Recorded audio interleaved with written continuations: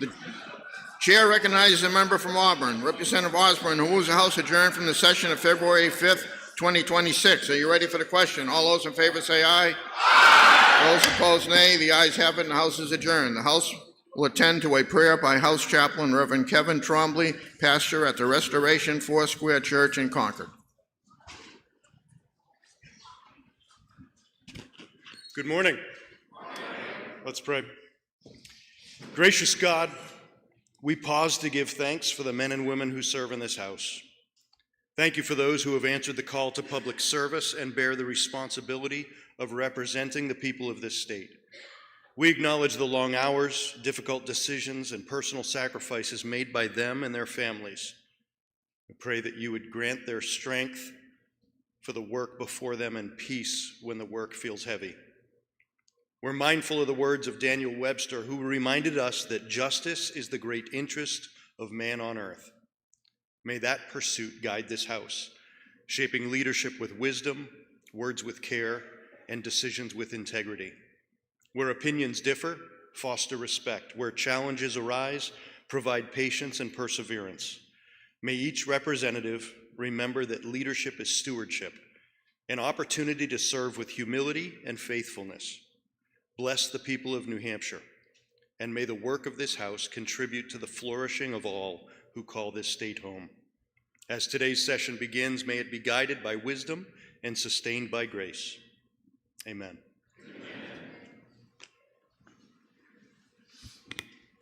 The chair recognizes a member from Croydon, Hope Damon, who will lead us in the Pledge of Allegiance.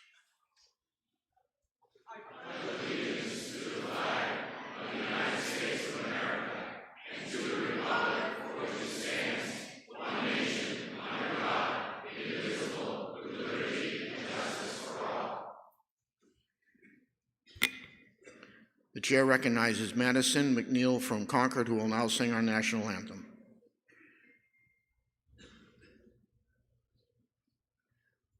Oh, say, can you see by the dawn's early light what so proudly we hailed at the twilight's last gleaming, whose broad stripes and bright stars through the perilous fight o'er the ramparts we watched were so gallantly streaming, and the rocket's red glare, the bombs bursting in air, gave proof through the night that our flag was still there. Oh, say, does that star-spangled banner yet wave o'er the land of the free and the home of the brave?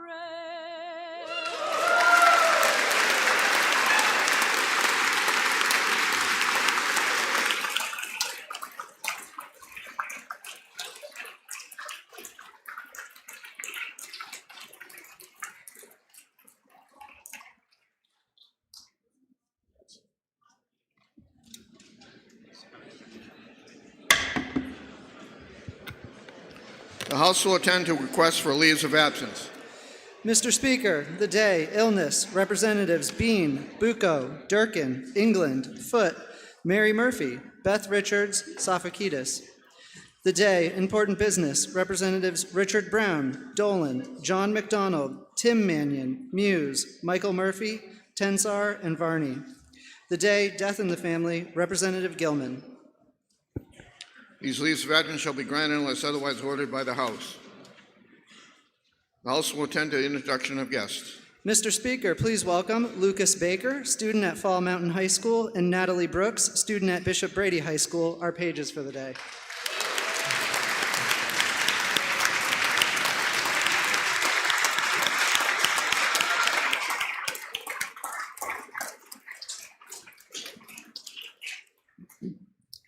And Mr. Speaker, please welcome Bernie Lee, father of the singer, guest of Representative Damon, Catherine Brennan, guest of Representative Tom Corman, and Dee Dee McEachern, guest of Representative David Page. They are with us in the gallery today.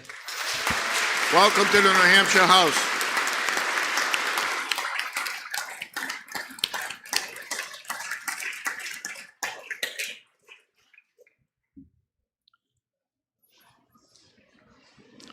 The House will now attend to the consent calendar.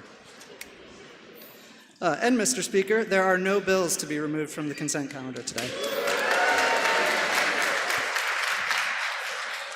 Representative Osborne moved the consent calendar with the relevant amendments as printed in today's House record be adopted. Are you ready for the question? All those in favor say aye. Aye. Those opposed, nay. The ayes have it, and the consent calendar is adopted. Representative Taylor declared a conflict of interest on House Bill 1707 FN and did not participate in the vote on the consent calendar. Representative Berry declared a conflict of interest on House Bill 1720 did not participate in the vote on the consent calendar. The House will be in order. Under the rules of the House, from the Committee on Health and Human Services and Elderly Affairs, House Bills 1720 FN, 1763 FN, and 1809 FN are referred to the Committee on Finance. The House will now attend to the regular calendar. For what reason does a member rise? To make a motion State your motion. to special order HB 1409 to the first order of business after lunch. Okay, the motion is to order House Bill 1409 till the first order of business after lunch. Are you ready? Are you ready for the question? All those in favor say aye. Aye. Those opposed, nay. The ayes have it.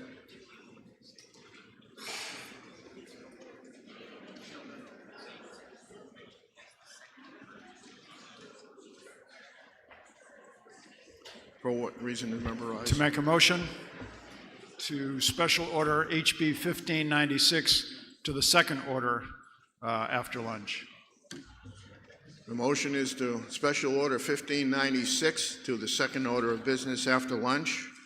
Are you ready for the question? All those in favor say aye. Aye. Those opposed, nay. The ayes have it. Motion passes.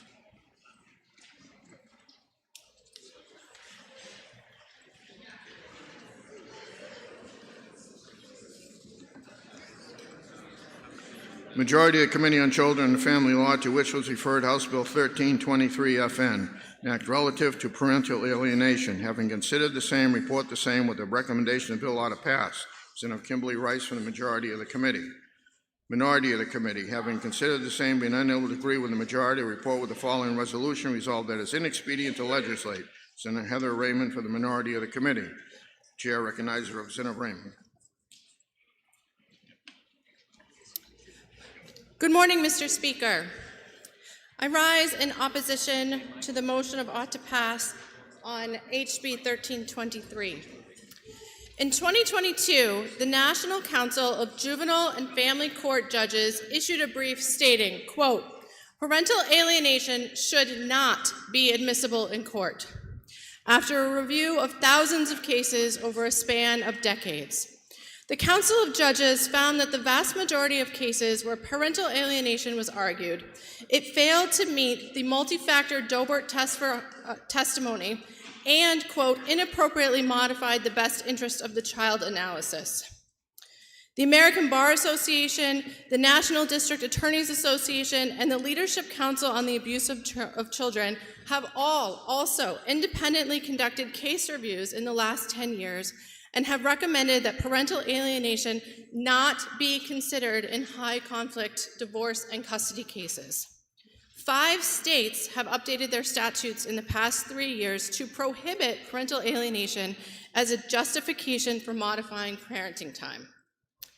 It is true that there are times when one parent disparages the other to the child, but this bill does not fix that problem.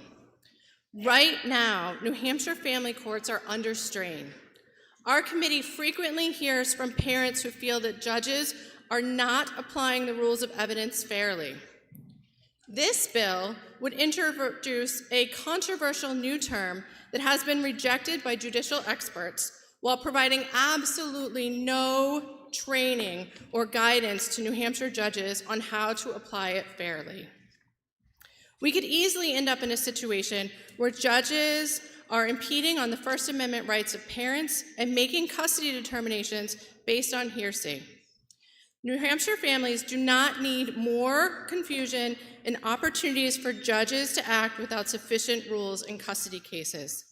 I urge the body to vote no on OTP and allow another no motion to be made. And I ask for a division vote. Thank you. Chair recognizes Representative Kofod.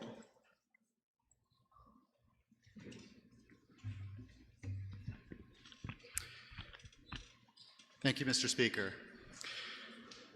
I'd like you to imagine a bitter divorce or separation in which the couple in question has young children.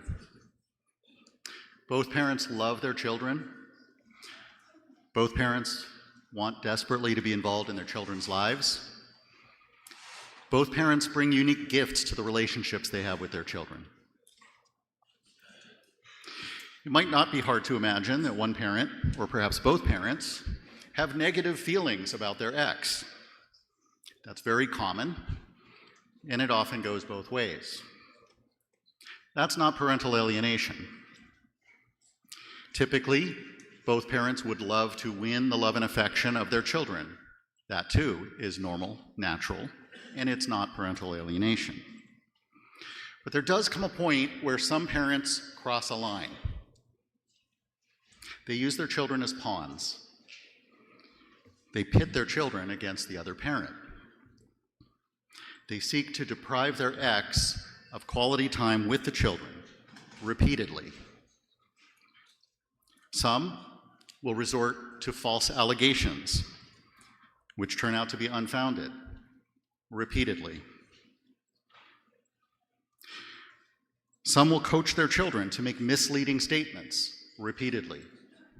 This is a pattern. Parental alienation is a pattern of manipulation that deprives a parent of their rightful relationship with their children and deprives children of the rightful relationship with the other parent. We have heard that this is a controversial new term. In fact, it's not. A 2011 Supreme Court case, Miller, addressed the issue of parental alienation and considered it to be an important factor in determining parental rights and responsibilities. A 2019 Dartmouth Rockefeller study made specific recommendations with respect to parental alienation, including that New Hampshire should amend RSA 461A to define parental alienation and offer guidance to the courts. Although many of us have perhaps never heard the term parental alienation before, we are all too familiar with the realities. HB 1323 simply acknowledges the painful reality that parental alienation is real, it is harmful to families, and it can inflict deep, long-lasting harm on children. 1323 explicitly excludes protective actions that are taken in good faith based on a reasonable belief of abuse or neglect. So why does all this matter? It matters because children thrive when they can maintain healthy, loving relationships with both parents. When one parent systematically and intentionally undermines the other through words, actions, or both, the child is the one who suffers the most. Studies and countless family court testimonies attest to the fact that alienated children experience anxiety, depression, trust issues, and diminished self-esteem that follow them into adulthood. I've heard from constituents across our state who have watched helplessly as a child, a grandchild, a niece or nephew is turned against them through no fault of their own. These are not isolated stories. They reflect a gap in our law that House Bill 1323 helps to close. Although the family courts are already referring to parental alienation and they're already using it in their decisions, we don't have a consistent definition. So one judge may focus on parental alienation, whereas another may bypass it entirely. By passing House Bill 1323, we reaffirm that every child has a right to love and be loved by both parents. I urge my colleagues to join me in supporting this bill. Does the member yield to a question? Yes. Thank you, Mr. Speaker. My question is, even though parental alienation isn't defined in statute currently, that judges in this state are using the term and making decisions using evidence of parental alienation. Is that not true, Representative? Thank you for the question. Yes, it is true, and I mentioned one of those cases, the Miller case in 2011.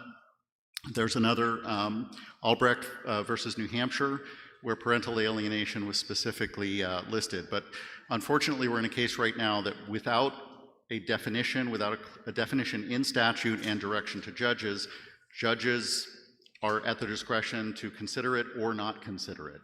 We need to solve this problem, so that's why we want to define it in statute. Does the member yield to further question? Yes. I thank the member for taking my question. Opponents have posited that this parental alienation term is pseudoscience because it is not included in the DSM. Can you clarify whether or not the bill uses the psychiatric diagnoses in the DSM in any form whatsoever? Thank you for the question. So it does not reference a psychological diagnosis at all. It's worth noting that there are other terms peppered throughout our statute that are also not in the DSM. So the term domestic violence is not in the DSM, and yet it is peppered throughout our statute. So I referenced a study earlier where, again, there was a strong case for clarifying the law, clarifying the statute, and putting a definition in to provide direction to our judges. The motion before us, Majority Committee report of order pass on House Bill 1323. Representative Kofod has asked for a roll call. Is that sufficiently seconded? It is sufficiently seconded. This will be a roll call vote. Members, take your seats.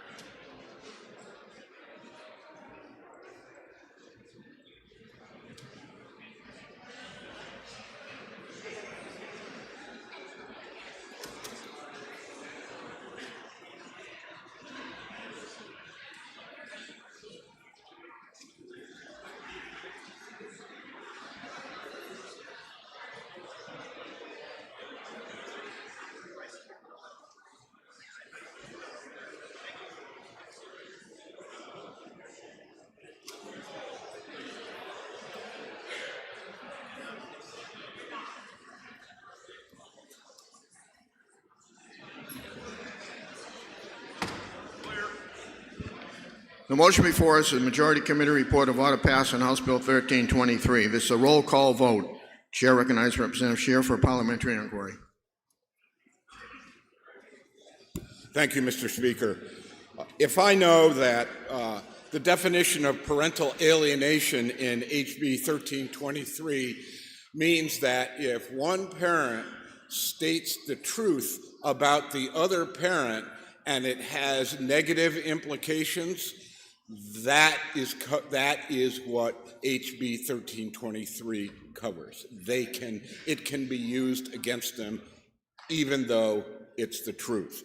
And if I know that we heard testimony that all that HB 1323 will do is add another weaponization tool to one parent or the other, and we have enough of that already in family courts, we don't need to provide another weaponization tool. And if I know that, using the law professor term, HB 1323 will create a bleeping mess in family court, because what you will have is one parent coming in and saying, my child, The member will suspend. It's a parliamentary inquiry. if I know that under 1323, it allows for one parent to come in and say, my child said that her other parent said this about me. And then the second parent will come in and say, no, I didn't say that. This is, Representative, this is a parliamentary inquiry, you're not speaking. You're kind of making a statement. I appreciate it. If I know that this junk science definition will create a mess in family courts and it's not needed, would I press the red button so another motion can be made? Chair recognizes Representative Rice for a parliamentary inquiry.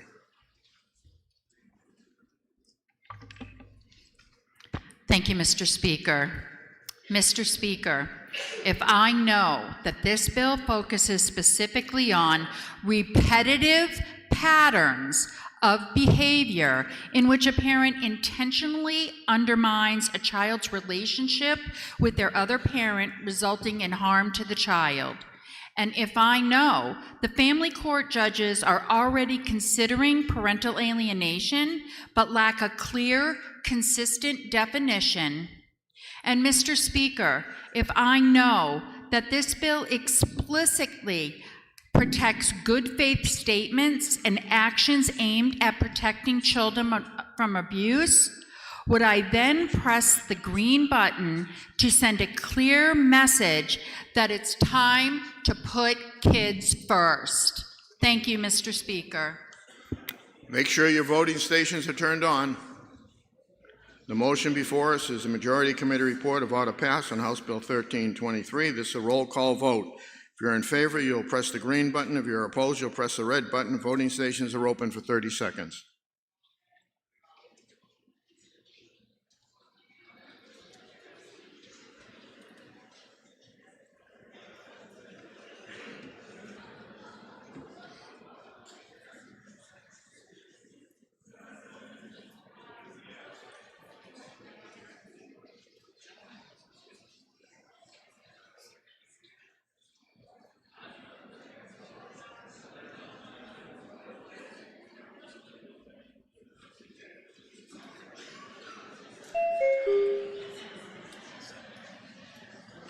If all members present had an opportunity to vote, House will attend a state of the vote.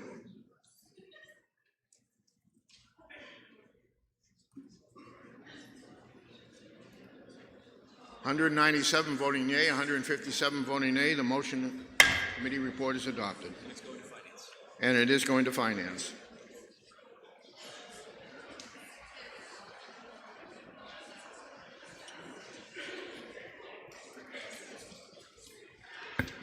Majority of the Committee on Children and Family Law, to which was referred House Bill 1460 FN, an act prohibiting the sale, location, and other sensitive data regarding children.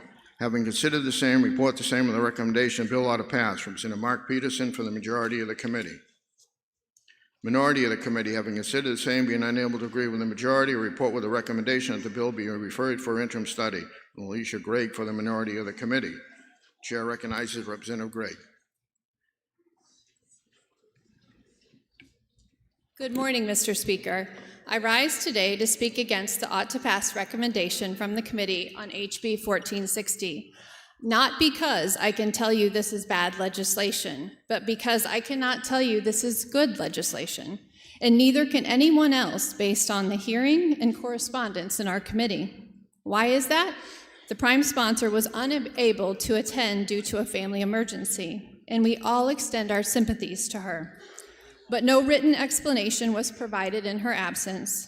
There was no testimony for or against, no stakeholders weighed in, no experts provided context, no constituents shared how this bill would affect them. We had a bill number, we had text, and we had nothing else.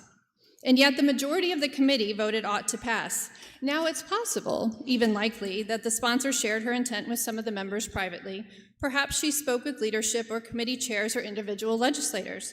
But colleagues, that's precisely the problem. Our legislative process is built on transparency and equal access to information. When decisions are made based on conversations that happened outside the committee room, we create a two-tiered system, those who know and those who don't. Every member of that committee and every member of this body deserve to hear the same explanation, ask the same questions, and evaluate the same information. That's not just good process, it's fundamental fairness. We are not a rubber stamp. We are the deliberative body of this state. Our constituents send us here to ask questions, to seek understanding, to weigh consequences, intended and unintended. They expect us to do our homework in full view of the public. How can we tell people of this state that we've done our due diligence when we passed a bill through committee without a public explanation of its purpose, without hearing its justification on the record, and without understanding its impact in an open forum? What problem does HB 1460 solve? Who asked for it? What stakeholders support it? What concerns might opponents raise? Does it conflict with existing statute? These questions deserve answers in committee where everyone can hear them, where they become part of the public record and where they can be scrutinized and debated. This isn't about this particular bill. For all I know, when we finally hear the explanation, HB 1460 might be excellent policy. But we should find that out before we advance it, not after. And we should find it out together in the light of day. The proper motion in committee was interim study, or a postponement until the sponsor could present her case. That would have been respectful to the sponsor, fair to this body, and responsible to our constituents. Instead, we've set a troubling precedent that bills can advance through our legislative process without public explanation, without recorded debate, and without transparent scrutiny. I ask this body to vote down the committee report and return this bill to committee for proper consideration. Let's hear what HB 1460 actually does, all of us together. Let's fulfill our obligation to the people who elected us. We can be compassionate to a colleague facing personal tragedy and faithful to our constitutional duty. Those things are not in conflict. I urge your support for a better motion. Thank you, Mr. Speaker. Chair recognizes Representative Mark Pearson.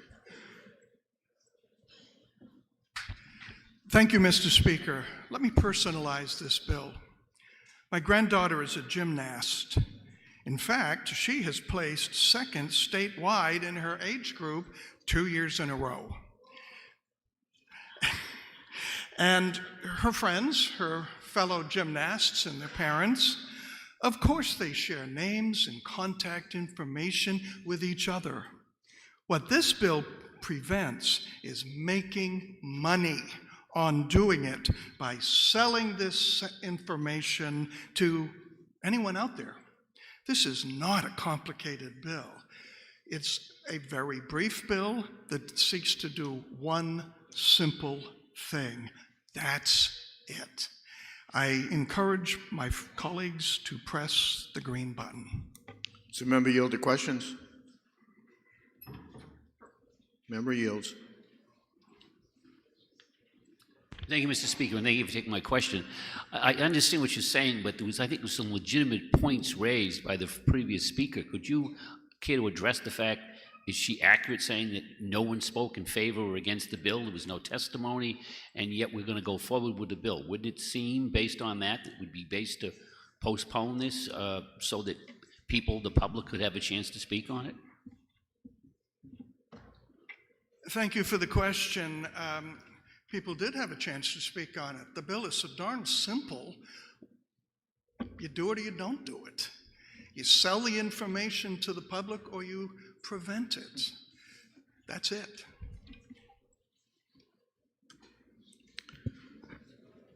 The motion before us, a majority committee report of order pass as amended on House Bill 1460. Are you ready for the question? A division has been requested. Members, take your seats.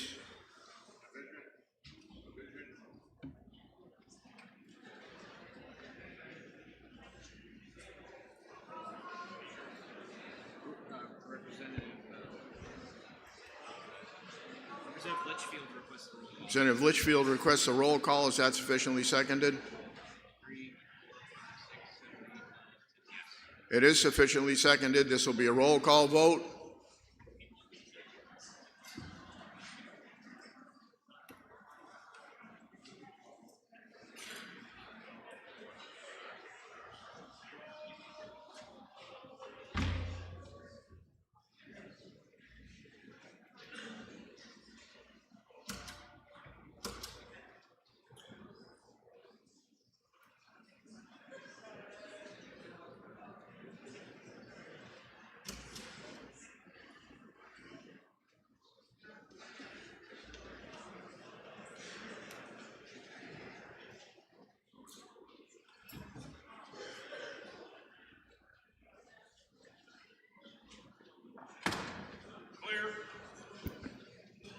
Motion before us is the Majority Committee report of order passes on House Bill 1460. This is a roll call vote. Chair recognizes Representative Petrogrino for a parliamentary inquiry. Thank you, Mr. Speaker. Mr. Speaker, if I know that I know nothing about this legislation because we did not have a proper hearing, and if I believe that if we fail to do our due diligence, that we are undermining the integrity of the legislative process, would I vote no on this legislation? Thank you very much, Mr. Speaker. Chair recognizes Representative Nelson for a parliamentary inquiry. Thank you, Mr. Speaker. Good morning. If I know that as clerk of the committee, I took notes and we had 3 people testify on this bill, so I do believe it was a proper hearing.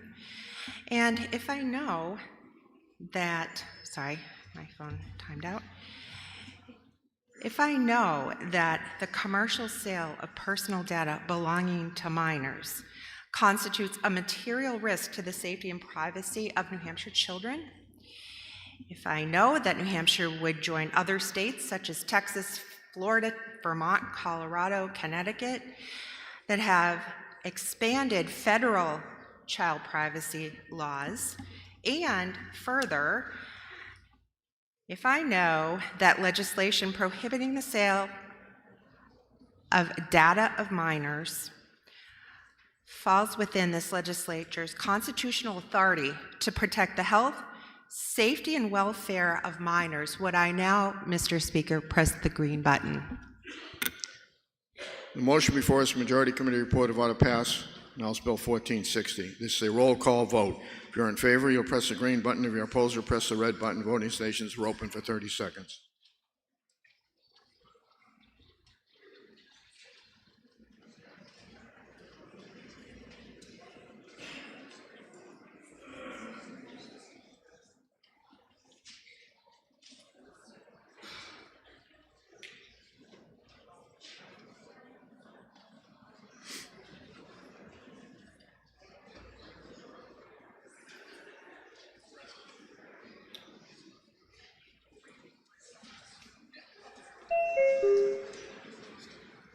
If all members present had an opportunity to vote, House will tend to state of the vote. 214 voting yea, 145 voting nay. The committee report is adopted. And it's going to finance.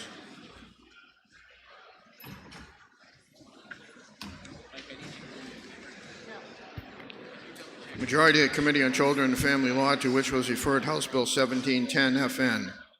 An act relative to procedures relating to child abduction. Having considered the same, report the same with a recommendation bill ought to pass.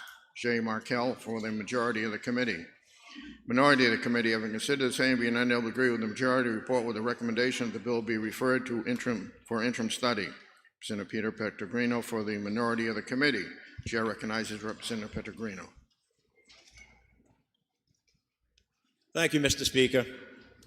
Mr. Speaker, good legislation only happens with due diligence, and we should never pass legislation without first doing the hard work to ensure that it is right for New Hampshire.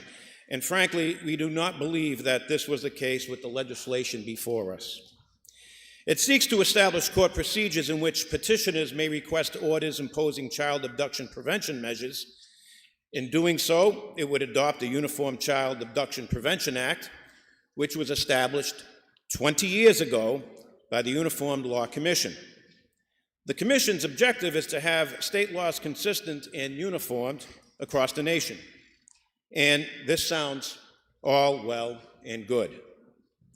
And I'm sure today you're going to hear from the other side that 20 states have adopted the Uniform Child Abduction Prevention Act. That is, of course, 20 states out of 50 within the past 20 years. What you most likely will not hear is that of those 20 states, they did so with modifications and amendments to fit within their existing statutes. And one state completely rewrote it. Now, that is not uniformity. Then there are the 10 states in which this legislation was introduced, but failed to advance. Surprisingly, one of those states is New Hampshire. Back in 2008 and 2009. Now, as the good legislators back then grappled with this, they sent it to a subcommittee, they amended it, they referred it to interim study, recommended ITL, and tabled. The question is, why? Why did 20 states adopt this only after amending it? Why did 10 states fail to adopt it? Why did we here in New Hampshire reject it twice? Why did the other 20 states fail to even introduce it? Good legislation requires due diligence, and we have failed to do this. We need to know why. Our recommendation is interim study to give this legislation the serious consideration it deserves. Now, finally, I am reluctant to say this, but it must be said. I was very disappointed with a recent union leader op-ed that accused the minority of putting partisan politics ahead of child safety. Our concerns are genuine, and we were blindsided, and it did nothing to foster the excellent collegiality we've enjoyed in this committee for the past 8 years that I have been a member. Frankly, there was no need for it. Going forward, I hope we will put aside divisive politics and always put our due diligence and good governance first. Thank you, Mr. Speaker. Chair, can I recognize Representative Markell?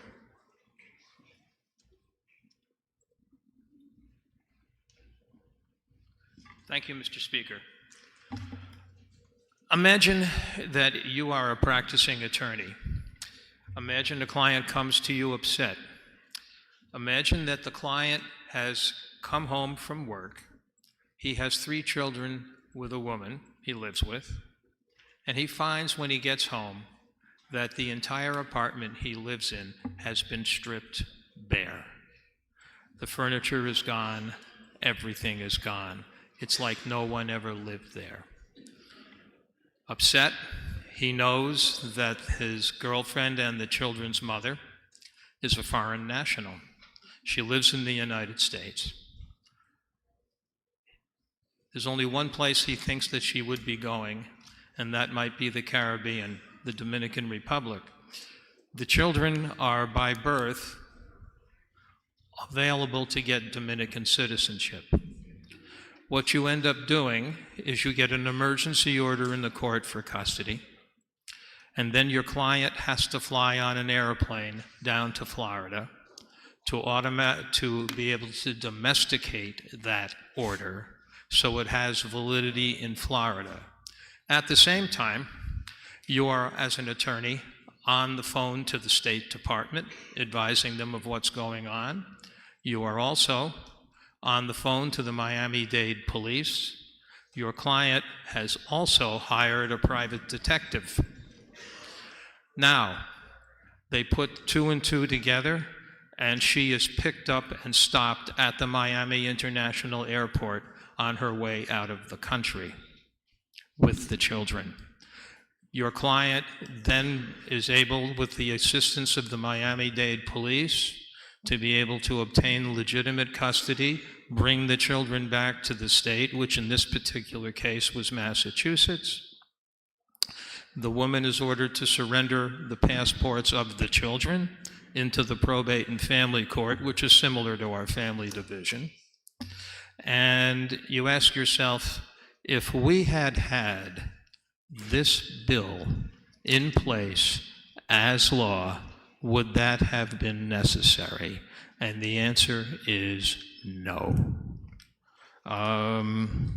While there is a thing called the Hague Convention, which deals with international abductions with children, we note that there are approximately 53 countries which are not signatories to the Hague Convention. And even with regard to the Hague Convention, why would you need to go through the exercise? So I thank you, and I hope you will support this bill. Representative DeSimone has asked for a roll call. Is that sufficiently seconded?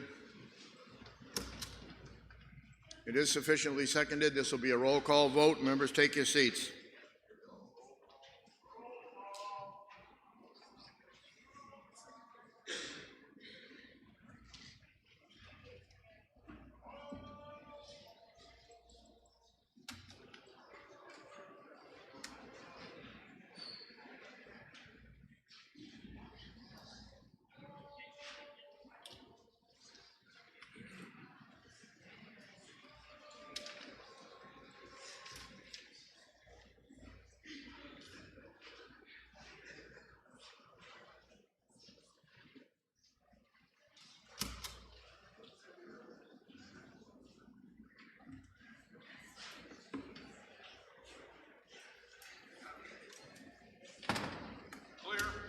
The motion before us is a majority committee report of order passed on House Bill 1710. It's a roll call vote. Chair recognizes Representative Gregg for parliamentary inquiry.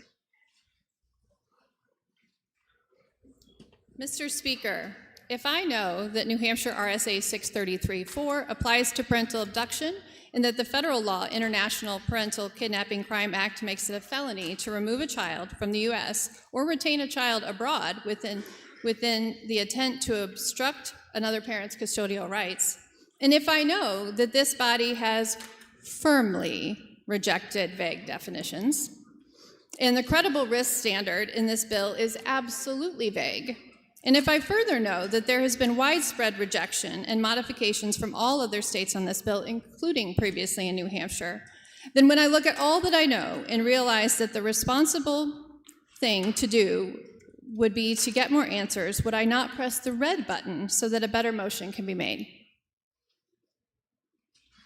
Chair recognizes Representative DeSimone for a parliamentary inquiry. Thank you, Mr. Speaker.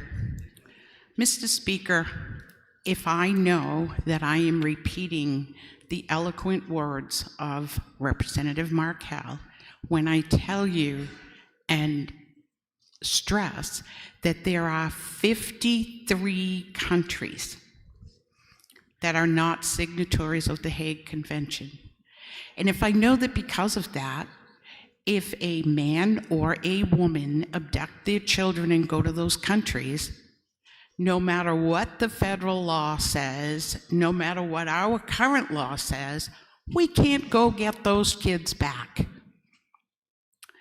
If I further know that since this country is a melting pot and people come here from all different countries, including those 53, and we have no protection in place for the children of some of those families who have a breakdown in their family unit, then would I push the green button to be sure that the state of New Hampshire is protecting those children from going to other countries and not come back?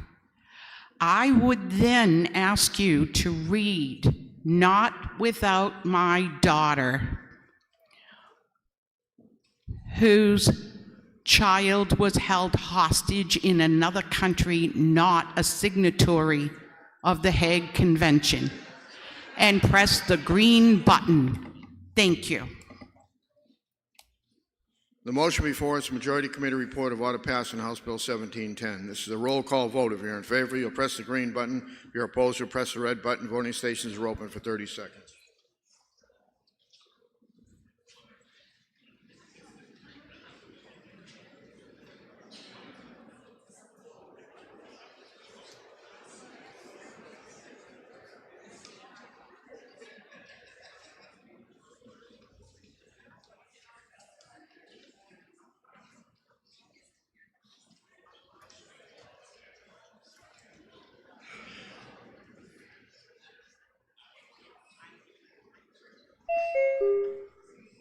Representative Leakley. Representative Jacobs.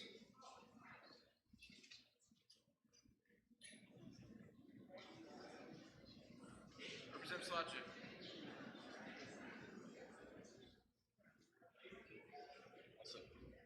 If all members present had an opportunity to vote, House will attend the state of the vote. 198 voting yea, 161 voting nay. Committee report is adopted. And it is going to finance.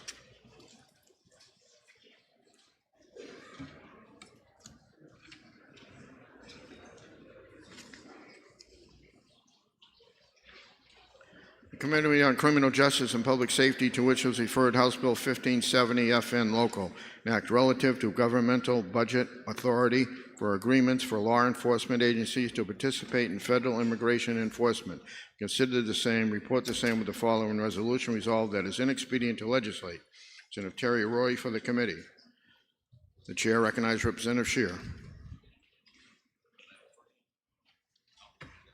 Thank you, Mr. Speaker, and my apologies for screwing up the filing of a minority report. Here's what HB 1570 does. It does two things. Number one, it says if a local police department or a county police department or a city police department wishes to file an application for a 287G agreement with ICE so that they can act as ICE proxies, it says they can only do so if they get the approval of the final budget authority in that town. Number two, it says if in fact there is such an agreement and with ICE, the law enforcement agency has to file quarterly reports to identify how much time their officers are spending engaged in ICE activities rather than engaged in local police department activities. In that sense, it's a very simple bill. Now, you may hear that, well, you're not going to spend, the police department's not going to spend money on, it's not going to spend money because ICE is going to pay them for this. Well, that's what they say. We haven't seen the money yet in any town that I am aware. Number two, it is the case that there are some law enforcement agencies in New Hampshire that have applied and gotten a 287G agreement to act as ICE proxies without getting the approval of the final budget authority. The Rockingham County Sheriff's Department is one example. They applied for and got a 287G agreement without checking with the county commissioners who have final budget authority. And number three, the fundamental question is, do we want some control over what our local law enforcement officers are doing? This is not, in spite of what some may think, this is not a do you like ICE, do you not like ICE bill. This is a giving the local law enforcement agency and the local budget authority say over the work that their police officers are doing, whether they're taking the time away from local work to do ICE work, whether they're paid for that or not. And I ask for a division vote. Chair recognizes Representative Roy.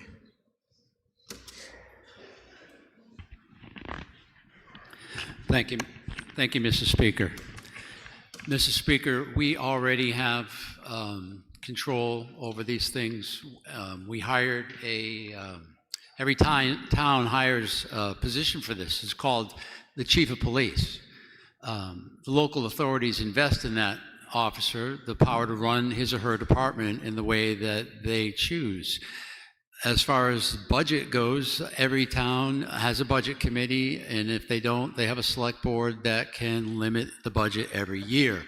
What this bill really is an end around over the bills that we passed over the last 2 years that banned sanctuary cities in New Hampshire.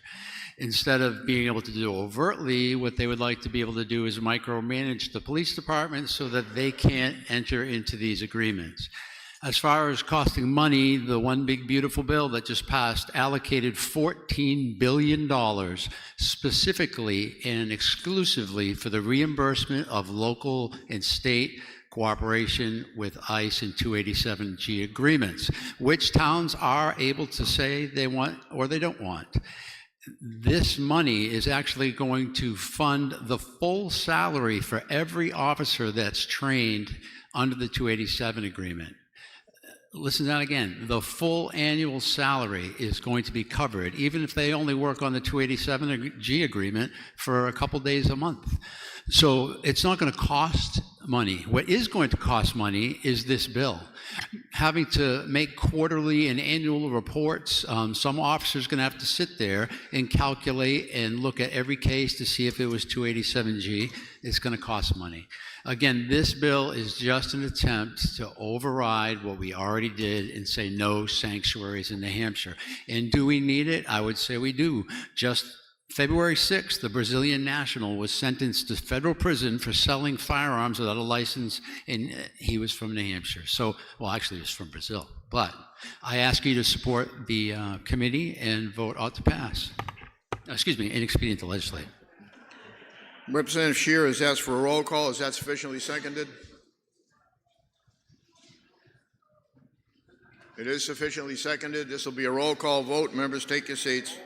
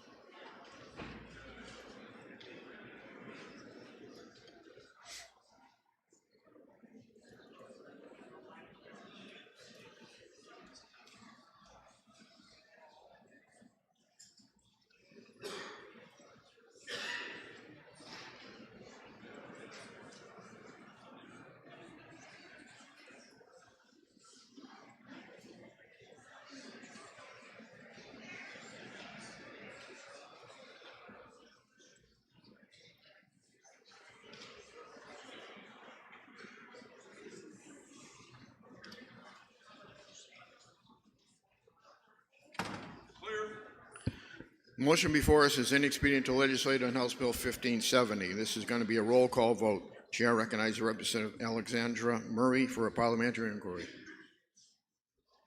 Thank you, Mr. Speaker.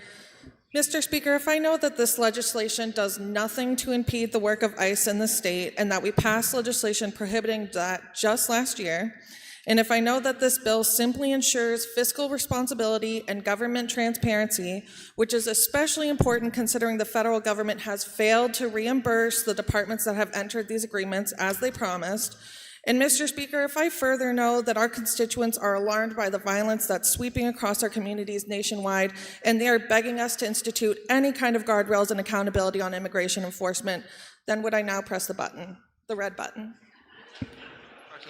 Chair recognizes Representative Roy for a parliamentary inquiry.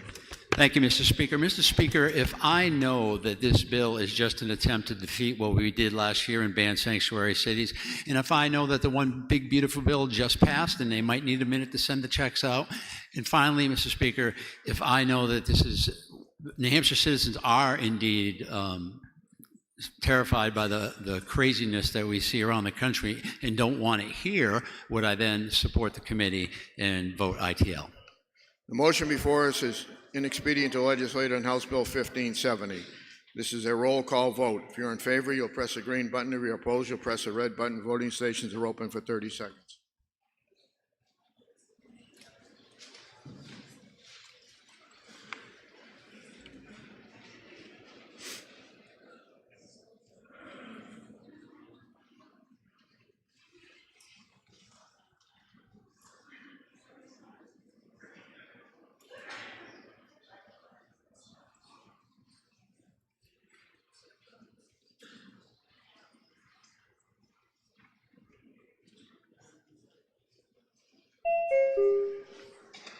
If all members present had an opportunity to vote, House will attend to state of the vote.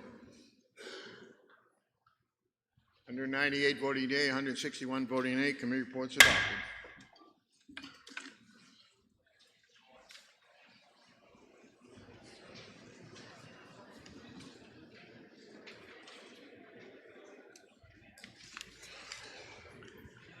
Majority of the Committee on Criminal Justice and Public Safety, to which was referred House Bill 1642 FN, an act relative to extreme risk protection orders. Consider the same, report the same with the following resolution: resolved that it is inexpedient to legislate.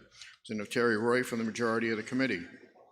Minority of the committee, having considered the same and being unable to agree with the majority, report with a recommendation bill ought to pass. Representative David Muse for the minority of the committee. The chair recognizes Representative Seelig.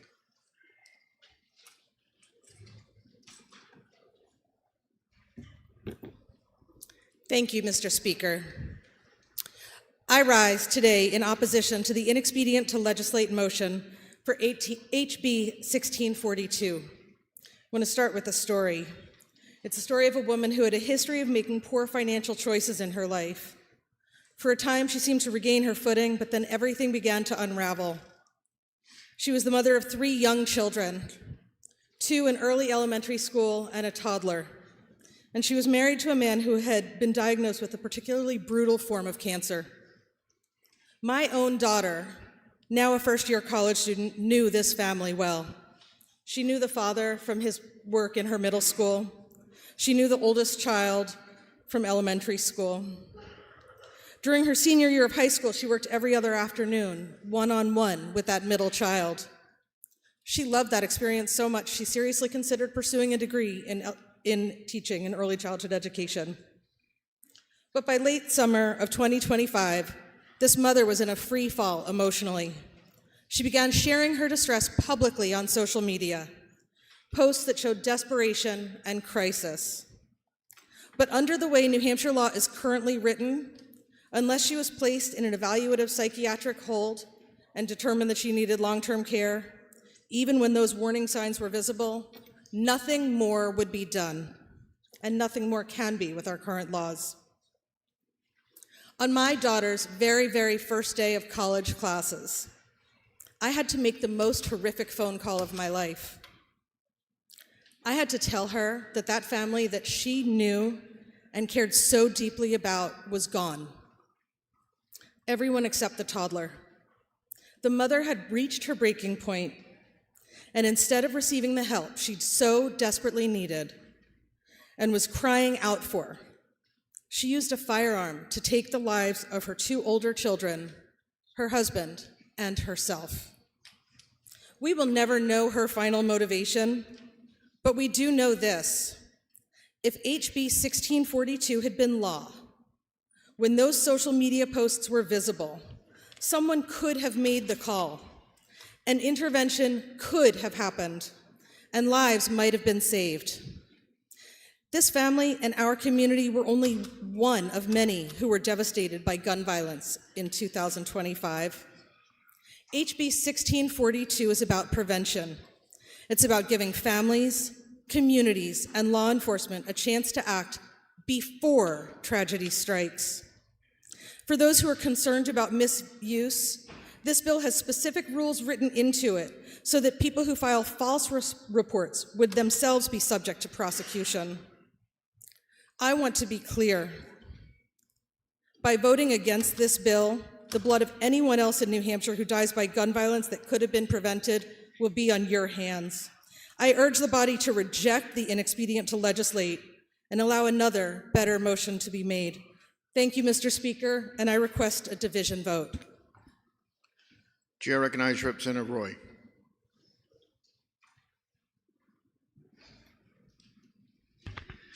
Thank you, Mr. Speaker. Mr. Speaker, we've seen this same bill as long as I've been here, almost a decade, every term, in different forms, under different guises. But at the end of the day, it's what they call a red flag bill. It's where someone has their property taken prior to having due process. It's patently unconstitutional. The Supreme Court has ruled that people can have firearms seized after they have due process under a restraining order or something of that nature. This turns justice on its head. But more than that, this is dangerous.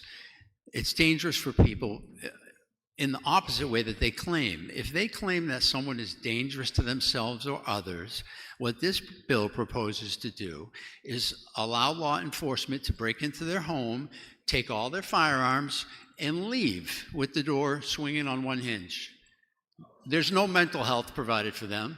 They're just left there. The dangerous person is offered no help under this bill. The only thing this bill does is seize their property.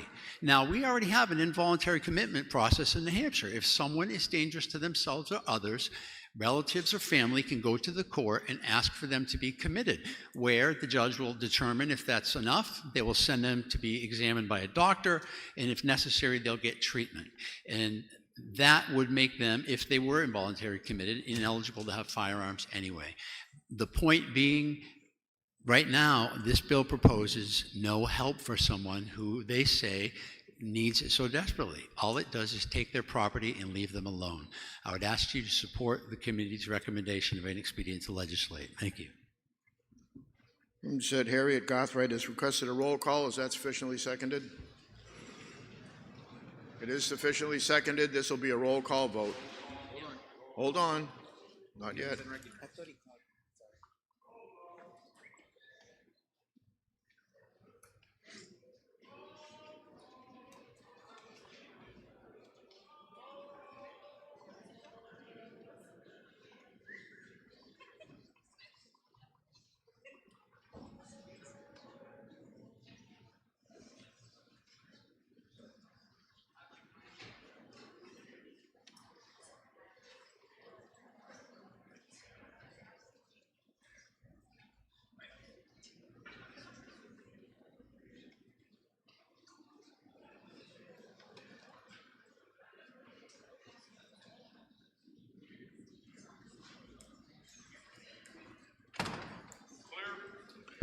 The majority report is inexpedient to legislate on House Bill 1642.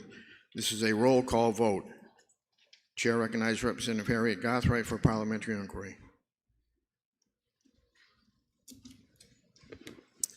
Thank you, Mr. Speaker.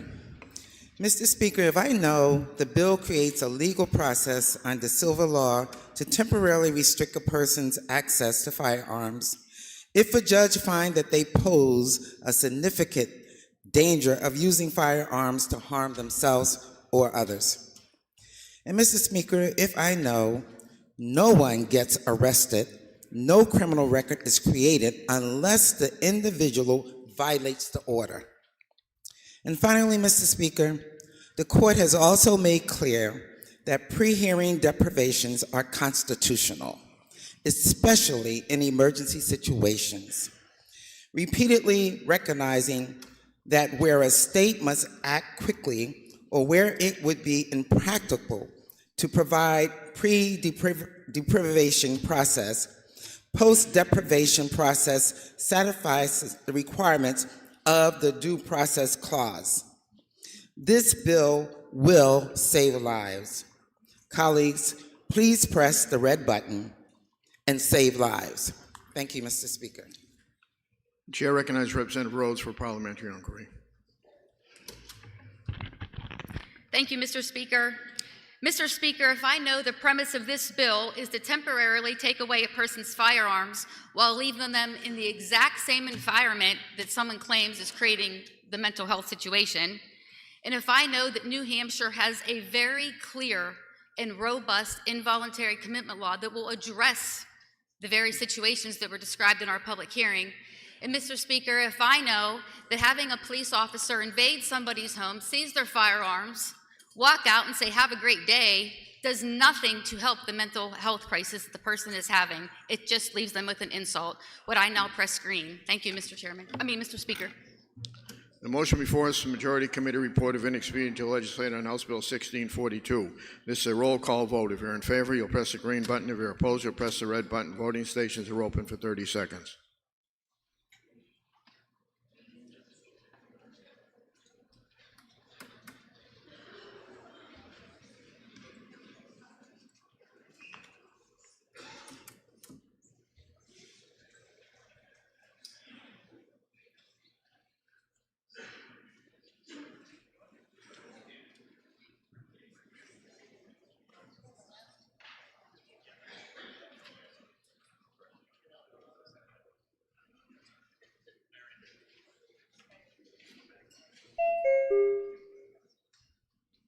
Representative Hemingway.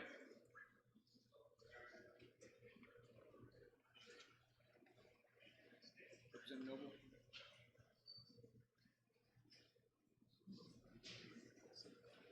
All members present have an opportunity to vote. House will tend to state of the vote.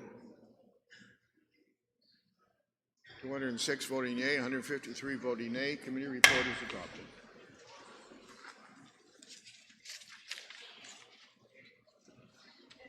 For what reason does the member rise?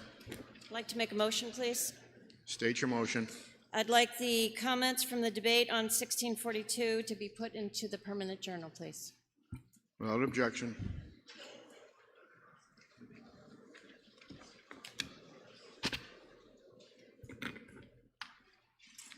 Committee on Criminal Justice and Public Safety, to which is referred House Bill 1715 FN, Act relative to electronic filing of domestic violence stalking petition case documents. Having considered the same, report the same with the following resolution: resolved that it is inexpedient to legislate.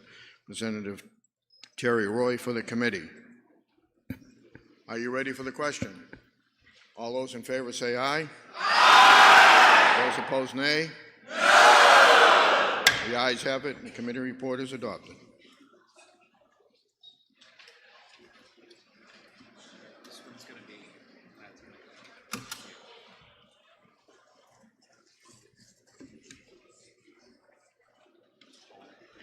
Majority of the Committee on Education Funding, to which was referred House Bill 1701 FN, an act reestablishing the New Hampshire College Graduate Retention Incentive Partnership Program, making an appropriation therefore. We considered the same, report the same with the following resolution: resolved that it is inexpedient to legislate. Senator Pam Brown from the majority of the committee. Minority of the committee, having considered the same, being unable to agree with the majority report with the following amendment, and the recommendation of bill ought to pass with amendment. Representative Hope Damon for the minority of the committee. For what reason does a member rise? To make a motion, Mr. Speaker. Stage motion. To table. The motion is to table House Bill 1701. Are you ready for the question? Division has been requested. Members, take your seats.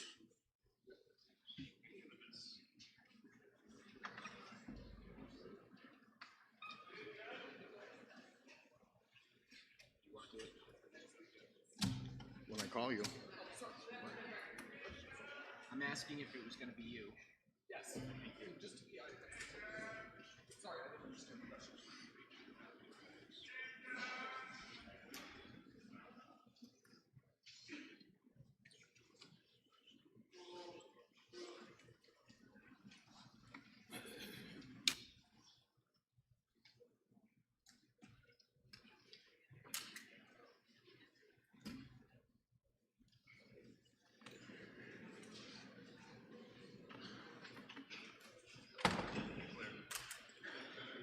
The motion before us is to table House Bill 1701. This is a division vote. The chair recognizes Representative Ladd for a parliamentary inquiry.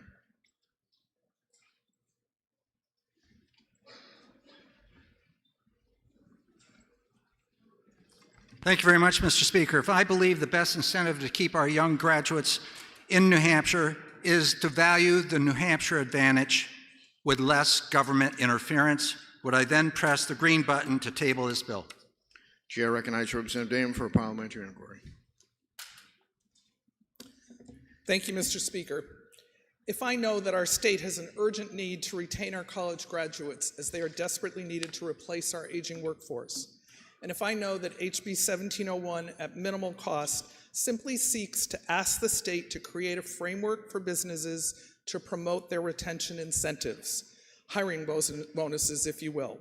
And finally, if I know this bill supports our businesses and our graduates, would I now press the red button so a better motion can be made? The motion before us is to table House Bill 1701. This is a division vote.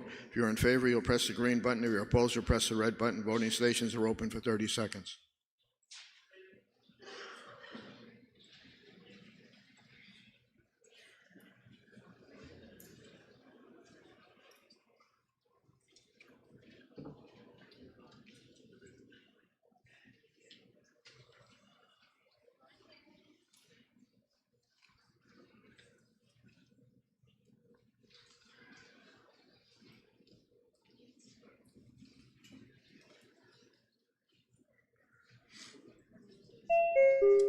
Representative Nelson.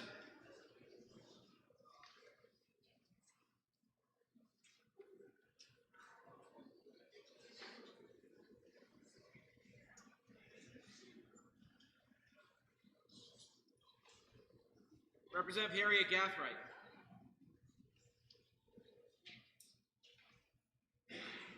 Representative Wilhelm. Representative Leafly.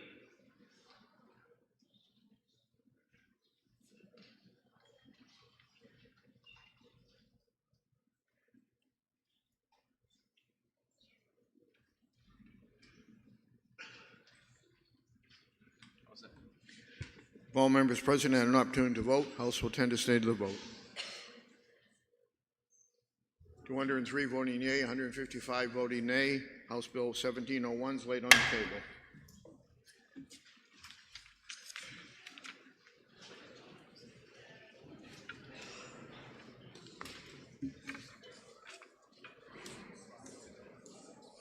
Majority Committee on Education Policy and Administration, to which was referred House Bill 1716 FN, Act relative to the academic accountability of the education freedom accounts. Considered the same, report the same with the following resolution.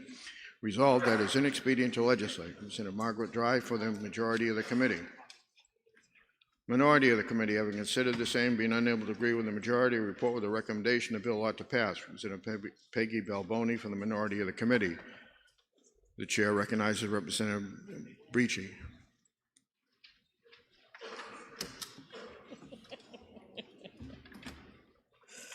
Thank you, Mr. Speaker.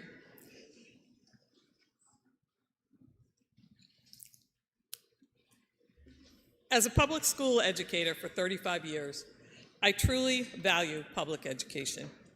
Throughout my career, I worked tirelessly to improve our schools because I believe in their importance to our communities and our democracy. For nearly 10 years, I have also served as a school board member and chair. In that role, I have remained committed to making my district the best it can be for every student. I do not agree with the idea that public education is bad for our country.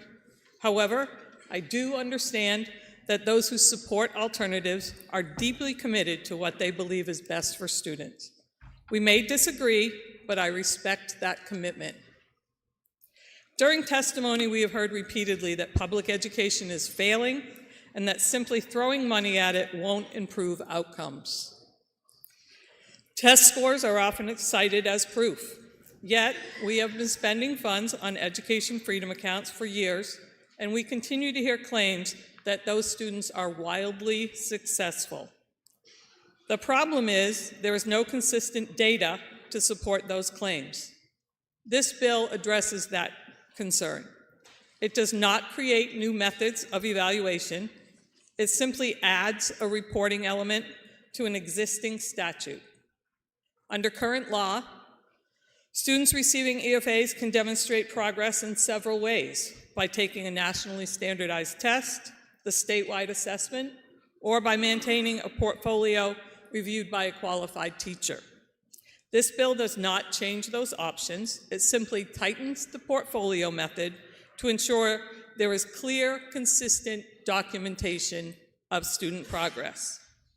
If we are going to spend public funds, we owe taxpayers and families real data, not assumptions or anecdotes. This bill is about accountability, transparency, and responsible use of public money. Please vote no to defeat the ITL so a better motion can be made. Thank you. Thank you, Mr. Speaker. Chair recognizes Representative Dry.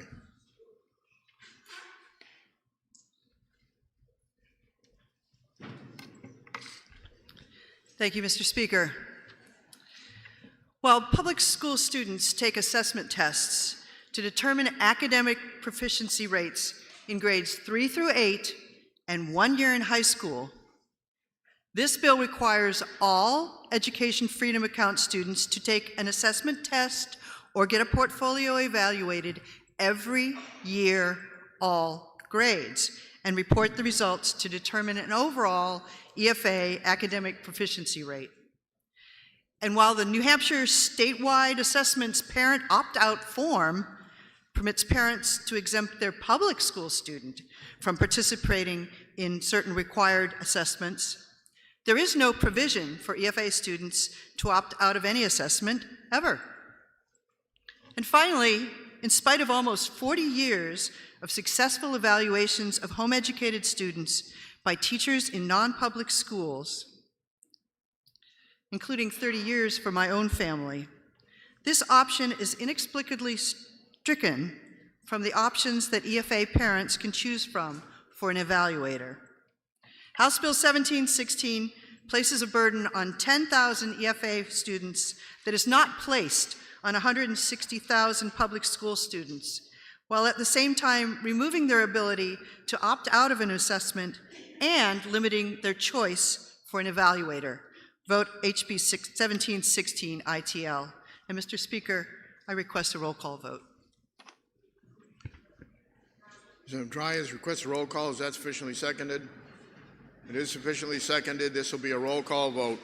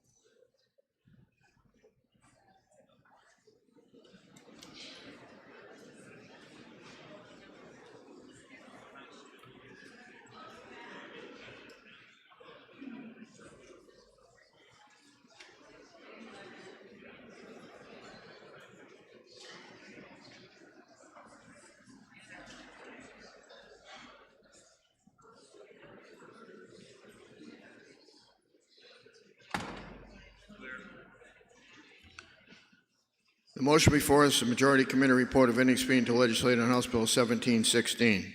This is a roll call vote. Chair recognizes Representative Balboni for a parliamentary inquiry.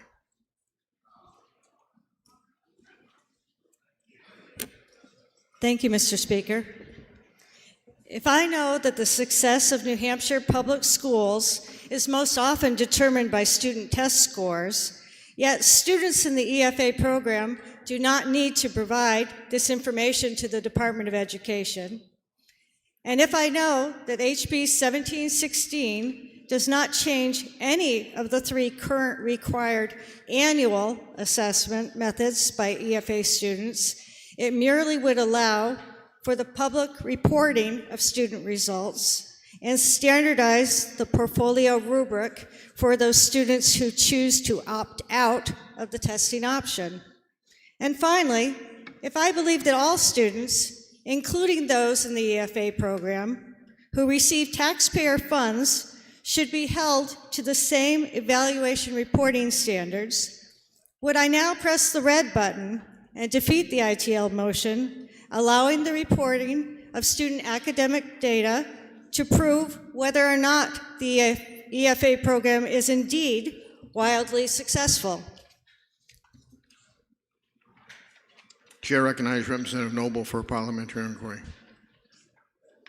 Thank you, Mr. Speaker. If I know that public school students are assessed annually in grades 3 through 8 and once in high school, but EFA students of all grades are assessed annually. If I know that parents of public school students can opt their children out of the assessment, but parents of EFA students cannot.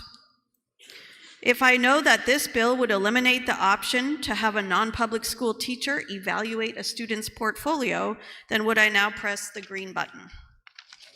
Motion before us, Majority Committee Report of Inexpedient to Legislate on House Bill 1716. This is a roll call vote. If you're in favor, you'll press the green button. If you're opposed, you'll press the red button. Voting stations are open for 30 seconds.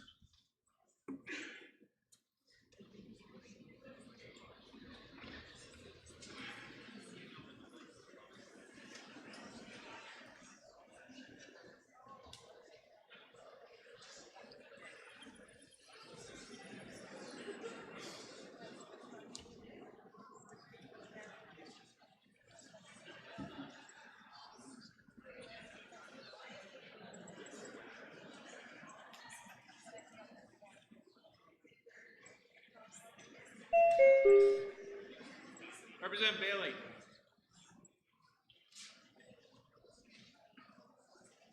I need a thumb up. Thank you.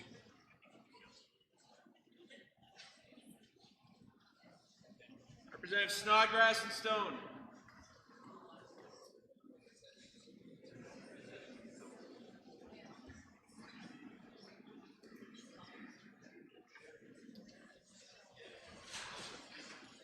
If all members present have an opportunity to vote, House will attend to state of the vote.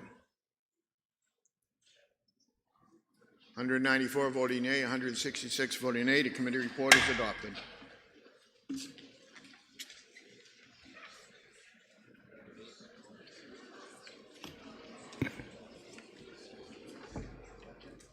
Committee on Education Policy Administration, to which was referred House Bill 1808 FNA, an act establishing the position of Academic Research and Improvement Performance Data Analyst, Department of Education, and make an appropriation therefore.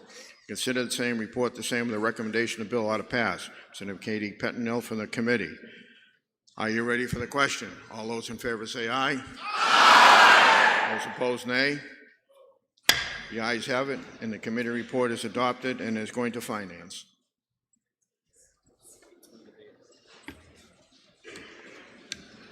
Majority of the Committee on Election Law, to which was referred House Bill 1678 FN, an act requiring the Secretary of State to accept voter registration forms directly from voters to create an online portal for direct voter registration. Having considered the same, report the same with the following resolution: resolved that it is inexpedient to legislate. Senator Catherine Prudhomme O'Brien from the majority of the committee. Minority of the committee, having considered the same, being unable to agree with the majority, report with a recommendation that the bill ought to pass. Senator James Newsom from the minority of the committee. Are you ready for the question? All those in favor say aye. Aye. Those opposed, nay. No. The ayes have it, and the committee report is adopted.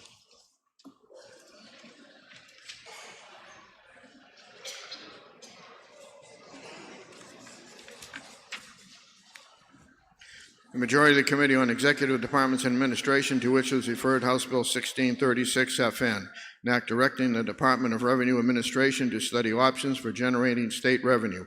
Consider the same, report the same with the following resolution: resolved that it is inexpedient to legislate. Senator J.C. Grotti from the majority of the committee. Minority of the committee, having considered the same, being unable to agree with the majority, report with a recommendation that the bill ought to pass. From Senator Erica DeBreeze, the minority of the committee. Chair recognizes Representative Opal.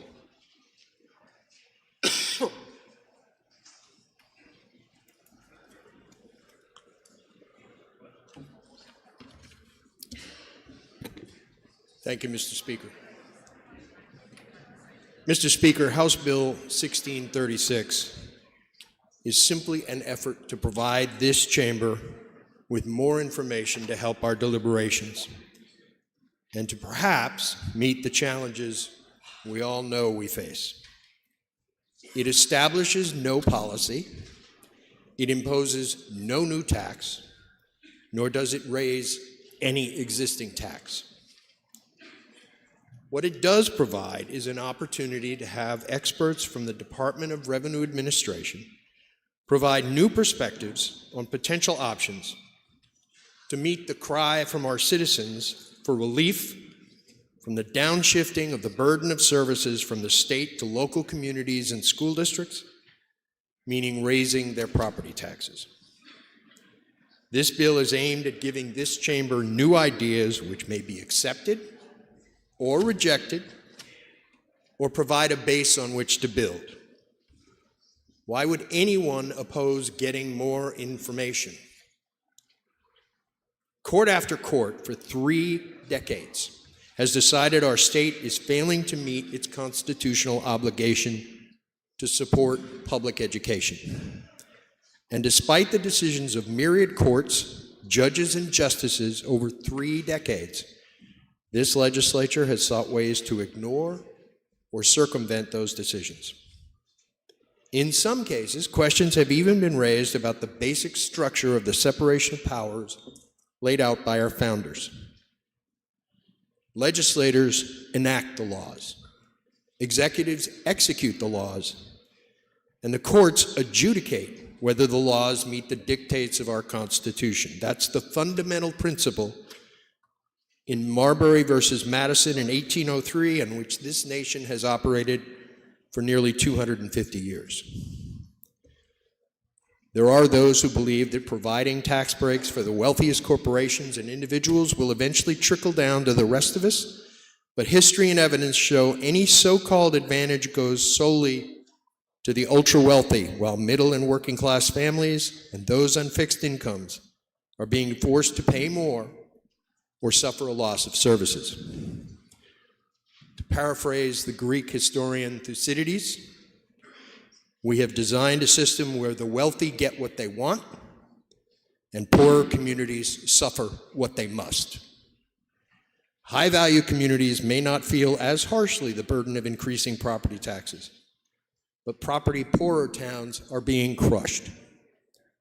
For just one example, Rye's equalized school tax is $3.65 per thousand of assessed valuation. The equalized school tax in my town of Canaan is $13 per thousand, $10 more per thousand. And that's a big hit in a community with half of the median income of Rye. I know the people of Rye are good folks who care about their children, but so do the people of Canaan, which is why with fewer resources, they continue to dig deep into their own pockets to support public schools, even as the state continues to ignore court decision after court decision. Your zip code should not be the sole determinant of the cost to provide your children with a decent education, and a system that requires those with the least to pay the most is Robin Hood in reverse. The fact that New Hampshire is last, dead last in the state's contribution to public schools, we're behind Mississippi, should be an embarrassment to all of us. So I ask the members of this chamber, how will you explain to your constituents that you chose to vote against seeking more information? How will you explain a vote to oppose just a study that might provide new perspectives, perhaps real insights, and maybe, just maybe, the promise of potential solutions? How will you explain that you chose to vote against confronting the challenges we face, but instead chose to turn your head and look away? I urge my colleagues to oppose the ITO motion so a better motion can be made. And Mr. Speaker, I ask for a division vote. Thank you. Chair recognizes Representative Grody.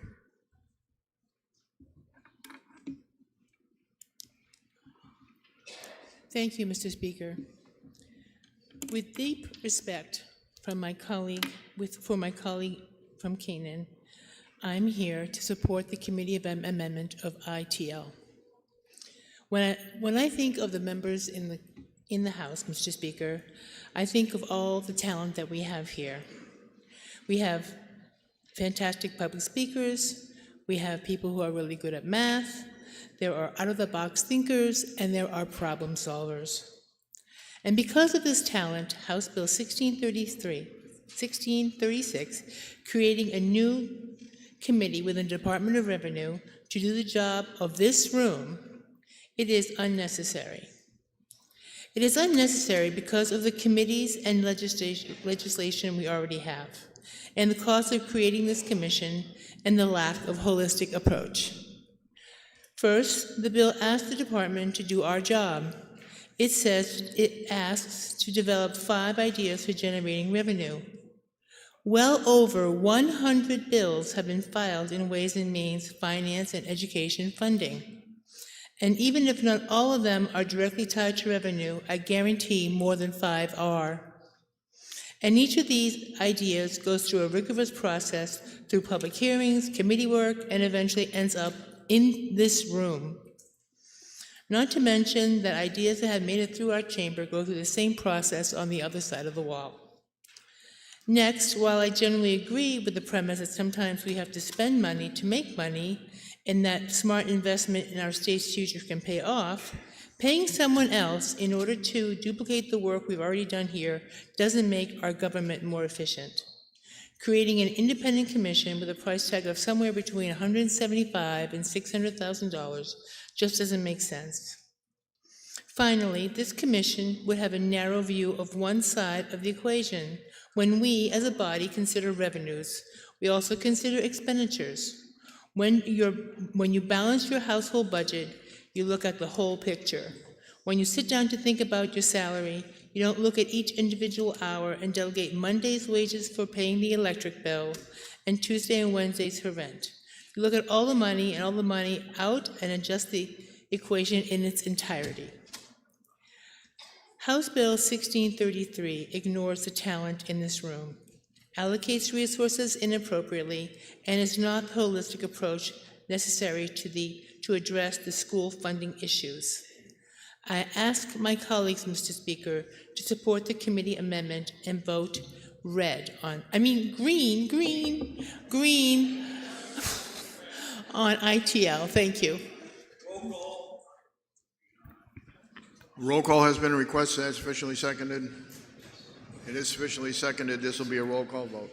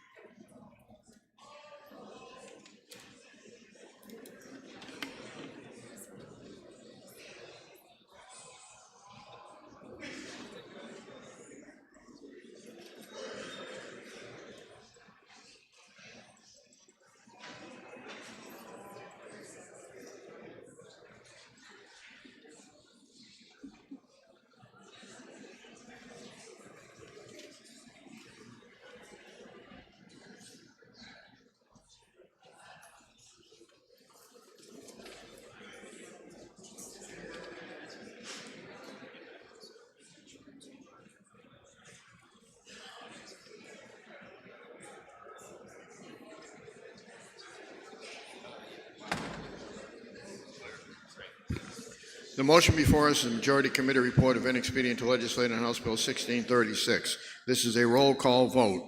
Chair recognizes Representative DeBreeze for a parliamentary inquiry.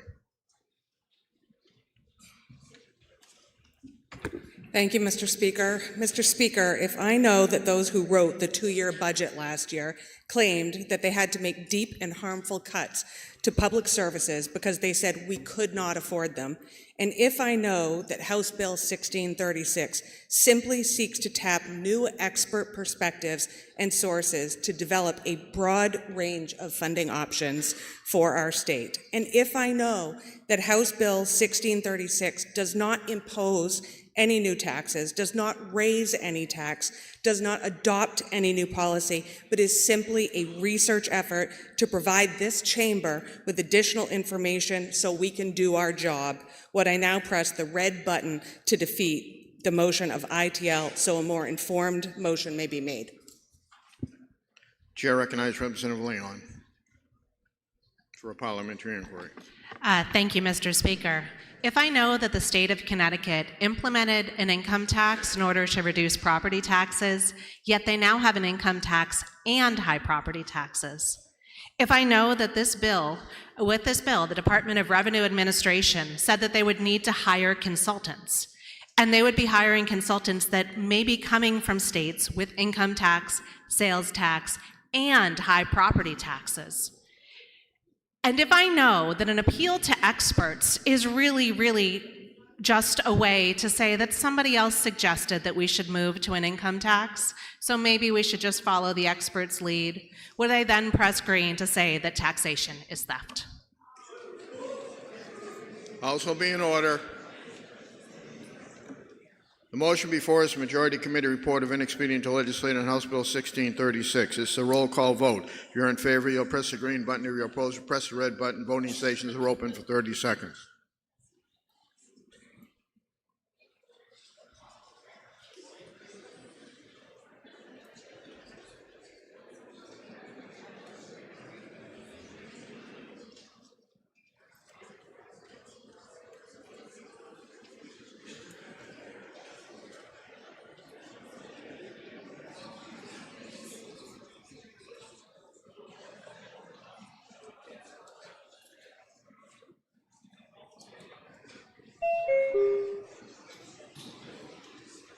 Representative Harvey Bolia.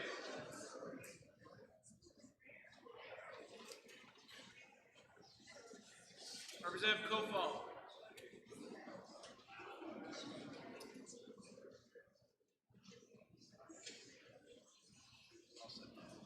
All members present had an opportunity to vote. House will tend to state of the vote. 284 voting yea, 76 voting nay. Committee report is adopted.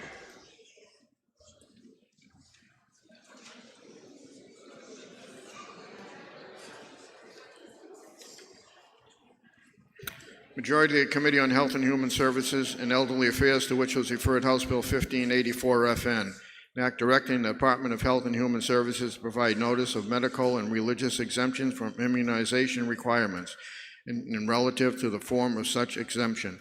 Having considered the same, report the same with the following amendment. The recommendation of the bill ought to pass with amendment. Senator Yuri Polozov for the majority of the committee. Minority of the committee, having considered the same, being unable to agree with the majority, report with the following resolution. Resolved that it is inexpedient to legislate. Janet Lucas for the minority of the committee. The amendment is 0324H, printed in House Record 6 on pages 40. Are you ready for the question on the amendment? All those in favor say aye. Aye. Those opposed, nay.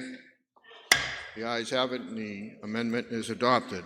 The bill before us now is ought to pass with amendment. Chair recognizes Representative Lucas.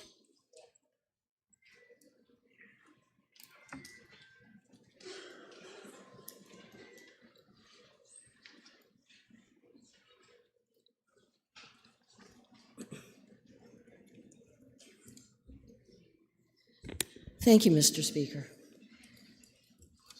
I rise in opposition to HB 1584, a bill that, if enacted, will add chaos to record keeping, interfere with timely notification of the parents of unvaccinated children that a disease outbreak puts their children at risk, and mandates changes to DHHS publications that will necessitate the addition of an unfunded new position in a time of fiscal constraint. As the committee heard testimony from the New Hampshire Nurses Association, each school nurse handles a volume of complex information averaging 300 students plus faculty and staff. School nurses rely on standardized forms to organize responses to medical emergencies, including disease outbreaks. In the same line which states the parent or legal guardian shall sign a form stating that the child has not been immunized because of religious beliefs, HB 1584 would permit a parent or legal guardian to submit any signed written piece of paper attesting to their objection to childhood immunization, creating two contradictory statutory requirements. A disease outbreak must be dealt with as rapidly as possible. Time spent sorting through random, informal pieces of paper prevents speedy communication, putting all students at risk, especially those who are immune-compromised or unvaccinated. This bill, as amended, seeks to punish DHH employees, officers, and agents for doing their jobs. It mandates an unprecedented change in language and font on the DHH website. It adds an onerous burden to the Office of DHHS Commissioner, who shall ensure appropriate disciplinary or corrective action should any officer, employee, or agent of DHHS authorize, approve, or distribute promotional material regarding vaccination or immunization. What precisely does promotional mean? Sharing evidence-based scientific information that immunization prevents disease-related complications causing lifelong disability or death? Will communicating the deadly consequences of measles, encephalitis, or pneumonia, or providing education regarding the brief lifetime of suffering that newborns infected with hepatitis B experience before dying of liver failure constitute promotion? Who will comb through current online and printed information to make sure the correct font is applied to the material being distributed? The fiscal note gives us an idea. If a part-time position is created, it will cost $43,000 fiscal year 27, up to $47,500 in fiscal year 29. This would seem to be a very conservative estimate. If the position is not created, the work required by this bill will take current employees away from their critical work at a time when DHHS is already dealing with a $50 million back of the budget cut. All of this to make sure people are told that no law requires them to vaccinate their children. Do you need to be told that outside of employment requirements, when you wash your hands to prevent disease spread, no law requires you to do so? Finally, Finally, the current bill is a not-so-distant mirror of HB 358, which was vetoed by the governor on July 15th, 2025. The governor pointed out that the state already has an established process by which parents can claim a religious exemption. This form, easily located on the DHHS website, is easy to use, provides a practical method of record keeping for school nurses, and allows for efficient tracking of immunization records during a disease outbreak. Excuse me. There is still no need for this contradictory and burdensome bill. I ask you to vote no on the motion to pass as amended. Thank you, Mr. Speaker. Chair recognizes Representative Potenza.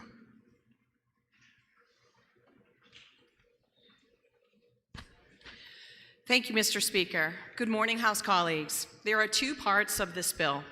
The first part of the bill is about transparency, not persuasion. It does not ban vaccines, it does not weaken immunization requirements, and it actually does not change New Hampshire law. What it does is far more basic than that. It simply requires the Department of Health and Human Services, when promoting vaccination, to clearly disclose a fact that is already true under New Hampshire law, that medical and religious exemptions exist. Nothing more, nothing less. Informed consent requires full information, not selective information. If the state is going to promote a medical intervention, it must also inform the people of their rights, which are the alternatives available to families. That is not controversial. That's not radical. That is basic fairness and the government's role to properly educate. When rights are obscured from the people, is existing only in statute books and not clearly communicated, the people operate under a false notion that those rights have been lost or worse, never existed. The role of government is both to protect the rights of the people and to inform, but not steer. The bill restores neutrality to the government communications and clarifies DHHS's power to recommend without usurping the rights of the people. When the state promotes vaccines but obscures or downplays lawful exemptions, the scale is tilted. And when people later discover that information was buried in footnotes, disclaimers, or links, public trust erodes. This bill draws a clear line. The state may promote vaccination, but it must do so honestly and completely while also balancing the rights of the people. Just to clarify something that the previous speaker had said, the fiscal note on the bill is now completely removed because of the amendment that we just all passed. So I wanted to make that crystal clear. This will not cost the agency a dime. The second part of this bill brings New Hampshire law back to what it was for decades in recognizing religious exemptions. This bill does not create any new religious exemptions, nor does it expand them.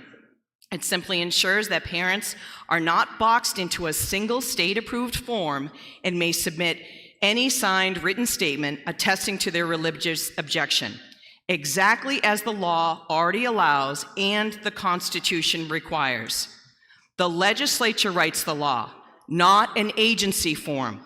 Transparency builds trust, coercion destroys it. Public health depends on credibility. When families feel informed rather than pressured, they engage responsibly with schools and healthcare providers. Clear notice strengthens public health because it strengthens trust.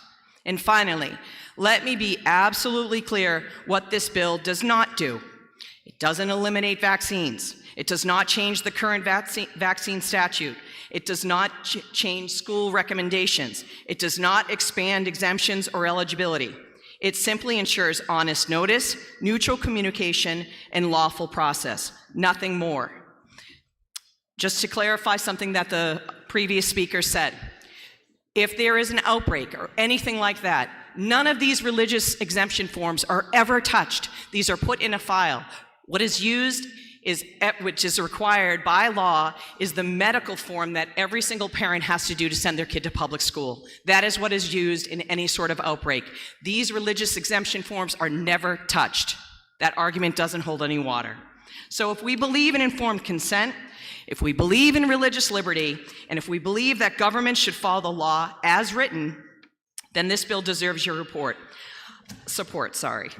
I respectfully ask for an ought to pass as amendment on HB 1584. And Mr. Speaker, I ask for a roll call vote. Representative Potenza has asked for a roll call. Is that sufficiently seconded? It is sufficiently seconded. This will be a roll call vote. Members, take your seats.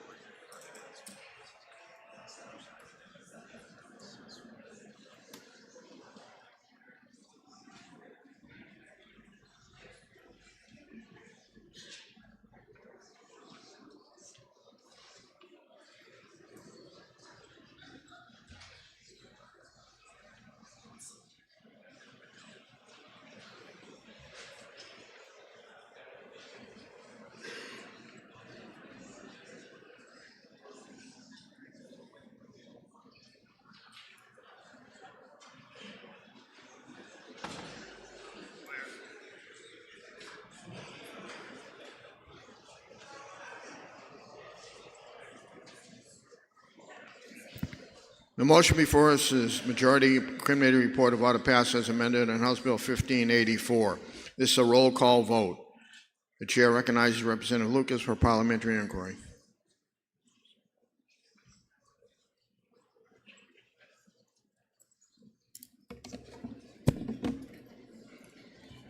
Thank you, Mr. Speaker.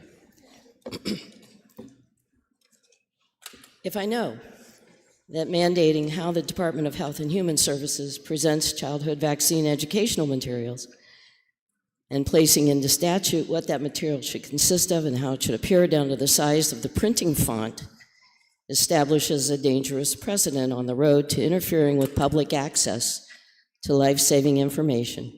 If I know that school nurses do not need the additional burden of tracking down random pieces of paper when they're trying to notify parents of their children's risk during an outbreak of infectious disease.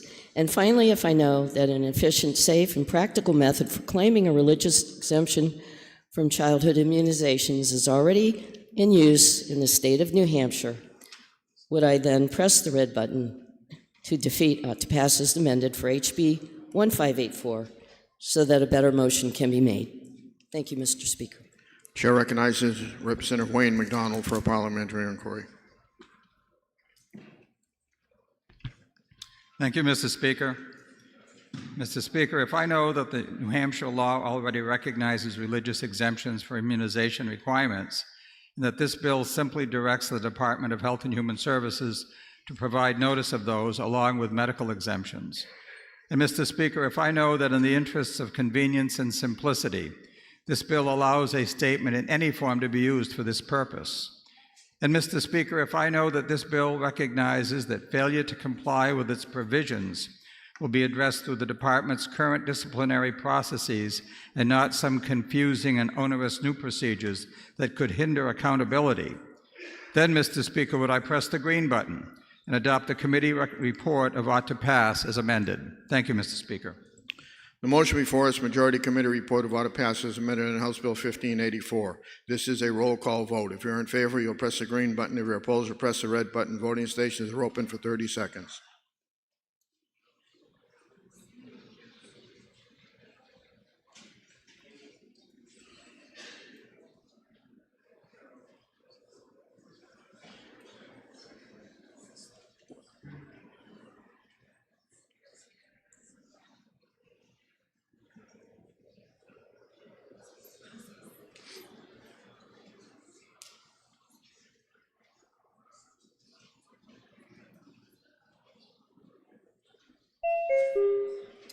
Representative Cloutier.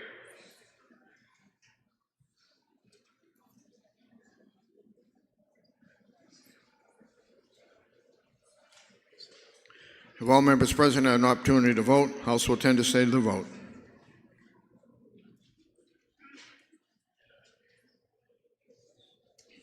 (197) voting yea, 163 voting nay. Committee report is adopted and is referred to Finance. Chair recognizes Representative Horrigan for an announcement.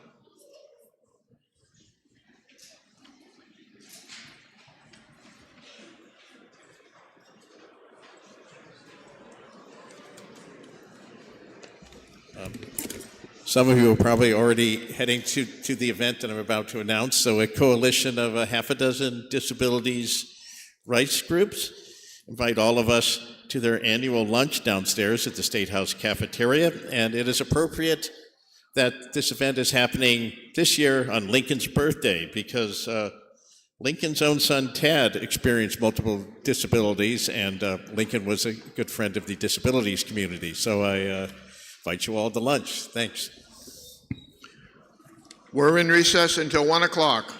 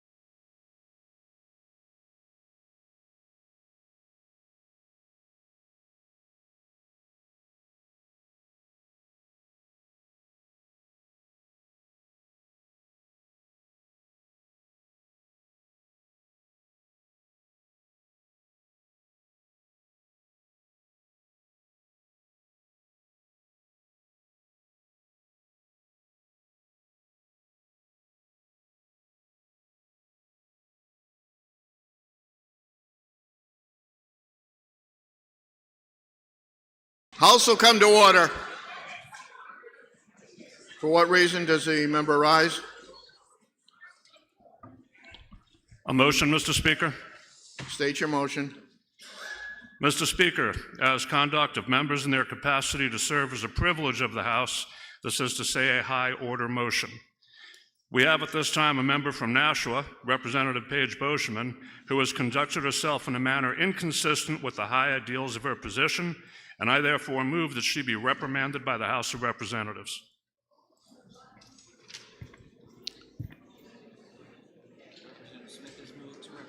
Representative Smith is moved to reprimand. Representative. Member is recognized to speak to his motion. Thank you, Mr. Speaker. During the State Address, the member from Nashua gave a rude gesture to the governor. I've served in the minority twice and have never felt the urge to do that. In a video posted later, it wasn't just this one time, freely admits to a pattern of disruptive outbursts in this House. The actions of one disparage us all. Thank you, Mr. Speaker. Senator Boschman, would you like to respond?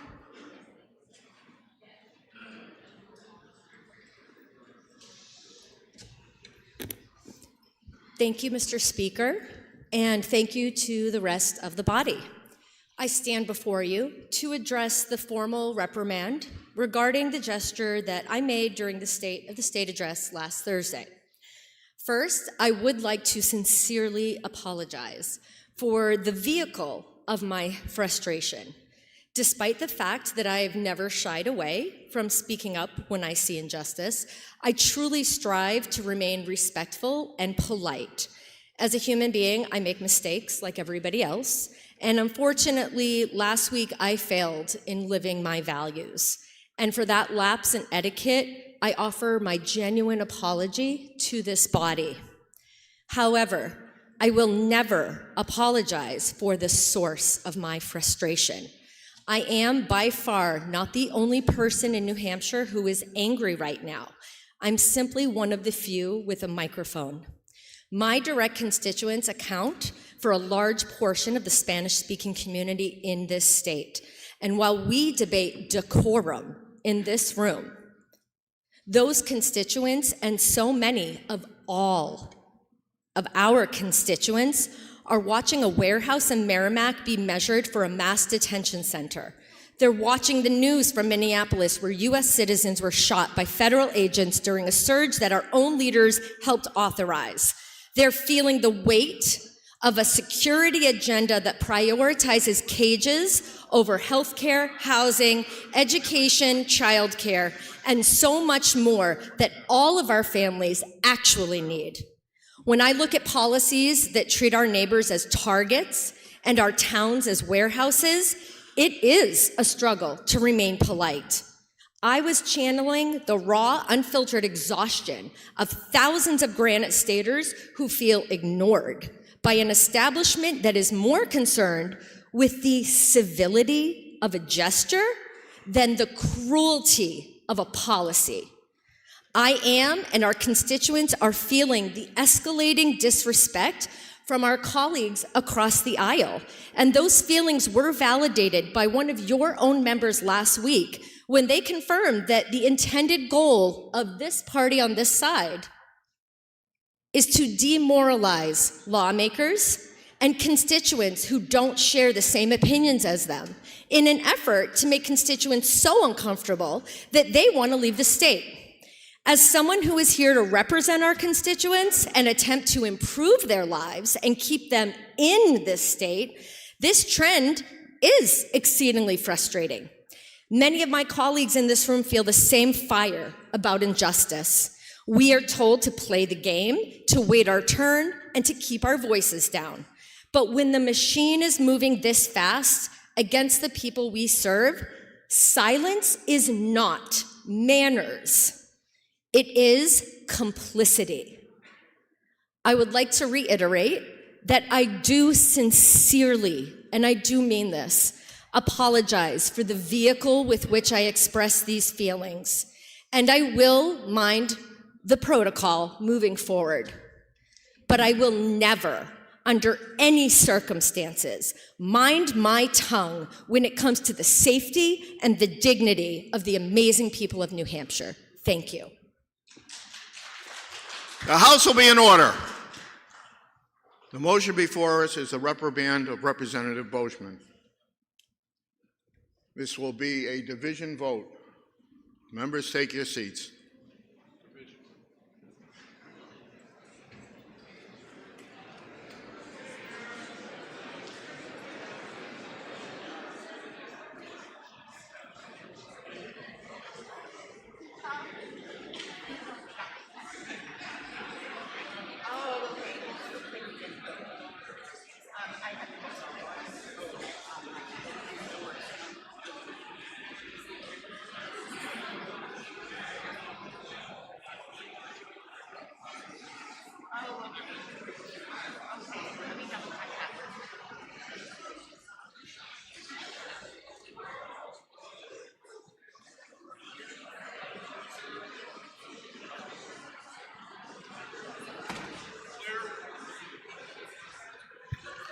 The motion before us is the reprimand of Representative Boschman. This is going to be a division vote. If you're in favor, you'll press the green button. If you're opposed, you'll press the red button. Voting stations are open for 30 seconds.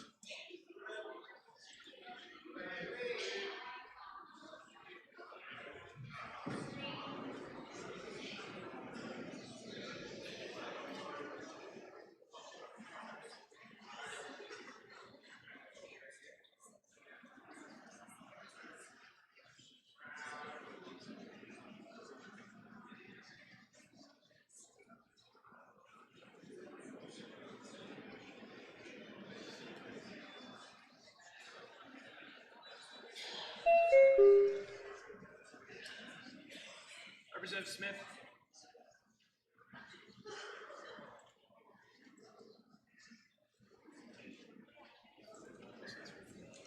All members present had an opportunity to vote. House will tend to stay to the vote.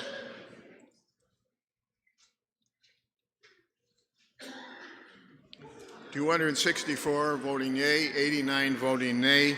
The motion passes.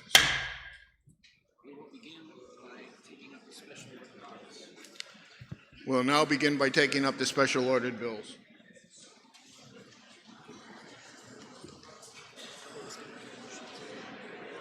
What's that? The majority of the Committee on Ways and Means, to which was referred House Bill 14909, FN, an act modifying the deposit of revenues collected from the video lottery terminals. Having considered the same, report the same with the following resolution. Resolved that it is inexpedient to legislate. Representative Brian Cole for the majority. Minority of the committee, having considered the same, being unable to agree with the majority, will report with the following amendment. The recommendation the bill ought to pass with amendment. Senator Thomas Opal for the minority of the committee. For what reason does a member rise? Mr. Speaker, to make a motion. State your motion. I move to table HB 1409. The motion is to table House Bill 1409. Are you ready for the question? All those in favor say aye. Aye. Those opposed, nay. No. The ayes have it, and 1409 is laid on the table.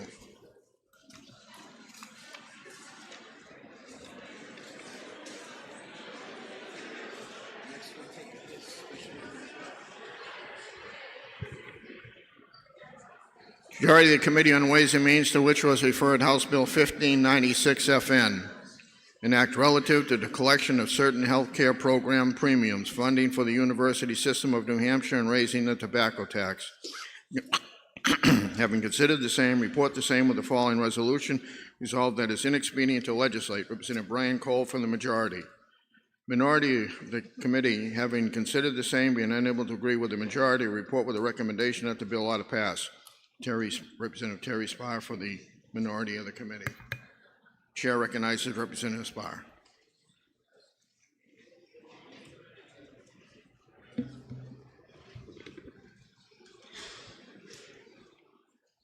Thank you, Mr. Speaker. Anybody know what we spent last year in the state? Our budget was about $8 billion. 17 years ago, in 2008, our budget was about $5 billion.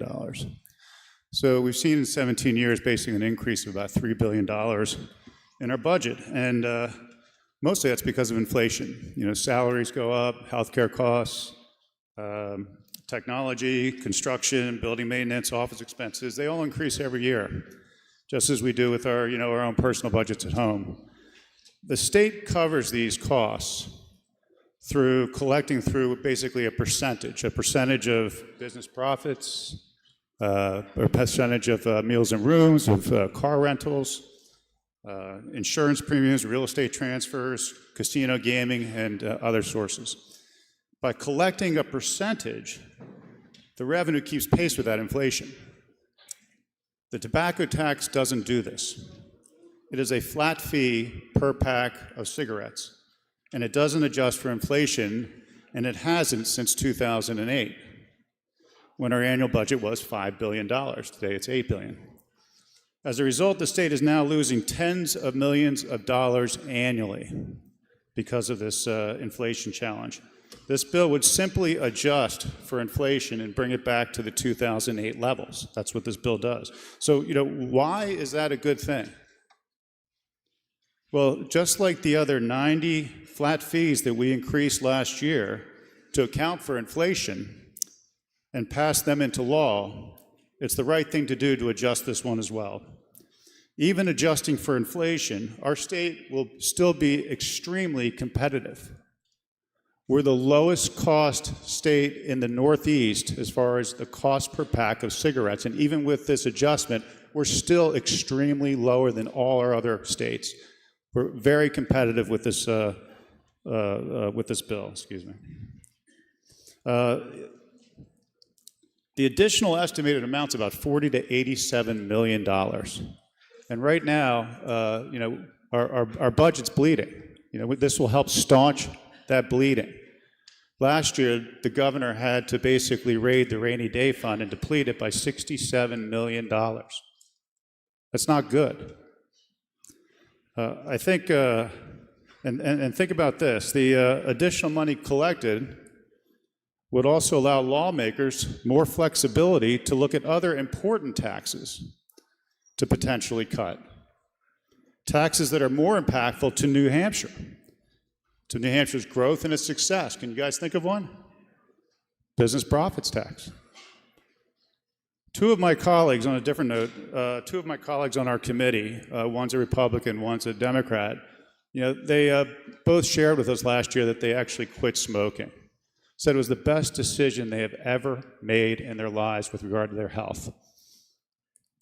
This fee increase may even induce a few others, New Hampshire residents, to do the same. Not only will their health be better, but they'll actually save a lot more money because the average $600 a year in cigarettes, and they also spend an average of about $2,000 more in health care costs every single year. So it's a win-win for people. And New Hampshire businesses love this bill. Guess why? We lose, the businesses here in this state lose about $1.5 billion a year in lost productivity from workers who are sick and unable to work because of smoking-related causes. $1.5 billion. This bill is, frankly, in my opinion, a no-brainer. It guarantees our citizens, it guarantees our businesses, and it guarantees our state will be healthier and wealthier. Let's go, New Hampshire. Chair recognizes Representative Stringham.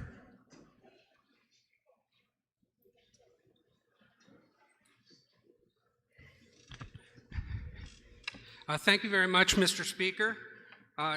As my colleague said, HB 1596 changes the per pack fee on a package of cigarettes for the first time in 18 years to $2.80 from the current level of $1.78.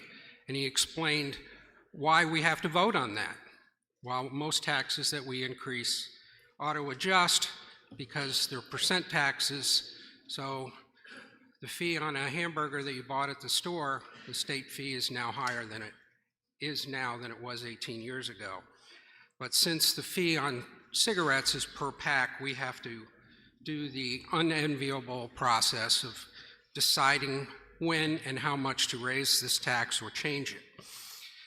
So how did we come up with the 280 number from $1.78? And there's really two things. One is that this is just a COLA-based index increase since the last time it was set at 2008. So it's just an inflation adjuster. Secondly, it was a specific request of the American Heart Association and the American Cancer Society, who look at this fee as a very important public health matter.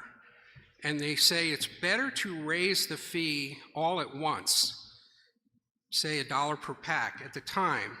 It has more of a cessation impact, creates a little bit of a shock to the system, than inching it up every once in a while. It's like raising the temperature of the boiling water with a frog in it that we've heard before. So that's how we came up with this $1.02 increase. So the second question is, why now? Well, Maine raised their cigarette tax by $1.50 per pack last year. The new $2.80 Granite State rate will be the lowest in the New England region. In addition to having a lower rate, we still do not pay sales tax. All of the other New England states pay a sales tax on top of the entire purchase price, not just the tax, but the whole thing. So that adds up to $1 more to the purchase price. So critics of this bill will tell you we'll lose cross-border sales with this increase. I think those who are stocking up while in the Granite State will continue to do so. They will still save $1, perhaps even up to $3 per pack. Just to give you an idea that the rates are $3.08 in Vermont, $3.50 in Maine, $3.51 in Mass, $3.90 in Connecticut, and Rhode Island, $4.50. So saving this $1 to $3 to stock up while visiting the Granite State, and at the same time, while you're there, buying some maple syrup or stocking up on your Live Free or Die bumper stickers is bound to happen. The DOR fiscal note seems to agree, providing about $80 million in additional revenues. So there's some benefits to it, but why raise it at all? As my friend and colleague often says, we're a state of unlimited wants and limited means. So why raise it? This bill also addresses what some of the uses of this could be or will be. The bill removes the income-based premium tax for some Medicaid recipients imposed on Granite Staters by our last budget for the first time. Some Medicaid recipients in the Granite State program and the CHIP programs will pay, for the first time, a premium based on about 5% of their income just to stay in and be eligible for the program. I can see what's going to happen with my eyes closed, even though it hasn't taken effect yet. Hardworking Granite Staters in need of health insurance just won't have the funds they need.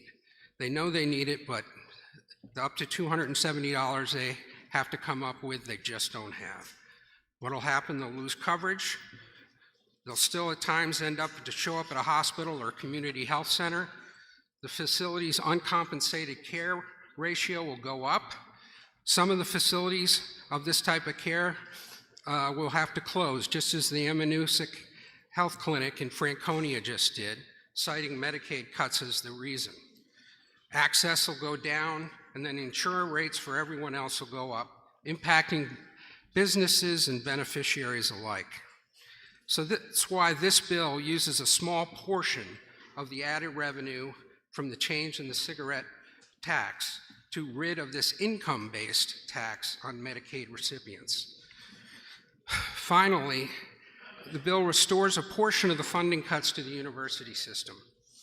While the cuts enacted in the current biennium seem doable, and as one of my colleagues said, a favorite cut, they turned out to be implemented at a rate that is hurting our youth and our businesses because of their size and speed.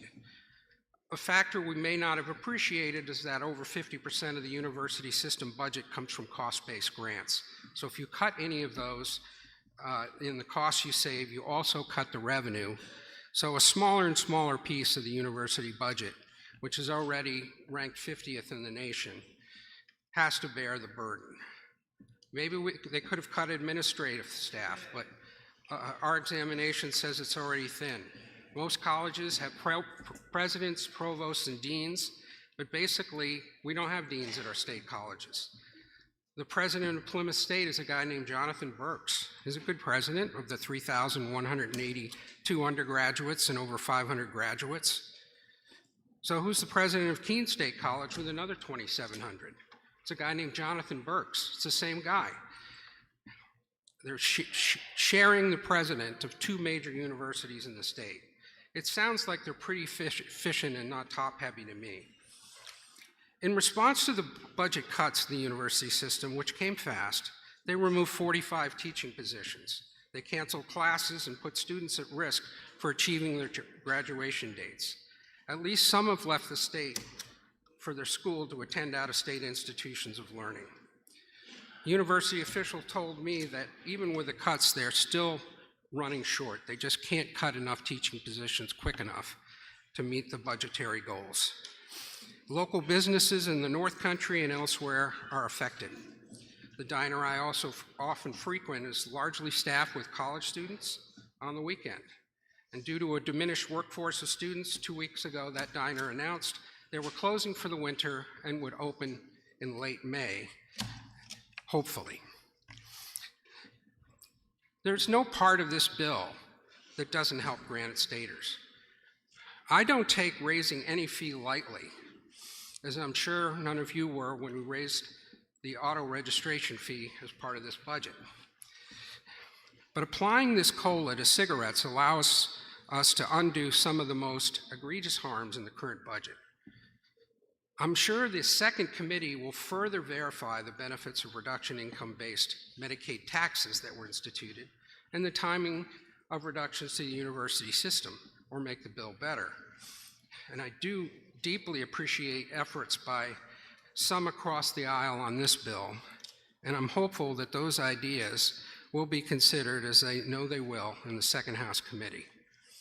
So I ask on behalf of Granite Staters that do not want to face postponement as a penalty for smoking cigarettes, for CHIP and Medicaid patients that are working hard and doing what they can to be part of the New Hampshire experience, and for college students that want to be educated and contribute to the New York advantage for the rest of their lives, please support this fiscally responsible bill and vote red on the ITL motion so that an alternative motion can be made.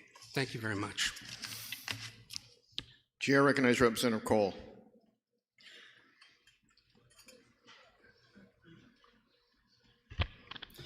Thank you, Mr. Speaker. HB 1596, an act relative to the collection of certain healthcare programs, funding for the University of New Hampshire, and raising the tobacco tax. First, let's address the heart of the bill, a massive increase to the tobacco tax from $1.78 to $2.80 per pack, 57% tax increase. It's projected to generate $84 million in new revenue by singling out smokers. New Hampshire's low tobacco tax has long been a competitive advantage, particularly for our border communities. Our tax rate is nearly half of that of Massachusetts. This draws cross-border shoppers and supports local retailers, convenience stores, and creates jobs. A sharp increase like this will shrink in-state sales and undermine the very revenue the bill promises to produce, threatening both our low tax identity and the economic vitality of Granite Staters who rely on that price differential. The bill also carves out a permanent $18 million a year appropriation for the University of New Hampshire system. Only a small percentage of the university system budget comes from state funds, and it has continued to operate effectively without additional state support. Most concerning, however, is how this bill pays for this new spending. By repealing premiums for the Granite Advantage Medicare Expansion Program and the Children's Health Insurance Program. These premiums were deliberately designed to promote shared responsibility, control costs, and reduce pressure on the general fund. Eliminating them shifts the burden entirely onto taxpayers. By combining these two elements, this bill increases state expenditures by up to $34 million in new general fund costs starting next year. New Hampshire is already generous in its health care support. There are no free rides, state employees pay premiums for their coverage, and participants in these programs should as well to maintain fairness and fiscal discipline. HB 1596 raises taxes significantly, creates new permanent spending, relies on uncertain and potential declining revenue, and dismantles proven mechanisms for cost sharing. It places long-term pressure on an already strained budget and chips away at what makes New Hampshire attractive: low taxes and fiscal restraint. I urge the body to press green button and support the ITL motion. And Mr. Speaker, I call for roll call. Senator Cole has asked for roll call. Is that sufficiently seconded? It is sufficiently seconded. This will be a roll call vote. Members, take your seats.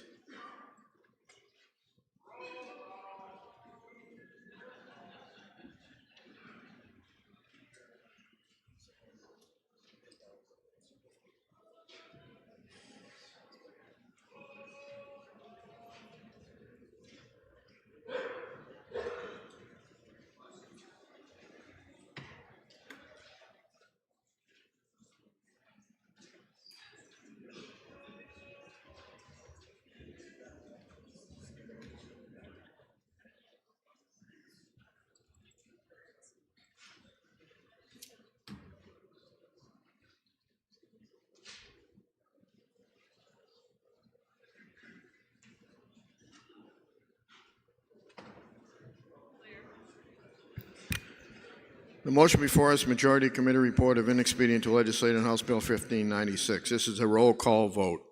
Chair recognizes Representative Spahar for a parliamentary inquiry. Thank you. Thank you, Mr. Speaker. If I know that this bill will make our residents, our businesses, and our great state so much stronger, then I would push the red button. Chair recognizes Representative Janigian for a parliamentary inquiry. Thank you, Mr. Speaker. Mr. Speaker, if I know that the funding source of this bill is a huge over $1 tax on a pack of cigarettes, and if I know that our low tobacco tax compared to surrounding states is what creates a lot of cross-border traffic from places as far away as Rhode Island and beyond. And finally, if I know that a large increase in this tax would substantially slow those cross-border sales, then would I now press the green button and support the majority of the committee and the ITL motion? Motion before us, Majority Committee Report of Inexpedient to Legislate on House Bill 1596. It's a roll call vote. If you're in favor, you'll press the green button. If you're opposed, you'll press the red button. Voting stations are open for 30 seconds.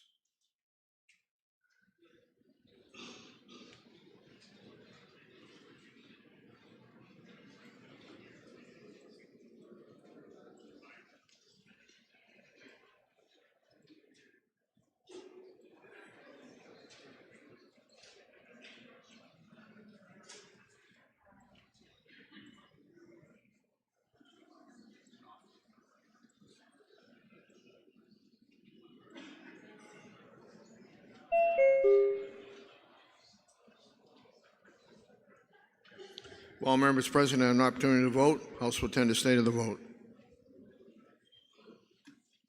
200 voting yea, 157 voting nay. Committee report is adopted.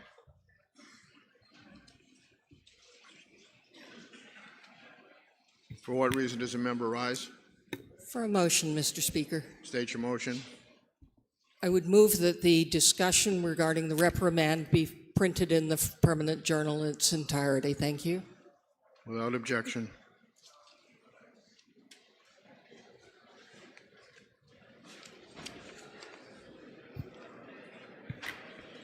Majority of the Committee on Health and Human Services and Elderly Affairs, to which was referred House Bill 1719 FM. It's getting awful noisy. Enact removing hepatitis B from the list of diseases for which immunization is required under state law. Consider the same, report the same with a recommendation the bill ought to pass. Senator Matt Drew for the majority of the committee. Minority of the committee, having considered the same and being unable to agree with the majority, report with the following resolution: resolved that it is inexpedient to legislate. Representative William Palmer for the minority of the committee. Chair recognizes Representative Potenza.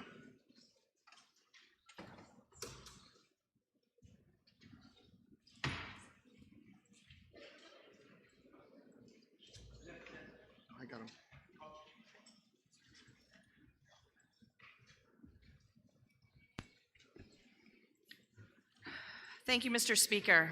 Honorable colleagues, this legislation is principled and grounded in science. For decades, New Hampshire has followed the recommendations of the CDC and the Advisory Committee on Immunization Practices, called the ACIP. We did not go further. In December of 2025, the ACIP changed its guidance on hepatitis B. It ended the universal birth dose recommendation for infants born to hepatitis B negative mothers and moved to a risk-based, individualized decision-making. This bill does one thing. It aligns New Hampshire law with that updated federal guidance. Hepatitis B is not spread through casual childhood contact. It is transmitted through blood, sexual contact, or from an infected mother at birth. And here is the key fact. All pregnant women in New Hampshire are already screened for hepatitis B. That means the only infants at risk are those born to hepatitis B positive mothers, and vaccination for those infants remains fully recommended by healthcare professionals and untouched by this bill. For infants born to mothers who test negative, the risk is essentially zero.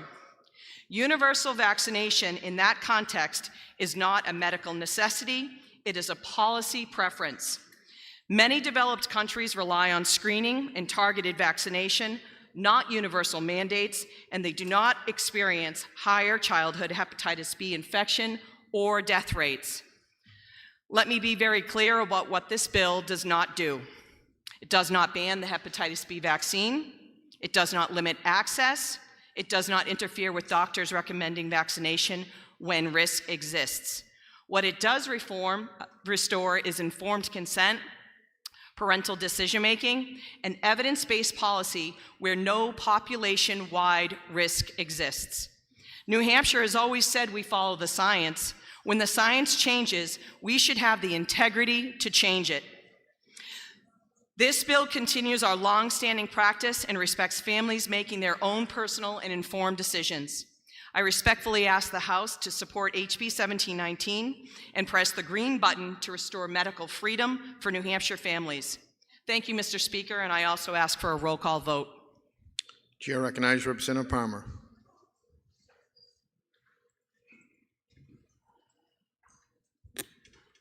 Thank you, Mr. Speaker. I speak in opposition to HB 1719, which eliminates the hepatitis vaccine requirement. It would make New Hampshire only the third state to do so. This action goes against the recommendation of the New Hampshire State Epidemiologist, the Infectious Disease Society of America, the American College of Physicians, the American Academy of Pediatrics, and the American Academy of Family Physicians. Those groups represent close to 1 million physicians. All but one of the health professionals who testified at the hearing opposed this bill, noting that the benefits far outweigh the risks of this vaccine. Hepatitis B can be transmitted easily by biting, scratching, cuts, not just by IV drug abuse, so we must worry about more than neonatal transmission. Since the universal birth vaccine dose became available in 1991, there's been a 99% drop in infant infections. Over 1 billion doses of the vaccine have been given around the world, and it is one of the safest and most effective of all the vaccines, with severe reactions like anaphylaxis only occurring about once in 1 million doses. The peer-reviewed data around the world supports this impressive safety profile, and we should not be misled by reports that have not been subjected to such vigorous review. Removal of the hepatitis vaccine requirement would further erode New Hampshire's already declining vaccination rates, putting children, staff, and community at increased risk for a disease that can cause chronic disease leading to cirrhosis, liver cancer, and death. When I was a resident back in the 80s before the vaccine, I took care of a number of people who had developed hepatitis B through neonatal transmission, and one in particular was a woman in her 30s who had not known that she had the disease, and it began to become apparent that she was ill during her pregnancy, and she went into complete liver failure after the birth of her child. This was due to her hepatitis B infection, and she ended up being transferred to Pittsburgh for potential liver transplant, which was the only way to save her life at this point. The vaccine pretty much obviates this problem. One of the current concerns I have is that there are mothers now, and particularly with our maternity deserts, that don't get the prenatal care, so they don't get tested for the hepatitis B infection. So it becomes even more important for them than for their infants to be vaccinated. I believe it's irresponsible for us to remove this vaccine from the required list. We should leave this kind of decision to true public health experts. Thank you, Mr. Speaker. Chair recognizes Representative Drew.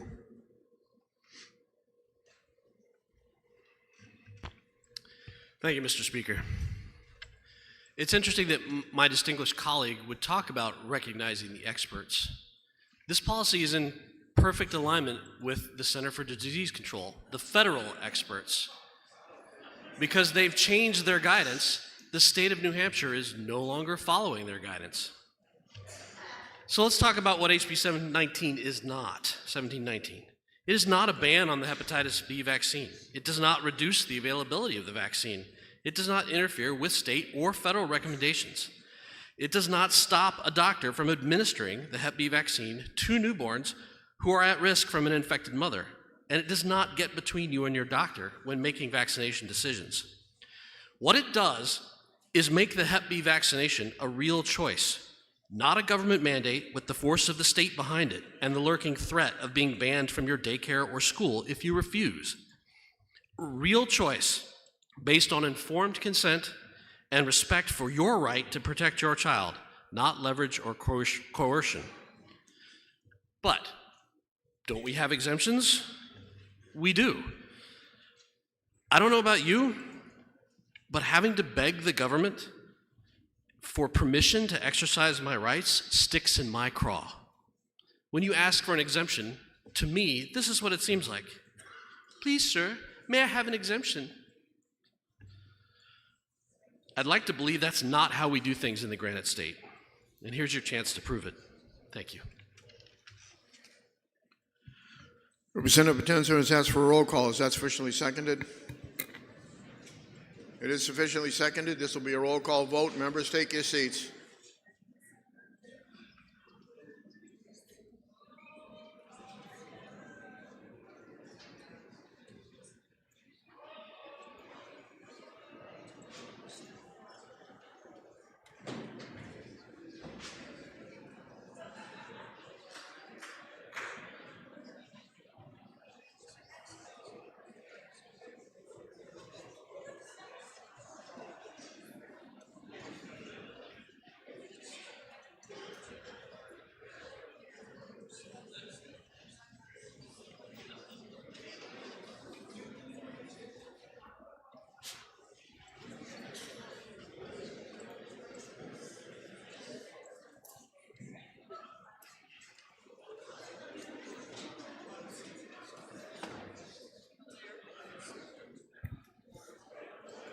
The motion before us, Majority Committee Report of Order Pass on House Bill 1719. This is a roll call vote.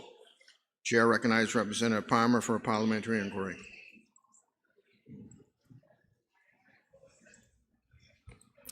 Thank you, Mr. Speaker.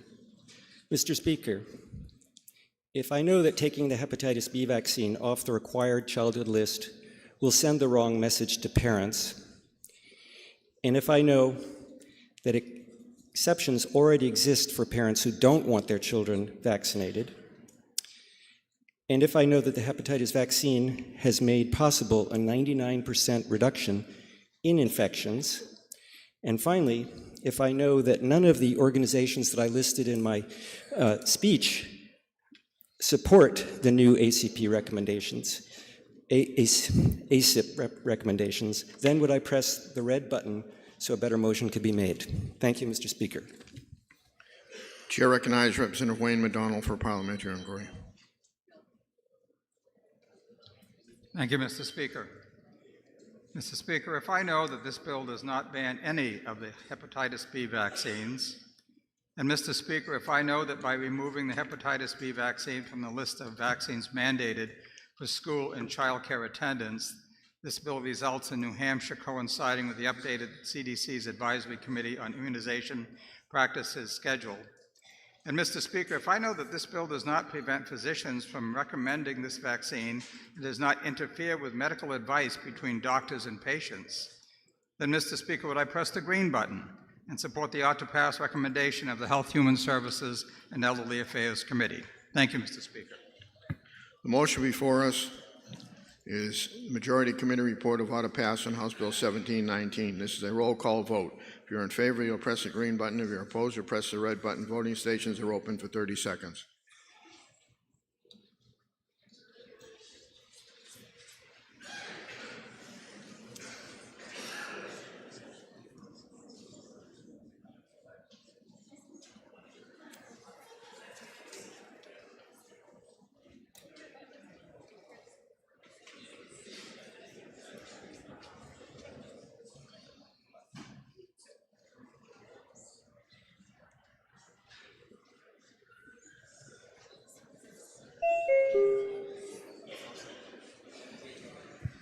If all members present had an opportunity to vote, House will attend to state of the vote. 186 voting yea, 168 voting nay. The committee report is adopted. It's going to finance.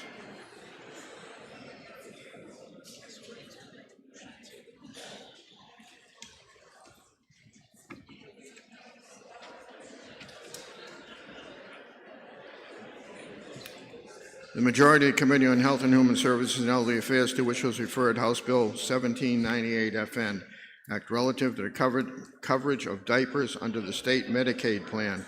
Having considered the same, report the same with the following resolution: resolved that it's inexpedient to legislate. Senator Stephen Kesselring for the majority of the committee. Minority of the committee, having considered the same, being unable to agree with the majority, report with the following amendment and the recommendation that the bill ought to pass with amendment. Representative Lucy Weber from the minority of the committee. For what reason does a member rise? Mr. Speaker, I rise to make a motion. State your motion. I wish to table HB 1798. The motion before us is to table House Bill 1798. Are you ready for the question? Division. Actually, roll call, Mr. Speaker. Senator Weber has requested a roll call. Is that sufficiently seconded? It is. This will be a roll call vote.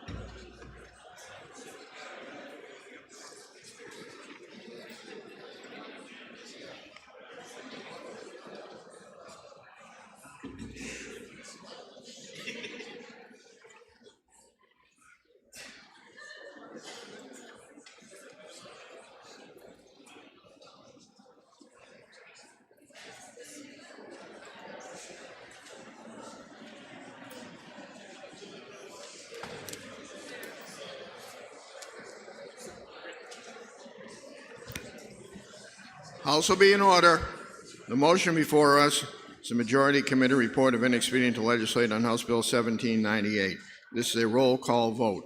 Chair recognizes Representative Weber for a parliamentary inquiry. It should be the other side first. Oh, Representative Weber. that's right. Representative Wayne McDonald for a parliamentary inquiry.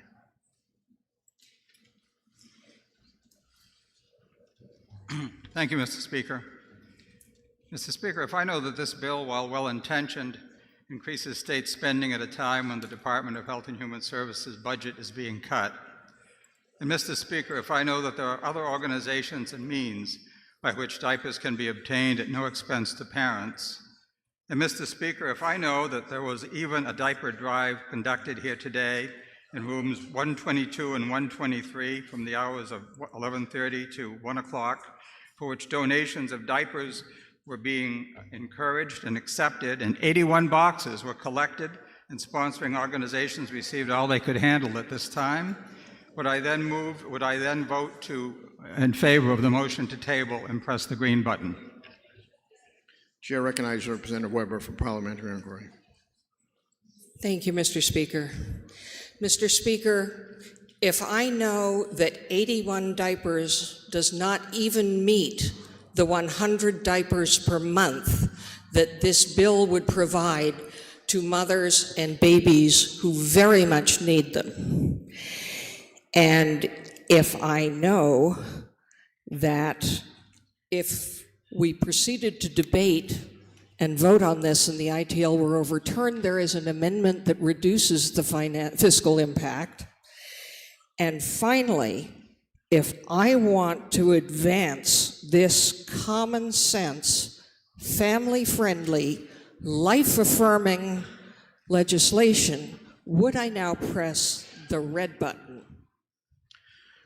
The motion before us is Majority Committee Report of Inexpenditure Legislated on House Bill 1798. This is a roll call vote. If you're in favor, you'll press the green button. If you're opposed, you'll press the red button. Voting stations are open for 30 seconds.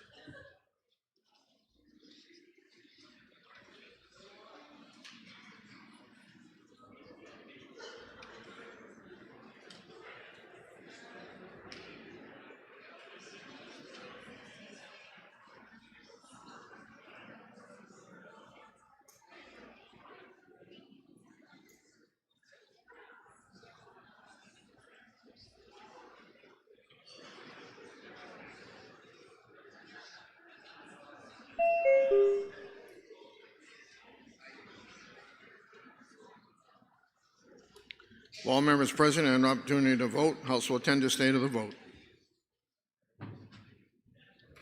197 voting yea, 158 voting nay. The committee report is adopted. No, it's late on the table. Oh, it's laid on the table. My mistake.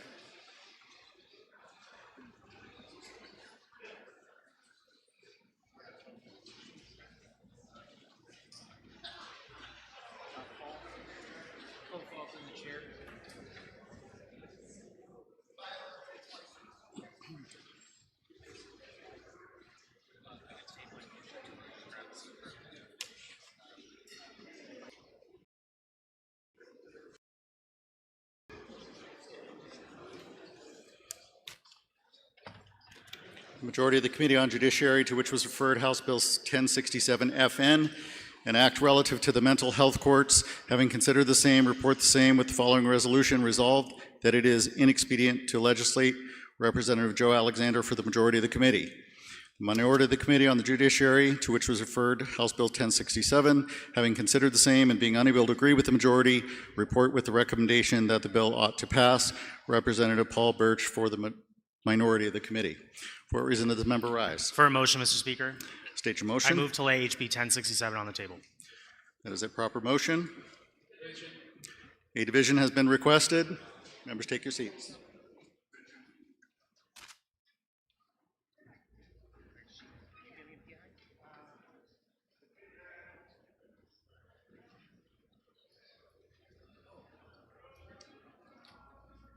Somebody make a call. Okay, why don't you have a seat and say, okay, I'm gonna go first.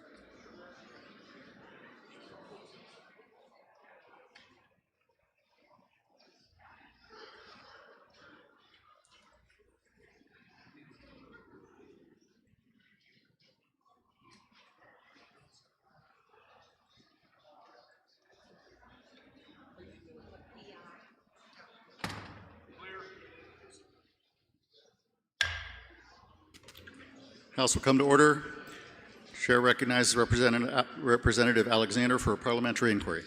Thank you, Mr. Speaker. Mr. Speaker, if I know this bill is well intended, but it will spend over $6 million over the next biennium, and we frankly do not have that money at this time. And Mr. Speaker, if I know that the committee heard testimony that this bill will allow violent criminals out on the streets through an expedited court process, as well as mentally unwell people, would I then press the green button to lay this bill on the table? It's not ready to go. Thank you.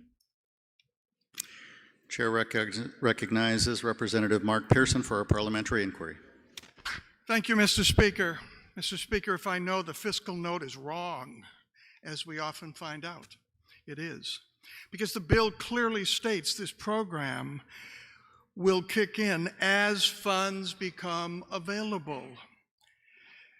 If I know, Mr. Speaker, that this program starts just as Veterans Court did, just as Drug Court did, with just 2 sites, not a multi-million dollar program, and if I know admission to the program is invitational and the prosecutors have a strong say in this, so it is highly unlikely violent people would be included, and if I know finally that programs around the country in red and blue states alike have had good success in helping work through mental issues in people so that they're much less likely to commit violent crimes in the future, would I say no to the table motion so we can then reverse the ITL motion and pass the bill? Please press the red button. Thank you, Mr. Speaker. Question is on the motion to table House Bill 1067. This is a division vote. If you're in favor, you will press the green button. If you are opposed, you'll press the red button. Voting stations are open for 30 seconds.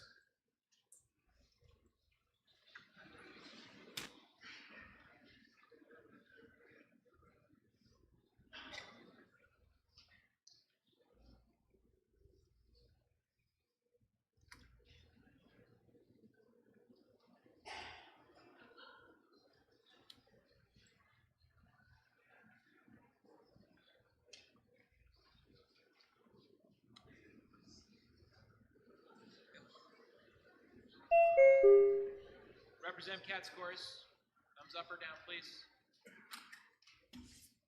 Thumbs up or down, please. No. Thumbs up or down. Thank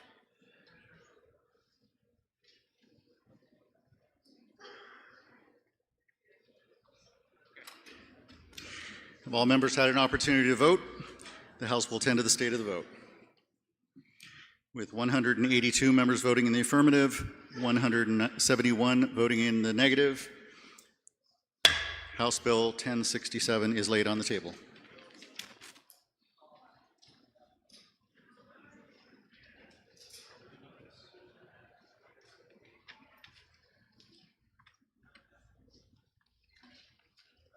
The majority of the Committee on Judiciary, to which was referred House Bill 1501 FN, an act limiting judicial immunity, having considered the same, report the same with the following resolution: resolved that it is inexpedient to legislate.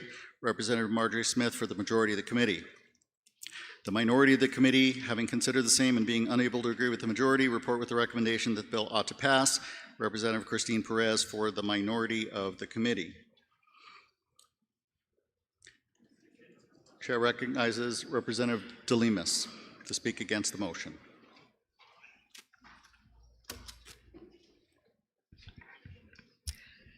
Good afternoon. Thank you, Mr. Speaker. I rise to support overturning the motion to ITL this bill, 1501. If you think that there is true justice, go through what I and my family have gone through, and you'll know that there really are times when there is no real justice. No person, judge or otherwise, is above operation of the law. Our citizens expect equal treatment and fundamental fairness, and we don't always get fundamental fairness, I can tell you that. Especially in judicial proceedings. A private judicial commission overseeing our complaints, it really lacks light. It's not something that should be behind closed doors. Please press the red button to overturn this motion so that a better motion can be brought forward. That's from my heart. Thank you. Thank you, Mr. Speaker. Chair recognizes Representative Marjorie Smith to speak in favor of the committee report.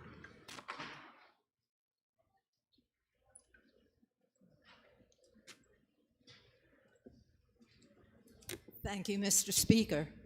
It is with great delight that I have the rare opportunity to appear before this body to ask them to press the green button. It feels good.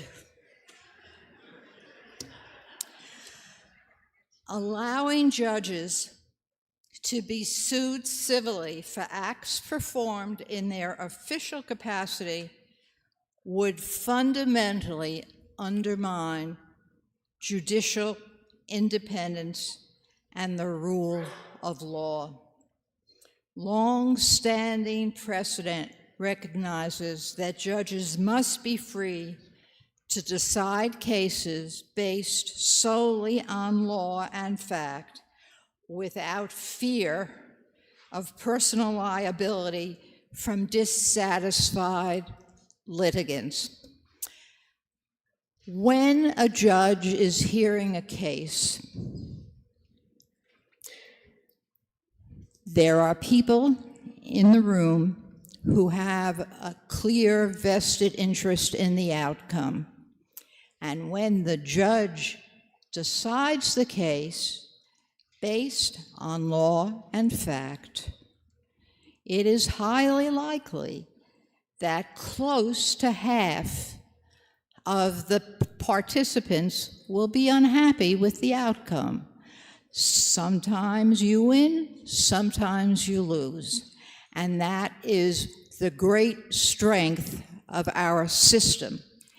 If we create a situation in which if one loses in the court of law and exhausts appeals and then can go after the judge, that what you're really doing, aside from causing great expense and great distress for everybody involved, is undermining the ability of the judge to feel free of external pressures to make the right decision.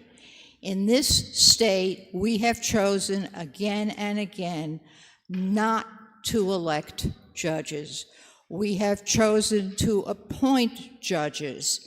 We do not have in this state what we have in so many states, where incredible amounts of money are spent in supporting one judge or another.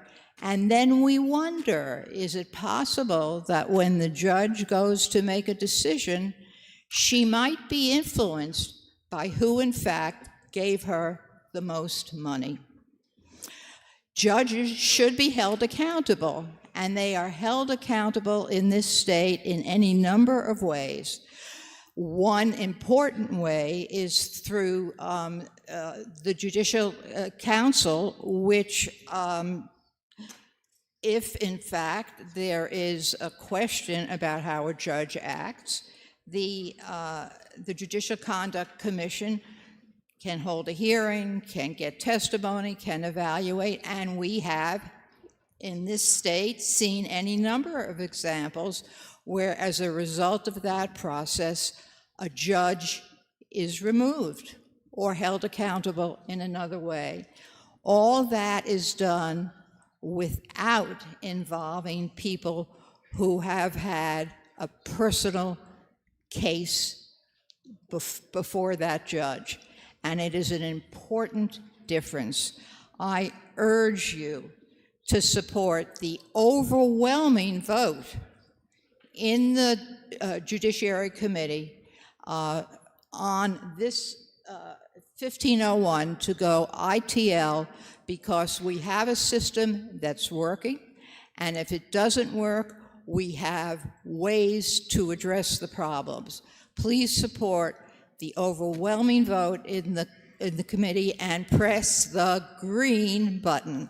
And I ask for a division. Thank you.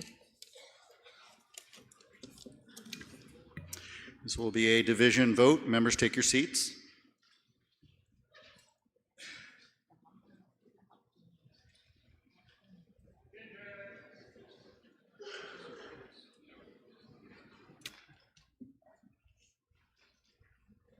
He's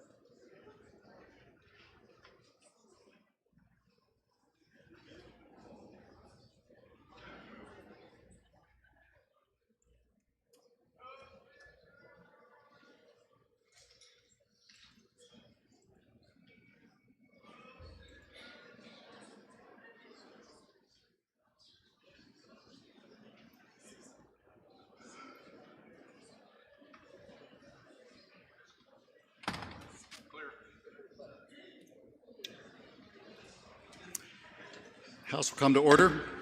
Chair recognizes Representative Nalavenko for a parliamentary inquiry.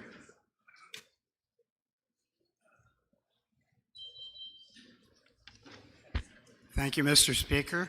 I rise to make a parliamentary inquiry in connection with House Bill 1501 FN. Mr. Speaker, if I knew that fundamentally our system relied on three basic branches of government, the legislature, the executive, and the judiciary, and if I further knew that it relied also on the confidence in the people that the checks and balances that are in place were sufficiently working to guarantee there was balance. And, Mr. Speaker, if I knew that the bill before us represents a simple, common sense addition to correct an imbalance in the judiciary and the process to restore some of the balance that has gone out of whack over the last several years. And if I knew furthermore that most of us have certainly heard complaints from constituents, friends, and neighbors about a lack of confidence over a period of time in some of the egregious decisions made by the judiciary, would I then vote to overturn the ITL and press the red button so that we may get a new version of this bill? Thank you. Thank you, Mr. Speaker. Chair recognizes Representative Lynn for a parliamentary inquiry. Thank you, Mr. Speaker. Mr. Speaker, if I know that this bill represents a solution to a non-existent problem, and if I know that to the extent the bill suggests that somehow judges are immune from criminal conduct or tortious conduct, it's simply wrong. And finally, if I know that what this bill really appears to be aimed at is trying to hold a judge civilly or criminally liable for the decisions they make, when, as my colleague from the other side of the aisle pointed out, there are ample provisions in law currently to take care of that, including fundamentally an appeal, then would I follow the overwhelming bipartisan majority of the Judiciary Committee and press the green button? Thank you, Mr. Speaker. The question is on the majority motion of inexpedient to legislate for House Bill 1501. This is a division vote. If you're in favor, you'll press the green button. If you're opposed, you press the red button. Voting stations are open for 30 seconds.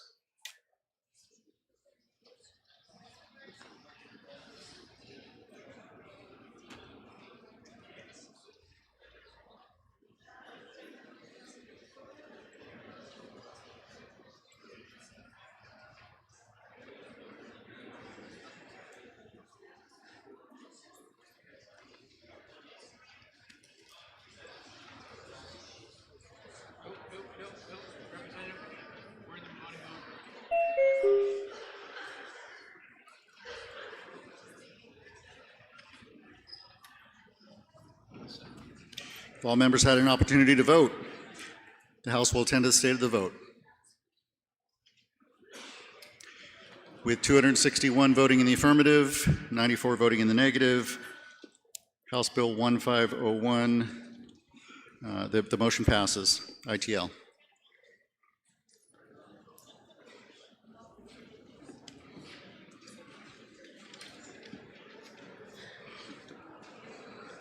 The majority of the Committee on Municipal and County Government, to which was referred House Bill 1505 FN, an act requiring municipalities, towns, and cities to submit documentation to the Department of Revenue Administration proving they're in compliance with local budget and tax caps. Having considered the same, report the same with the following amendment and the recommendation that the bill ought to pass with amendment.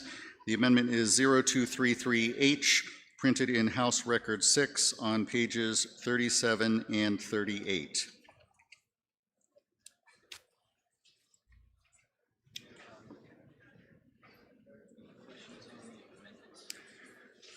The question is on the amendment. Are you ready for the question? All in favor say aye. Aye. All opposed, nay. The ayes have it. The amendment passes.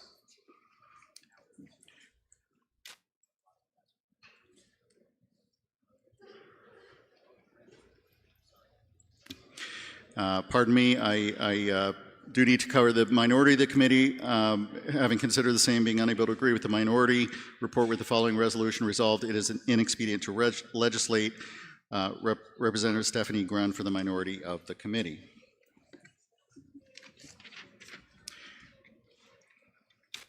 Chair recognizes Representative Grund. Thank you, Mr. Speaker. Mr. Speaker, I stand before you today in opposition to HB 1505 FN, requiring towns and cities to submit documentation to the Department of Revenue Administration. On the surface, this sounds like a common sense bill. However, there are only 2 school districts and 6 towns that have adopted a tax or budget cap. And these rules have been amended 6 times in the last 18 months for just those political subdivisions. The most recent amendments went into effect in September 2025. During testimony, the Department of Revenue reported no problems with compliance from any of these political subdivisions. Only a citizen mentioned that he was concerned that would be a non-compliance, but had no proof that any of these school districts or towns had done anything wrong. The DRA also mentioned that it would cost them at least $75,000, and most likely a lot more, to create a form and change their computer system in order to handle these changes. All of this work and costs for a total of 8 filings. To be clear, there are 234 incorporated municipalities and 203 school districts. That means the DRA would spend over $75,000 for 8 of these subdivisions. This does not sound like common sense change, as the return on investment only affects 1.8% of all entities. When warrant articles are presented to voters, they are voted on in the order presented, and when the tax or budget cap is reached, then the supermajority override is required to pass additional appropriations. The DRA presented testimony that they may look at the warrant articles and reorder them when they look at the tax or budget cap because of a decision that there may be prioritized warrant articles for items like water or sewer. So what happens when the DRA decides to reorder warrant articles? When is the tax or budget cap reached? When who decides what supermajority was needed at what time? That's too late after this happens. So there are no answers to this, and to spend money for 1.8% of political subdivisions affected, there have been no complaints to the DRA about noncompliance. I ask that you vote red to overturn the ought to pass motion so that another motion may be made. Thank you, Mr. Speaker, and I ask for a division vote. Chair recognizes Representative Power to speak in favor of the committee report. Thank you, Mr. Speaker. I rise in support of the committee recommendation of ought to pass with amendment for House Bill 1505 FN. At its core, this bill is about accountability, transparency, and respecting the decision of local voters. Under current law, the Department of Revenue Administration is already responsible for verifying compliance with the 10% rule under the municipal budget committees and for reviewing bond votes when setting local tax rates.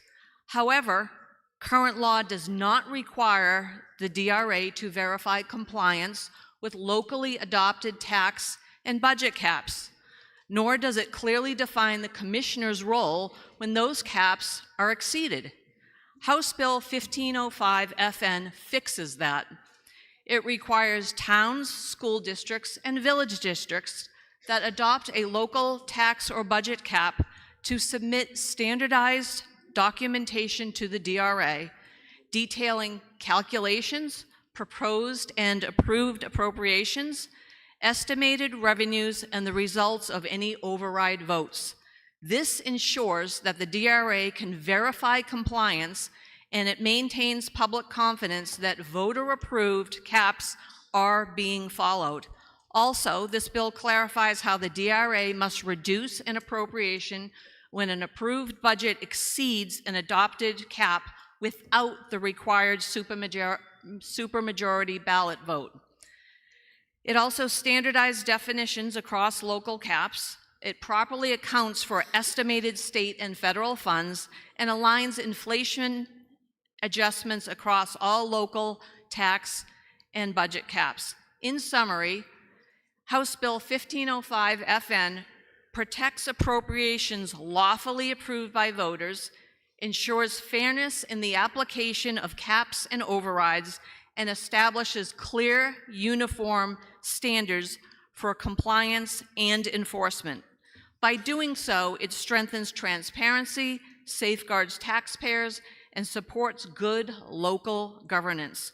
For these reasons, I urge my fellow colleagues to support the committee recommendation of ought to pass with amendment by voting yes on House Bill 1505 FN. Thank you, Mr. Speaker. Motion is ought to pass with amendment on House Bill 1505. This will be a division vote. Members, take your seats.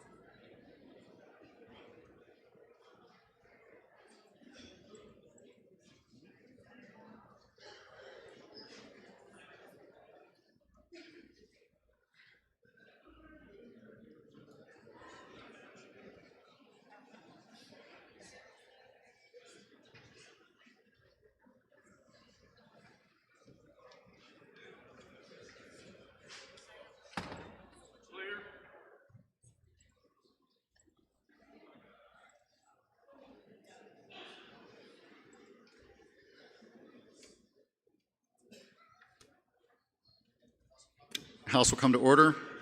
Chair recognizes Representative Colby for a parliamentary inquiry. Thank you, Mr. Speaker.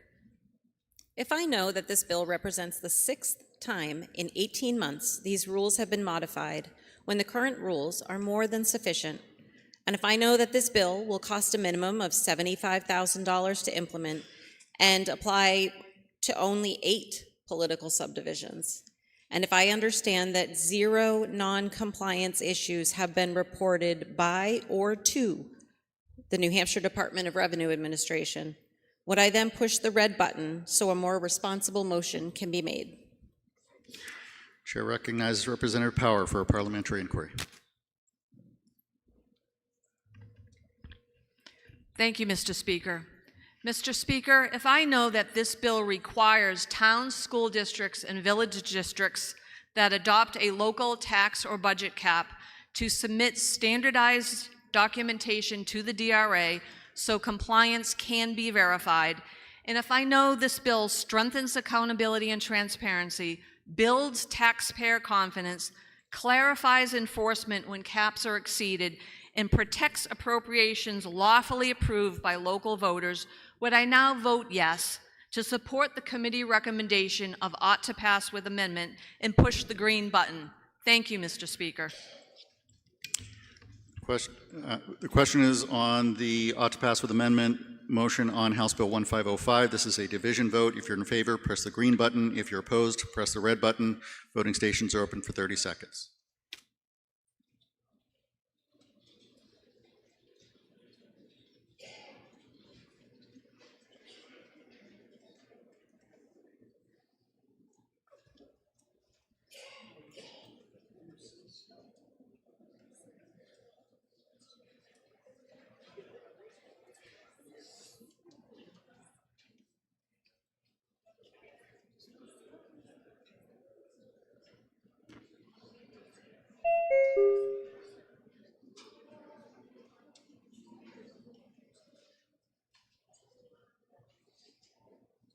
Representative Southworth.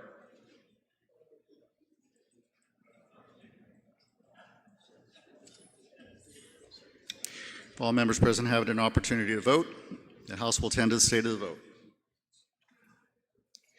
With 180 members voting in the affirmative, 171 voting in the negative, the motion passes, and House Bill 1505 is referred to Finance.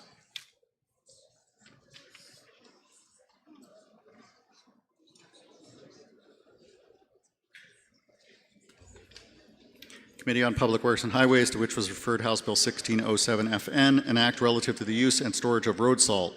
Having considered the same, report the same with the following amendment, that the recommendation that the bill ought to pass with amendment. Representative Bill Boyd for the committee.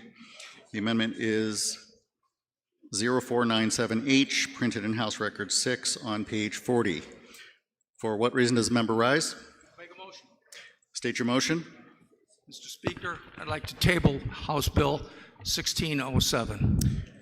That is a proper motion. A division has been requested. This will be a division vote. Members, take your seats.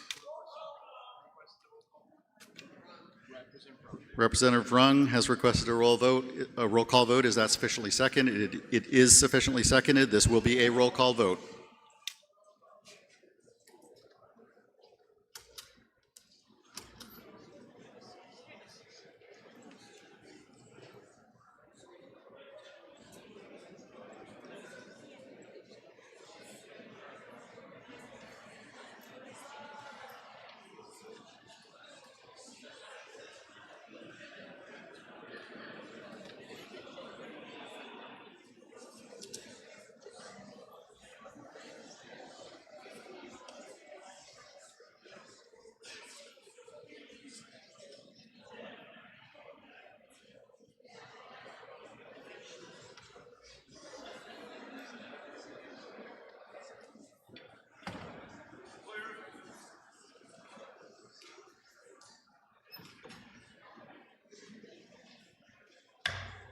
House will come to order. Chair recognizes Representative Mills for a parliamentary inquiry. Thank you, Mr. Speaker. Mr. Speaker, if I know the intent of the amendment of this bill, House Bill 1607, was to give a local control to municipalities and counties for storage,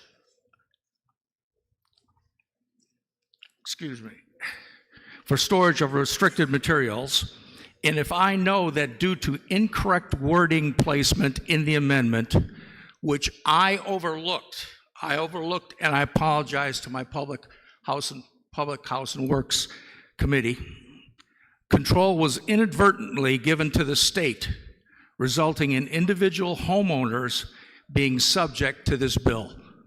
And if I know that the Department of Environmental Services would be able to come on the property of an individual salting his steps or driveway and fine him for improper use and storage of restricted materials, would I now vote green to table this bill to allow Public Works and Highways the opportunity to correct the language in a new amendment? Thank you.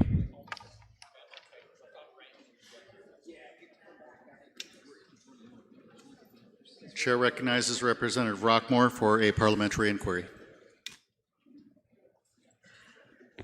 Thank you, Mr. Speaker. If I know that salt contamination of our lakes, rivers, and wells is increasing, and if I know that a major cause of this increase is improperly stored salt, and if I know that HB 1607 binds those who store large quantities of salt for de-icing of public parking lots and sidewalks, not small businesses and individuals who store salt for residential use, then would I not press the red button to oppose the motion to table so that this body can vote on this bipartisan effort to protect our lakes and wells? Questions on the motion to table House Bill 1607. This is a roll call vote. If you're in favor, you press the green button. If you're opposed, you'll press the red button. Voting stations are open for 30 seconds.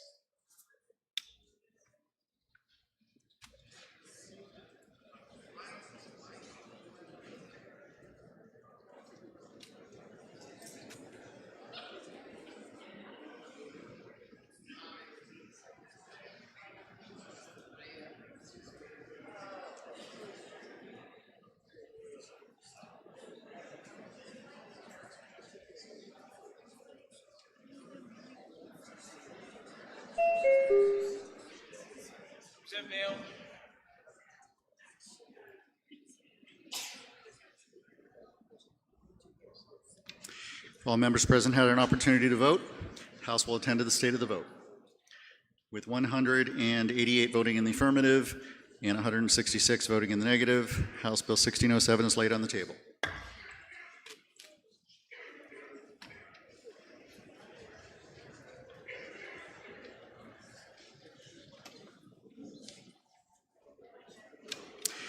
Committee on Resources, Recreation, and Development, to which was referred House Bill 1301 FN, an act increasing certain mooring fees and directing such funds to the Cyanobacteria Mitigation Loan and Grant Fund.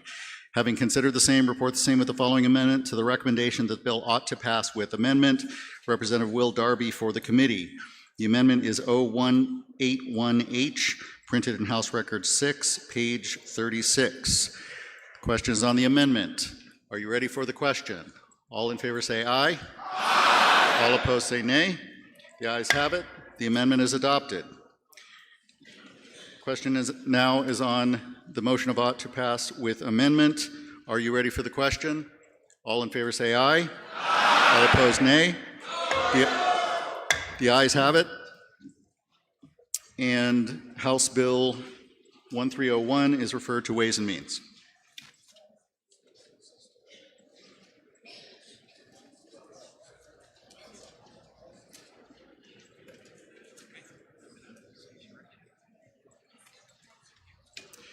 Committee on Resources, Recreation, and Development, to which was referred House Bill 1426 FN, an act requiring the Department of Environmental Services to employ certified personnel in each program area. Having considered the same, report the same with the following amendment and the recommendation that the bill ought to pass with amendment. Representative Pierre Dupont for the committee. The amendment is 0331H, printed in House Record 6 on page 37. Questions on the amendment? Are you ready for the question? All in favor say aye. Aye. All opposed say nay. The ayes have it. The amendment is adopted. The question is on the motion of ought to pass with amendment. Are you ready for the question? All in favor say aye. Aye. All opposed say nay. The ayes have it. And House Bill 1426 is referred to Finance.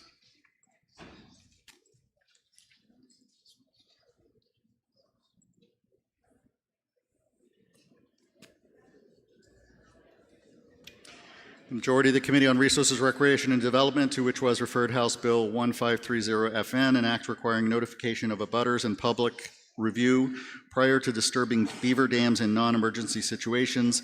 Having considered the same, report the same with the following resolution. Resolved that it is inexpedient to legislate. Representative Tanya Donnelly for the majority of the committee.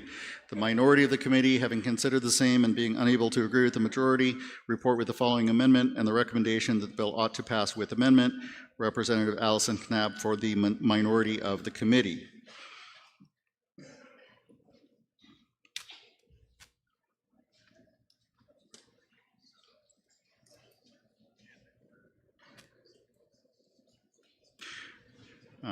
The question is on the motion, on the majority motion of inexpedient to legislate. This is a division vote. Members, take your seats.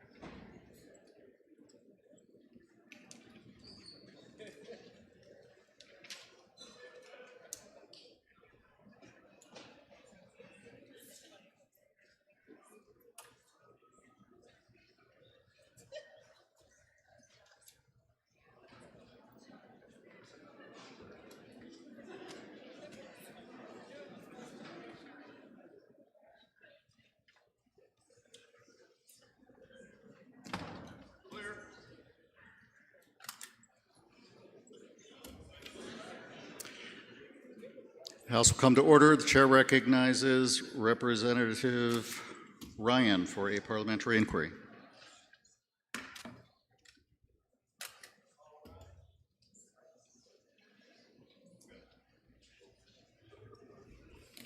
Thank you, Mr. Speaker.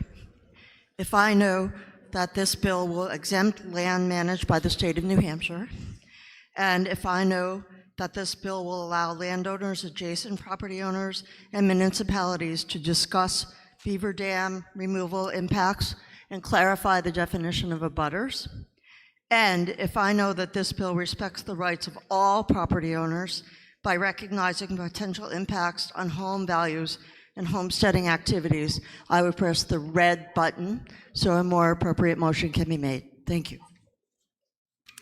Chair recognizes Representative Donnelly for a parliamentary inquiry.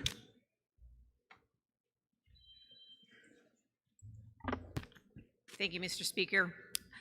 If I know beavers are not following human calendars, and the bill mandates 30-day notification and the public review process before addressing beaver dams, such requirements would really impose a significant threat and efficiency on our roadways when they are blocking them with dams and then flooding them, and particularly with the vitals of the logging industry. So the logging industry would be really hampered by this, especially. If I know the mandate not only increases operational costs, but it leaves essential roadways and passes vulnerable to endanger both commercial activity and public safety, jeopardizing, again, our North Country, which is a very important part of our resources for our commercial industry.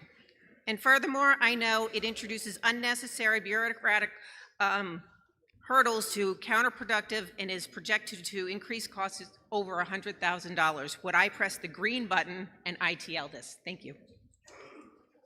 Questions on the majority motion of inexpedient to legislate for House Bill 1530. This is a division vote. If you're in favor, you will press the green button. If you're opposed, you'll press the red button. Voting stations are open for 30 seconds.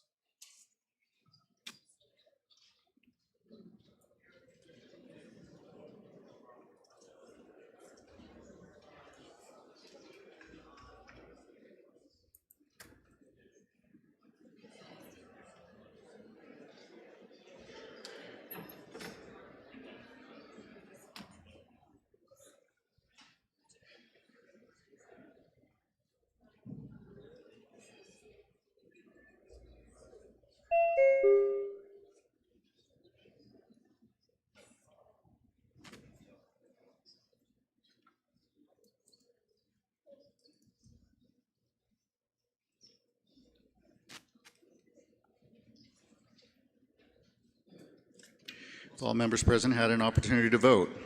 House will attend to the state of the vote. With 189 members voting in the affirmative, 156 voting in the negative, the motion passes.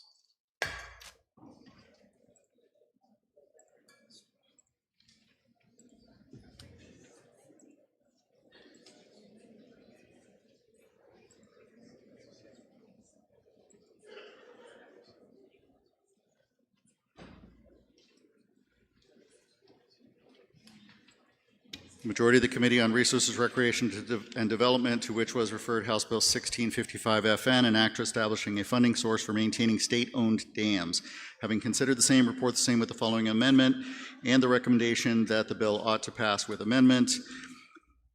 Amendment is 0170H, printed in House Record 6 on pages 40 and 41. The minority of the committee, having considered the same, being unable to agree with the majority, report with the following resolution: resolved that it is inexpedient to legislate. Representative Tanya Donnelly for the minority of the committee. For what reason does the member rise? Thank you, Mr. Speaker. I would like to lay 1655 on the table, please. That is a proper motion. A division has been requested. Members, take your seats.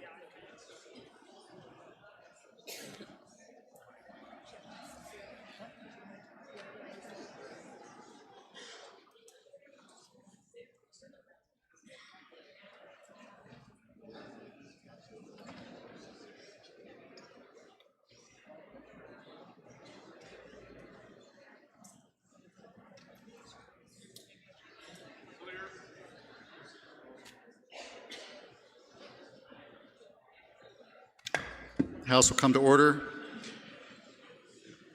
Chair recognizes Representative Granger for a parliamentary inquiry. Granger is waving off. Chair recognizes Representative Knab for a parliamentary inquiry. Thank you, Mr. Speaker. Mr. Speaker, if I know that the state of New Hampshire owns 276 dams, the cost of which would be $300 million to repair, and that 64 are classified as high hazard, meaning their failure could result in loss of life, And I know the Dam Maintenance Fund is in desperate need of funding, and this bill could help close the gap toward the $16 million needed annually to avoid catastrophe. And I know that this legislation came out of recommendations from a bipartisan study committee asking that those that benefit from this resource pay to support it. Would I now press the red button so another motion could be made? Thank you, Mr. Speaker. Questions on the motion to table House Bill 1655. This is a division vote. If you're in favor, you'll press the green button. If you're opposed, you'll press the red button. Voting stations are open for 30 seconds.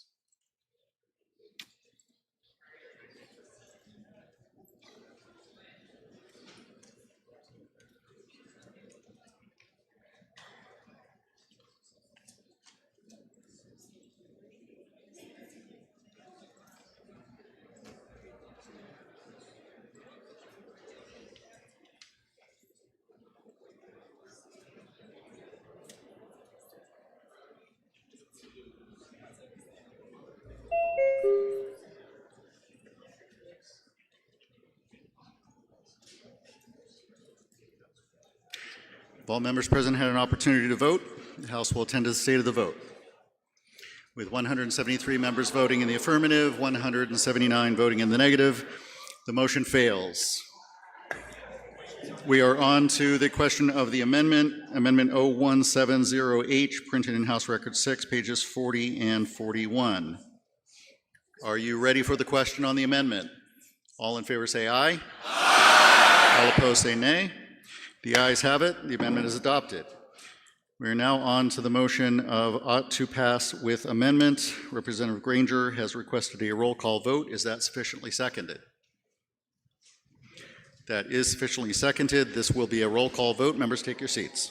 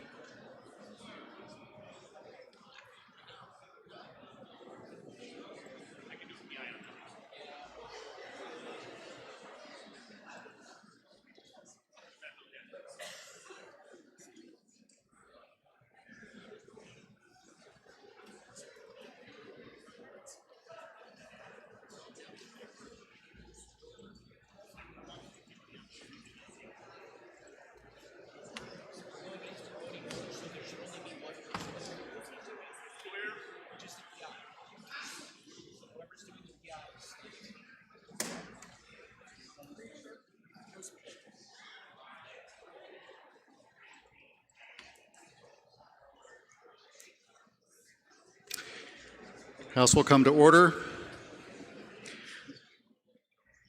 Chair recognizes Representative Granger for a parliamentary inquiry.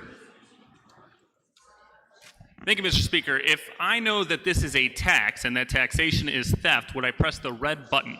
Thank you, Mr. Speaker. Chair recognizes Representative Darby for a parliamentary inquiry. Thank you, Mr. Speaker. Mr. Speaker, if I knew that we need to raise $300 million just to fix the high hazard dams, we only raise $16 million a year, and this is a small bit from the people that benefit the most, which is the lakefront property owners, to fill that gap. Would I now press the green button to OTPA this? Thank you.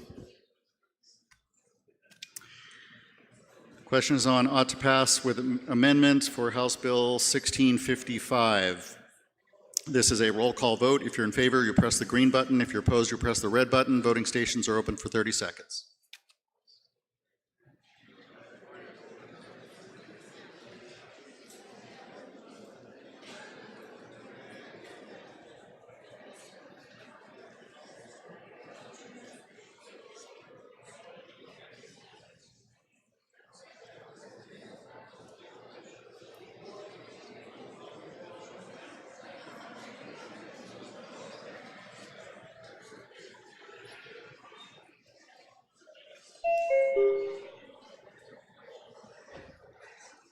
Representative Wilson.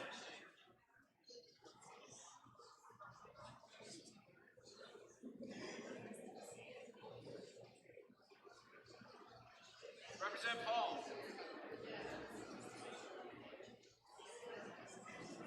Representative Gabriels.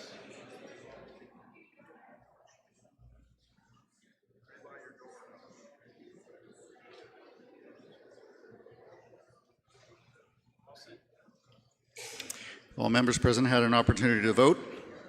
The House will tend to the state of the vote. With 208 voting in the affirmative, 146 voting in the negative, House Bill 61555, motion about to pass with amendment, passes. That is referred to Ways and Means.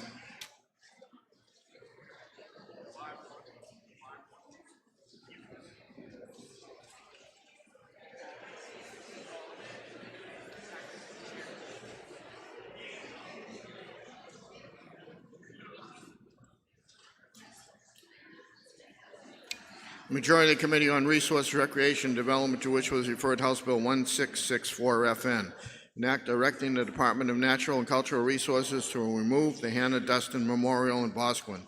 Consider the same, report the same with the following resolution: resolved that it's inexpedient to legislate. Representative Tanya Donnelly for the majority of the committee.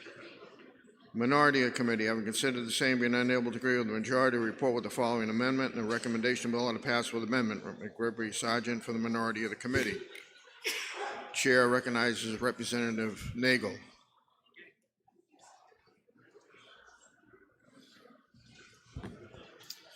Thank you, Mr. Speaker. Before I begin, I would like to thank my good friends who last week delivered a moving, bipartisan, unanimous consent on the subject of genocide. That is what this bill is actually all about. The original bill was meant to be provocative, to redefine a divisive memorial to Hannah Duston in Boscawen, and to expose an inconvenient truth. It succeeded beyond my wildest expectations and brought together people of diverse backgrounds and opinions to accomplish a virtuous goal and create a work group so that a place could be made for all of us. It was my understanding that that made this bill unnecessary. Unfortunately, I found out later, for reasons that I will get to, that is not true, and that's why I'm still here. Both the legend of Duston from 1697 and the creation of the memorial in 1874 have always been divisive.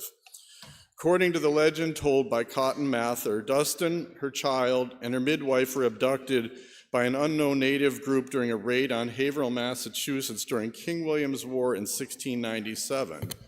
The war pitted the French against the English, with the natives fighting on both sides in a last-ditch effort to regain their lost land. Early on, her child was killed, and she was being taken, we think, to Quebec, but we don't know. At some point, she was left in the care of two native families.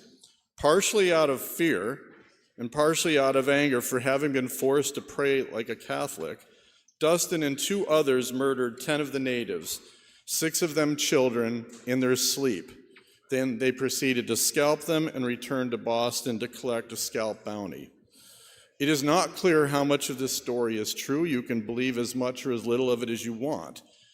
The question I do offer you or ask of you is, was the protagonist a hero or a villain?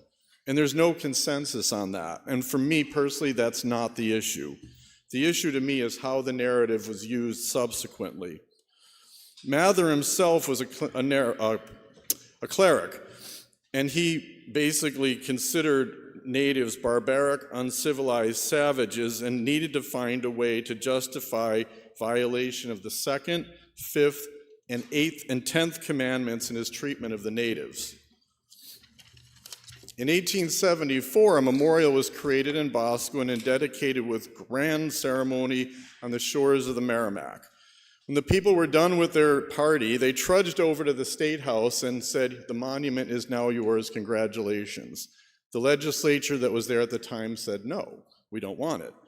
They eventually did take it, and we've had it ever since, and the state since then has done very little to support it. While the memorial was designed to honor Duston superficially, its purpose was actually more sinister, and that is the issue.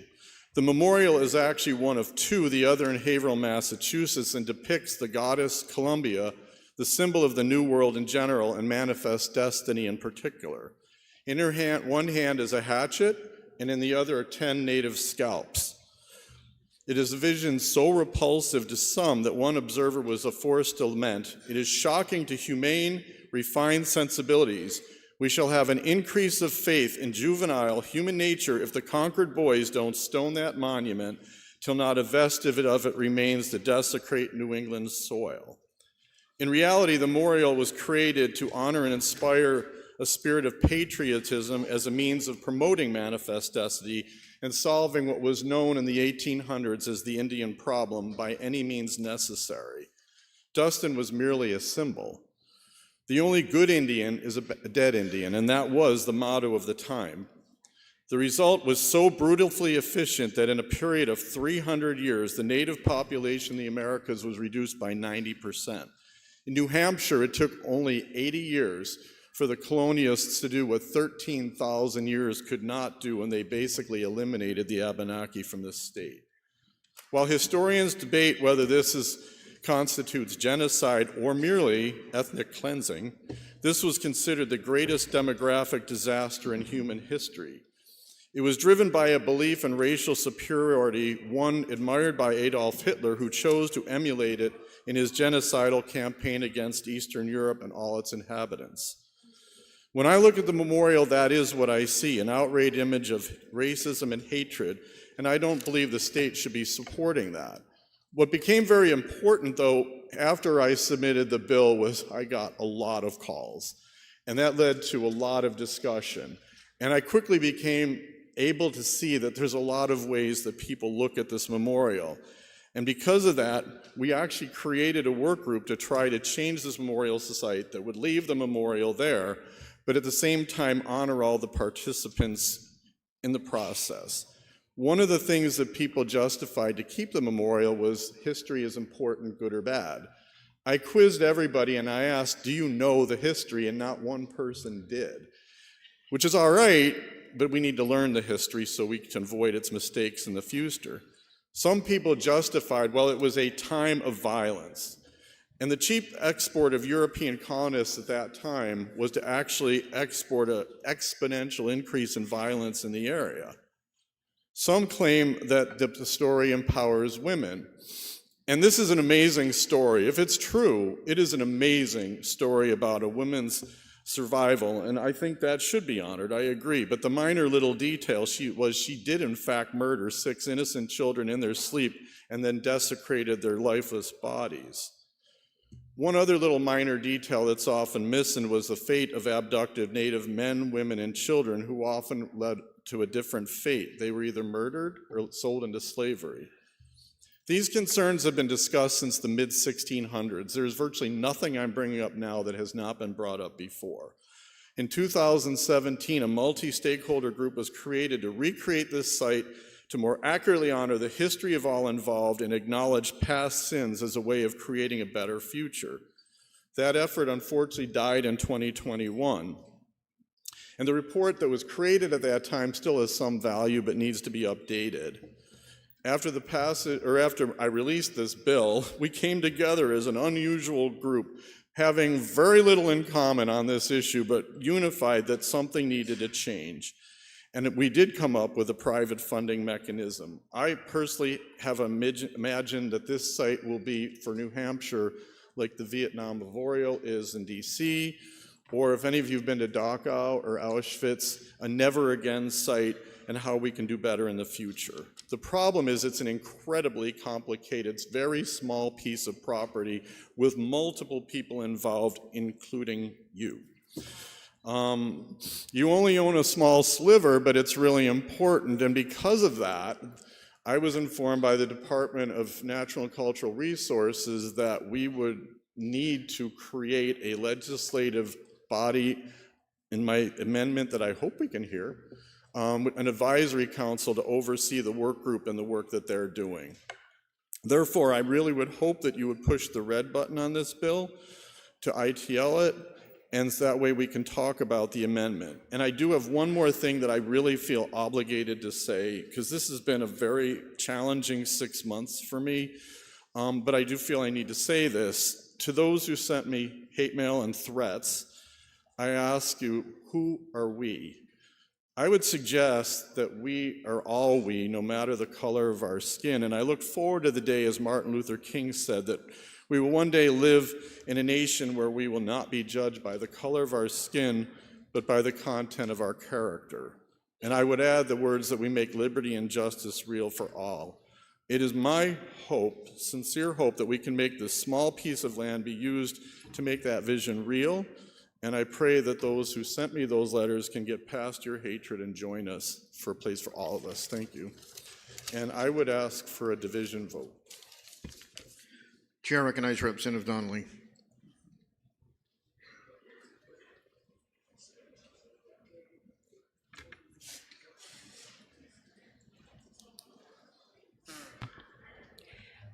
Thank you, Mr. Speaker.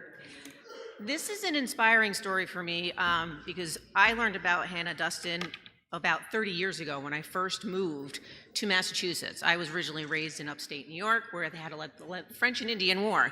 So I know the author of the Massacre on the Merrimack, which I encourage everyone to read because it's a very highly detailed The representative book. will suspend. There's no props at the well. Oh, just PI? Oh. Lesson learned. I apologize, Mr. Speaker. Let me begin with, this is the first erected woman statue in the United States. That alone should be significant enough for us to never want to take this down as a community. In addition, this is also something that Hannah Duston had just bore a baby. She was only a week old, Martha. She was captured. Her husband, she didn't even know, her husband ran with the other children to flee. She didn't know if they were alive or dead. Then what happened is they took her, they captured her. It was known that women back then, hundreds of them, colonial women, were taken and they were sold into slavery. She didn't know what was to happen with her. She just had a baby.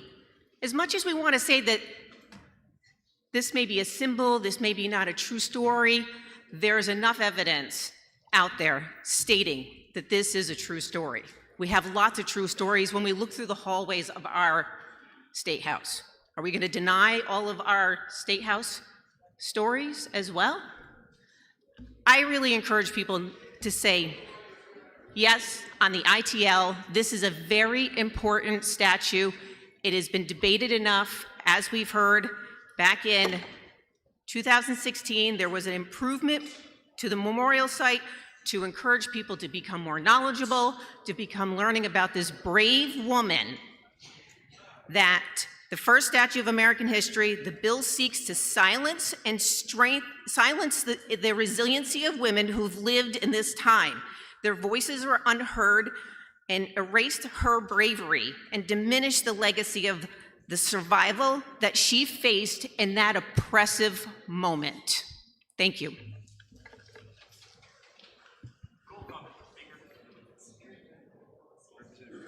Representative Granger requested a roll call. Is that sufficiently seconded? It is sufficiently seconded. This will be a roll call vote. Members, take your seats.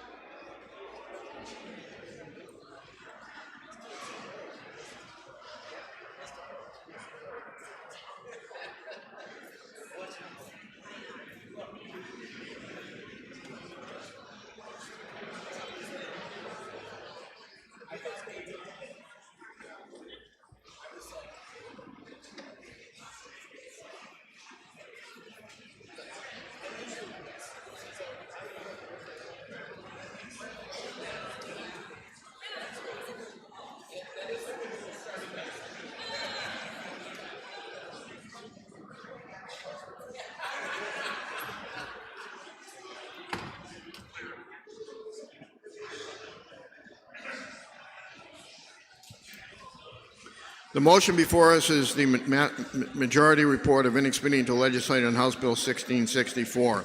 This is a roll call vote. Chair recognizes Representative Sargent for a parliamentary inquiry.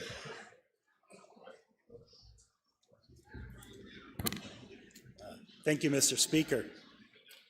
If I know that instead of removing the Hannah Duston statue, we have an opportunity to finish the work of the prior study committee, and if I also know that a new advisory council with state, local, and native representation is needed to finish the job and to make the site historically complete and a desirable place to go, would I now press the red button so that a better motion may be made?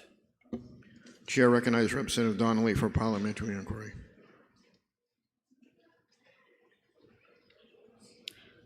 Thank you, Mr. Speaker. If I know that the life in the 1600s was a brutal time when hundreds of colonial women were kidnapped and sold into slavery, King William's War, I can't even imagine the resiliency it took to survive such horrors. If I know that in 1874, Hannah Duston statue became the first publicly funded statue of women in this country, then I know it stands for a symbol of courage, survival, and a testament to women's voices in a time when women had none. This statue should never be removed. If I know in 2016, House Bill 1397 was passed to improve the memorial site so that all could learn about the Hannah Duston bravery, and then I know it was a step towards honoring the strength of women endured unimaginable trials and the world denied them standing rights and recognition. And yet today a man sponsors a bill to remove the statue. The first statue of a woman in our nation, the bill seeks to silence the strength and resiliency of women who live in a time The representative will suspend. This is a parliamentary inquiry. Would I press the green button? The motion before us is Majority Committee Report of Inexpedient to Legislate on House Bill 1664. This is a roll call vote. If you're in favor, you'll press the green button. If you're opposed, you'll press the red button. Voting stations are open for 30 seconds.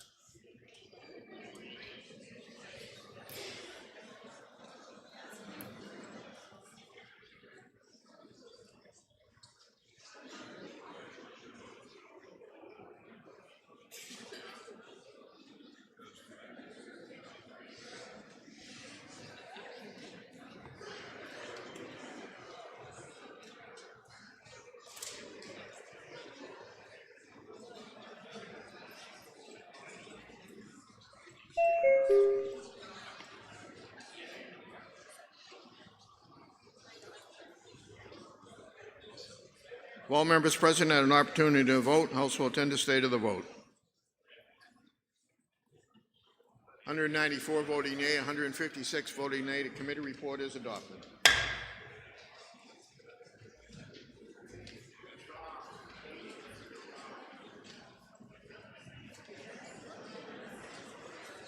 The Committee on Resources, Recreation, and Development, to which referred House Bill 1768 FN, an act relative to free day use, admission, and metered parking at state parks for all honorably discharged state resident veterans. Considered the same, report the same with the following amendment, and the recommendation the bill ought to pass with amendment. Representative Nicholas Bridle for the committee. The amendment is 0358H, printed in House Record 6, page 45. The question is on the amendment. All those in favor say aye. Aye. Those opposed, nay. The ayes have it, and the amendment is adopted. The motion before us now is ought to pass with the amendment. Are you ready for the question? All those in favor say aye. Aye. Those opposed, nay. The ayes have it, and the committee report is adopted. And it's going to Ways and Means. For what reason does a member rise? To make a motion, please. State your motion. I move to place the remarks on HB 1664 in regards to the Hannah Duston Memorial in the Permanent Journal. Without objection. Thank you.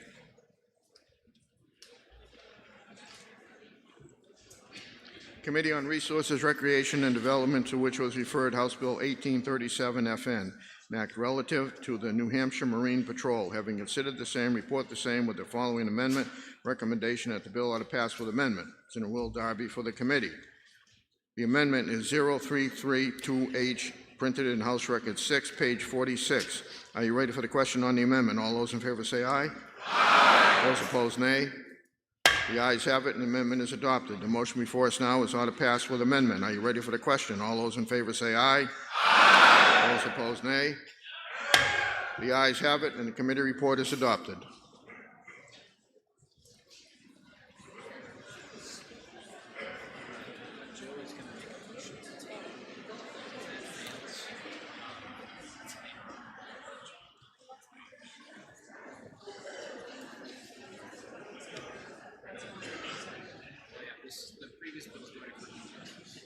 The previous bill prior to that is going to criminal justice. Majority of the Committee on Science, Technology, and Energy, to which was referred House Bill 1002. The House will be in order. An act repealing the solar energy system tax exemption. Having considered the same, report the same with a recommendation that the bill ought to pass. Senator J.D. Bernardi from the majority of the committee. For what reason does the member rise? To make a motion, Mr. Chairman. State your motion. I'd like to move that House Bill 1002 be tabled and ask for a division.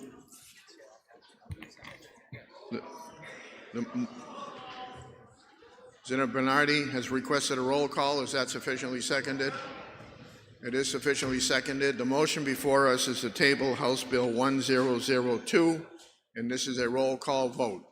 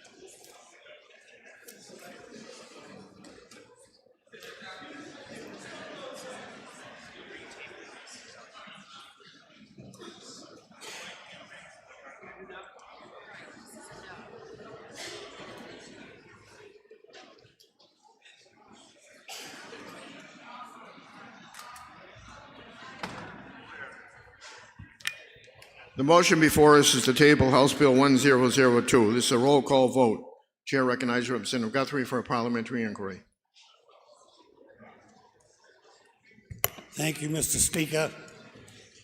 Mr. Speaker, if I know that this bill is to repeal a solar energy system tax exemption that's already on the books, to exempt it, and if I know that 153 towns, including my town of Hampstead, voted for this exemption in the same way they vote on everything else that comes before them, and if I know that each of these towns has the option to remove the exemption without the legislation mandating that they do so, and finally, if I know, if I can change my page, if I know that 65% of New Hampshire towns have already spoken on this issue, why would we want to change now?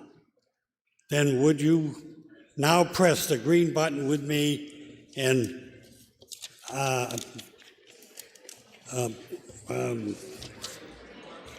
table, thank you, table this issue? The chair recognizes Representative Rose for parliamentary inquiry. Thank you, Mr. Speaker. Mr. Speaker, if I know that this bill is not about clean or reduced cost energy, but is instead a taxpayer fairness and logical tax policy bill. Editorial aside, it probably should have gone to Ways and Means. If I also know that an exemption for solar systems discriminates against other residential energy systems like air source or geothermal heat pumps, energy recovery ventilators, and whole house generators.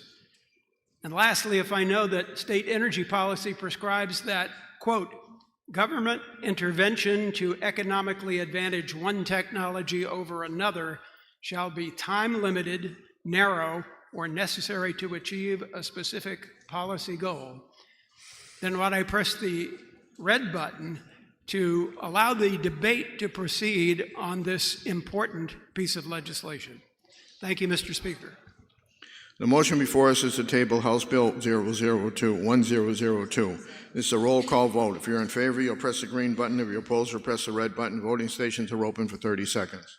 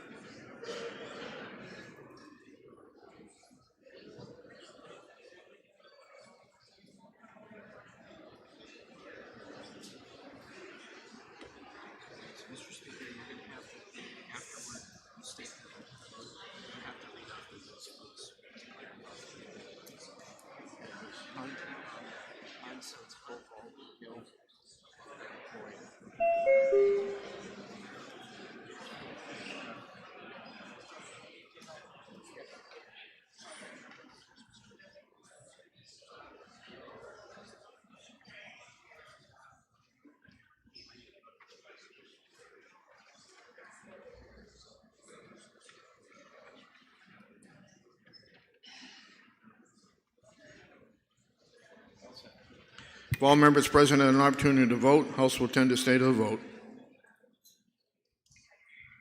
187 voting yea, 157 voting nay.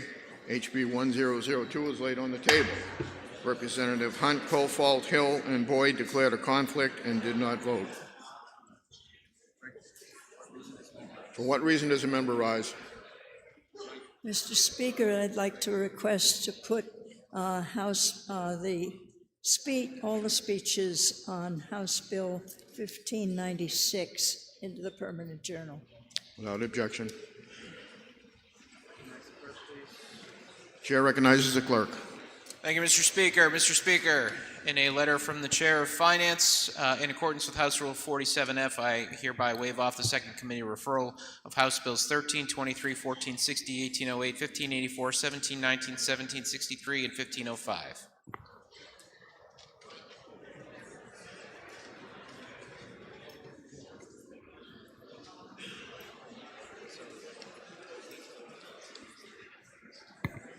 Majority of the Committee on Science, Technology, and Energy, to which was referred House Bill 1542 FN, Act relative to Renewable Energy Fund compliance payments. Having considered the same, report the same with the following amendment, and the recommendation of the bill ought to pass with amendment. Senator Janine Notter for the majority of the committee. Minority of the committee, having considered the same, being unable to agree with the majority, report with the following resolution: resolved that it is inexpedient to legislate. Senator Thomas Corman for the minority of the committee. For what reason does a member rise? To make a motion, State your motion.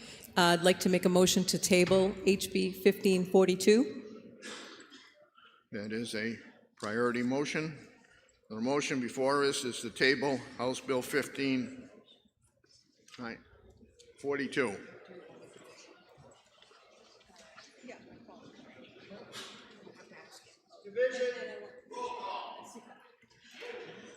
Representative Giason has requested a roll call. Is that sufficiently seconded? It is sufficiently seconded. This will be a roll call vote.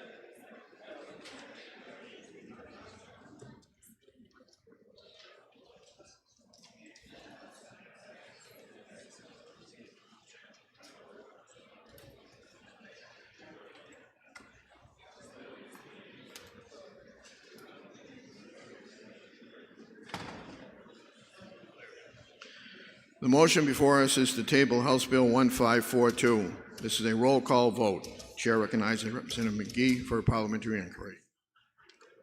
Thank you, Mr. Chairman. If I know that this bill eliminates all state funding and grants for local renewable energy projects to help residents, towns, industry, and low-income communities save on their energy bills, And if I know that the Renewable Energy Fund generates $9 of private investment for every $1 the state invests, which builds New Hampshire's energy independence by keeping our energy dollars in the local state economy. And if I know that we can't say that we're trying to lower energy costs when we are gutting programs that have a proven track record of actually lowering energy costs for Granite Staters, then would I now press the green button to table this unforced era of a bill for New Hampshire? Thank you. Chair recognizes Representative Vos for parliamentary inquiry. Thank you, Mr. Speaker. Mr. Speaker, if I know that constituents all over New Hampshire are asking us to do something about high energy costs, if I also know that there are very few things that we can do, but one of the things that we can do is change public policy that increases utility costs. If I lastly know that discussing the merits of this bill, which would indeed lower utility costs, is worth our time, would I press the red button to say no to this tabling motion? Thank you, Mr. Speaker. The motion before us is to table House Bill 1542. This is a roll call vote. If you're in favor, you'll press the green button. If you're opposed, you'll press the red button. Voting stations are open for 30 seconds.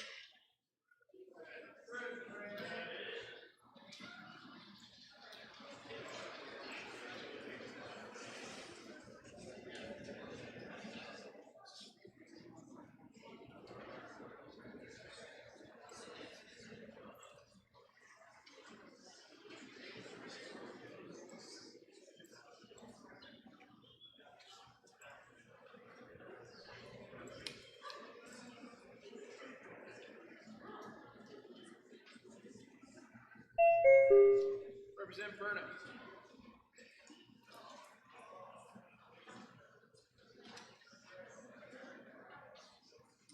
Representative Katsouris. I need a thumb up or down. Thumb up or down. Representative Khan.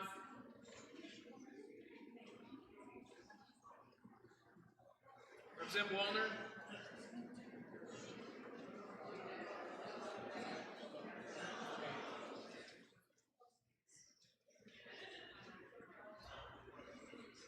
Representative Georges.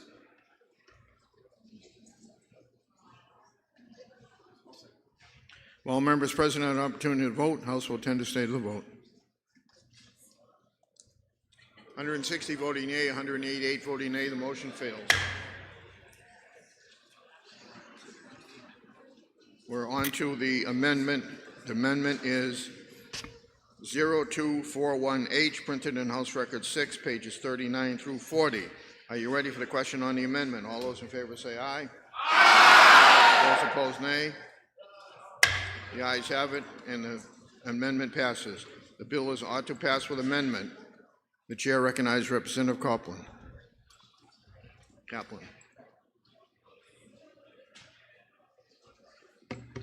Thank you, Mr. Speaker. Mr. Speaker, House Bill 1542 would take the Renewable Energy Fund in the situation we last left it with last year's budget. As you recall, when we passed that budget, we drained the Renewable Energy Fund, sending all the money back to the ratepayers to help with electric bills. At the time, that seemed like a good idea because electric bills were and are too high. But by making that situation permanent, which this bill intends to do, in effect killing off the Renewable Energy Fund, which is an important engine for economic development in our state, in exchange for an illusion of a fix on electric bills that would have, in fact, the opposite of the intended effect. It would send electricity costs rising. It would hurt important parts of our state economy, and would raise property taxes across the state. That doesn't make sense. See, what the Renewable Energy Fund does, it's funded from the ratepayers to the equivalent of about a small coffee every month, about $3 on the average bill, average electric bill. It takes that money, puts it in a fund. The Department of Energy grants that money out to school districts towns, county governments across the state in the form of seed money. So for every dollar that the state sends out, we leverage $9 back in private money. That's a pretty good lever, 1-to-9 ratio, to buy stuff, solar panels, high-efficiency wood boilers, that helps lower bills for the municipalities, for the county governments, for the school districts, commercial industrial partners, low-income residents across the state. So not only does it lower bills for those partners, when municipal governments, county governments, and school districts are saving money, guess what else that puts downward pressure on? Property taxes. So we're removing an important check on rising property taxes when we kill the Renewable Energy Fund. So not only does it do that, not only does it put downward pressure on property taxes, but it also lowers everybody's electric bills, because electricity prices are set on the regional electric market dependent on the supply of natural gas. So when you reduce the demand for natural gas in the form of reducing the demand for electricity through using solar panels or using natural gas as a heating fuel, it's the #1 heating fuel in New England, you lower the price of electricity on the regional electric grid for everybody. So the Renewable Energy Fund is driving down electric costs in the long term, driving down property taxes, and it's saving money for our constituents. So that's not all it does, though. It props up important parts of our state economy and provides money for local businesses. So when you pay your electric bill, your heating bill, you're basically sending that money out of state because you're paying for natural gas, basically. We don't have natural gas in New Hampshire. So that money goes out of state, never to be seen again.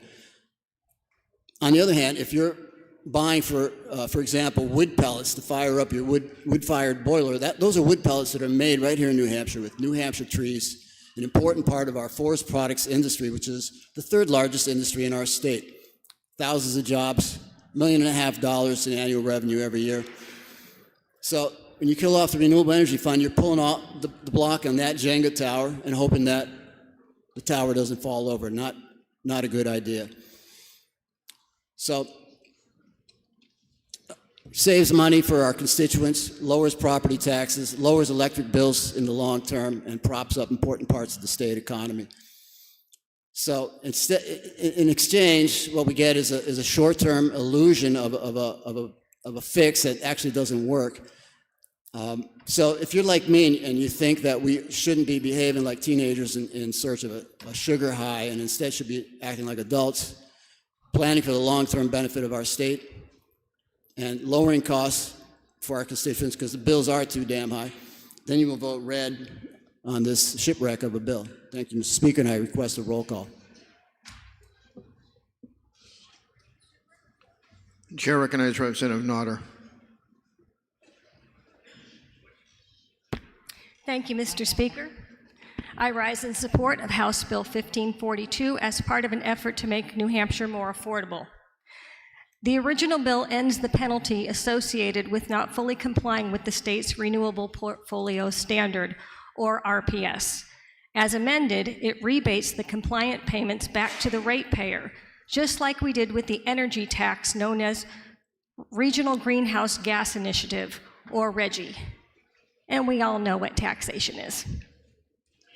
The RPS program is a state mandate that requires electric utilities in New Hampshire to get a certain percentage of their electricity from sources like solar, wind, hydro, or biomass. The purpose was to reduce the reliance on hydrocarbons, natural gas, oil, or coal. These reliable sources of energy are often called fossil fuels. The term forms an opinion, or they may form an opinion, that they are ancient, rare, finite, and in danger of running dry. But isn't everything finite? I mean, besides the Creator. Lithium, cobalt, nickel, graphite, steel, the sun and the sky, and ourselves, we're all finite. We can fossilize everything in that respect. Fossil lithium, fossil cobalt, fossil you, and fossil me. Under the RPS program, if a utility fails to buy the required alternative unreliable sources of energy, they pay a penalty known as Alternative Compliance Payments, or ACPs. The money is a backdoor tax that is used for projects, a redistribution of wealth. In the last budget cycle, the fund was rated to add to the general fund. Moreover, the usual beneficiaries in this subsidy did not get any, yet they did not cease to exist. As amended, House Bill 1542 will return that money back to the ratepayers. In the grand scheme of things, $6.7 million might not be a lot of money, and the fact that a quarter of that money goes towards overhead to run the subsidy program, a savings is still a savings. We can put money back into the pockets of our constituents by chipping away wherever we can. And this bill will do just that, Mr. Speaker. I urge you to support House Bill 1542, and I request a nice loud voice vote. Thank you. Press the green button if we don't get a voice vote. The motion before us is Majority Committee report. Does the member yield to a question? Member yields, you may inquire. Thank you, Mr. Speaker, and thank you, Representative, for taking my question. Would you agree with me that Massachusetts, they spend billions and billions of dollars more than we do on energy efficient programs and renewable energy projects, and not only just a total number of billions, but many, many times what we spend per capita, and yet the Eversource all-in electric rates in Massachusetts are over 30% higher than their rates in New Hampshire?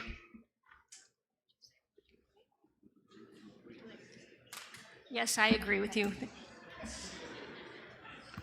The motion before us, Majority Committee report of order passes amended on House Bill 1542. Are you ready for the question?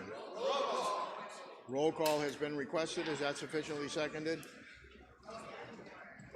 It is sufficiently seconded. This will be a roll call vote. Members, take your seats.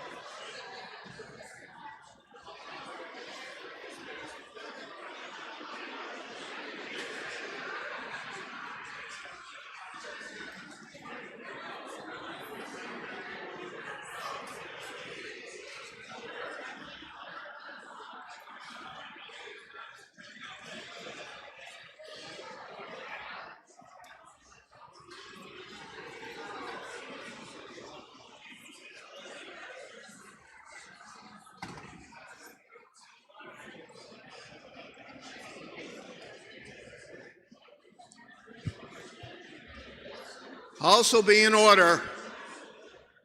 The motion before us, a Majority Committee report of order passes amendment on House Bill 1542. This is a roll call vote. Chair recognizes Representative Corman for a parliamentary inquiry. Thank you, Mr. Speaker. If I know that the Renewable Energy Fund is an incredible economic engine, yielding $9 of investment for every dollar put in from the fund, yeah, try to find other things like that. And if I know that renewable energy keeps money in the state, rather than sending it out of state to big oil-producing states such as California, then would I press the red button in order to keep the Renewable Energy Fund for its stated statutory purpose and not eviscerate it. Chair recognizes Representative Mattson for a parliamentary inquiry. Thank you, Mr. Speaker. Mr. Speaker, if I know that the alternative compliance payments are a backdoor tax and if I know that subsidies are a redistribution of wealth, and if I further know that HB 1542 will give money back to the ratepayers like we did with the RGGI program, would I then press the green button? Thank you, Mr. Speaker. The motion before us, Majority Committee report of order passes as amended in House Bill 1542. This is a roll call vote. If you're in favor, you'll press the green button. If you're opposed, you'll press the red button. Voting stations are open for 30 seconds.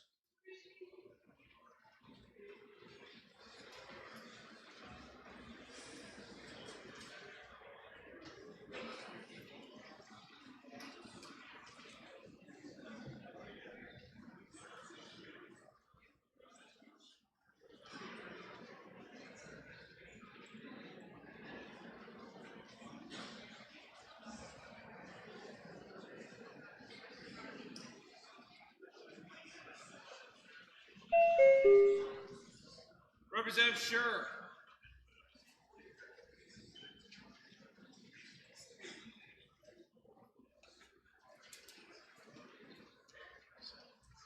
While members present had an opportunity to vote, House will tend to stay to the vote. 189 voting yea, 157 voting nay. Committee report is adopted. And it's going to Ways and Means.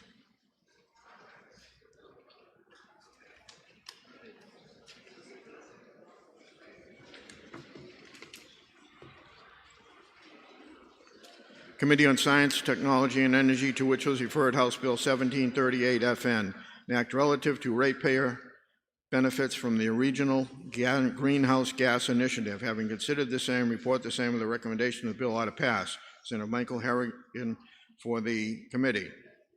Are you ready for the question? All those in favor say aye. Aye. Those opposed, nay. The ayes have it. The committee report is adopted, and it goes to Ways and Means.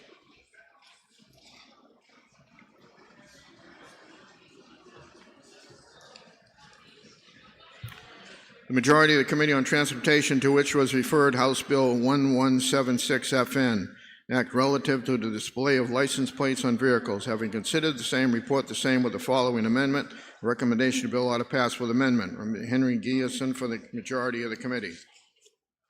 Minority of the committee, having considered the same, being unable to agree with the majority, report with the following resolution. Resolved that it's inexpedient to legislate. Senator Daniel Veyu for the minority of the committee.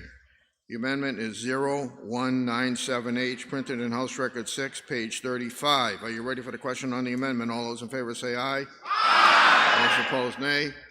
The ayes have it, and the amendment is adopted. The motion before us now is ought to pass with amendment. Chair recognizes Representative Veyu.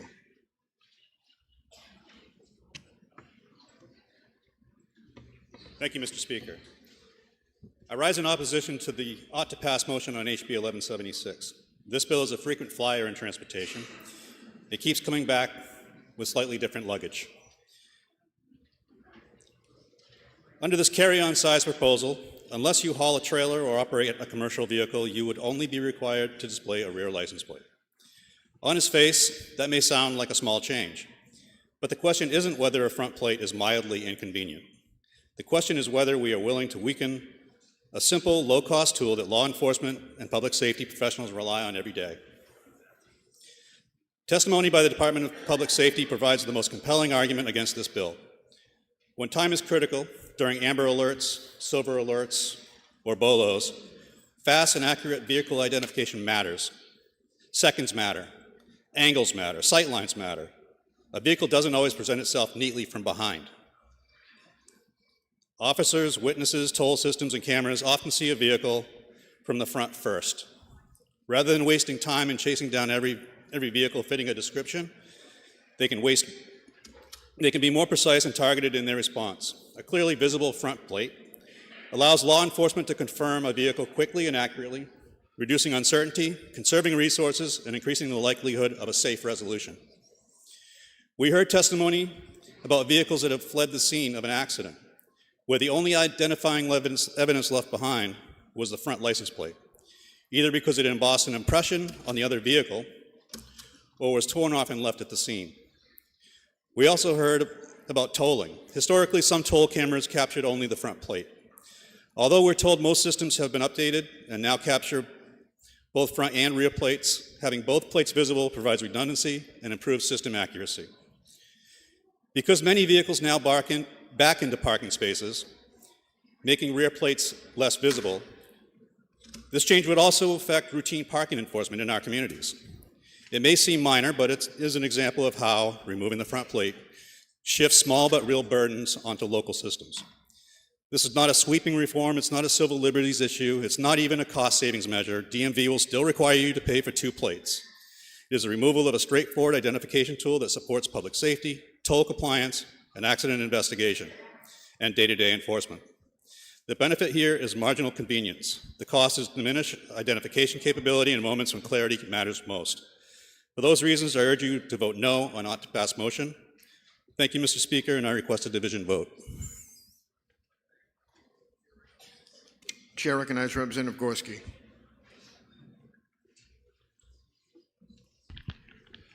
Thank you, Mr. Speaker. Mr. Speaker, I stand in support of the committee report of OTP for HB 1176.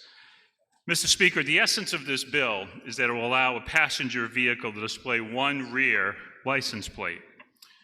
During the bill's hearing, there was testimony about having both the front and rear plates as provided or discussed by law enforcement and DOT for the Easy Pass system. However, this argument falls flat because in the past in our committee, we've passed special commemorative plates that go in the front of the vehicle in the front part. For example, for the 300-year anniversary for Nashua, and most recently the 250 year for our birthday of America. But with both of these bills, this argument falls flat about having both plates because there was not 1 ounce of pushback from these various law enforcement and DOT regarding those front commemorative plates.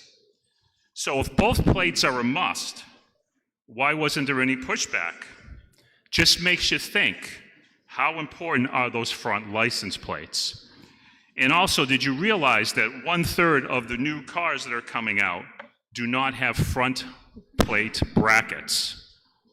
So finally, Mr. Speaker, I just want to mention that this bill requires that commercial vehicles still have to show both plates, and if they tow apparatus, they also have to show both plates. So with all that, I ask you to support the motion of OTP by passing the green button. Thank you, Mr. Speaker. A division has been requested. Members, take your seats.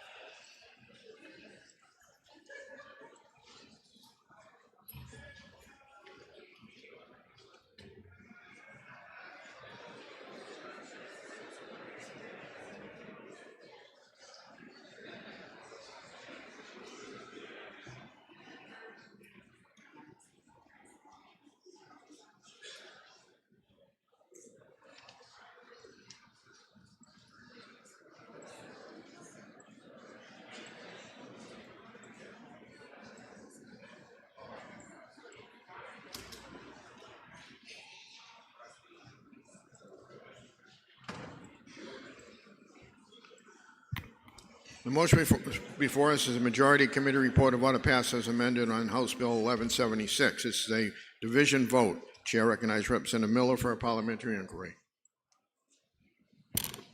Thank you, Mr. Speaker.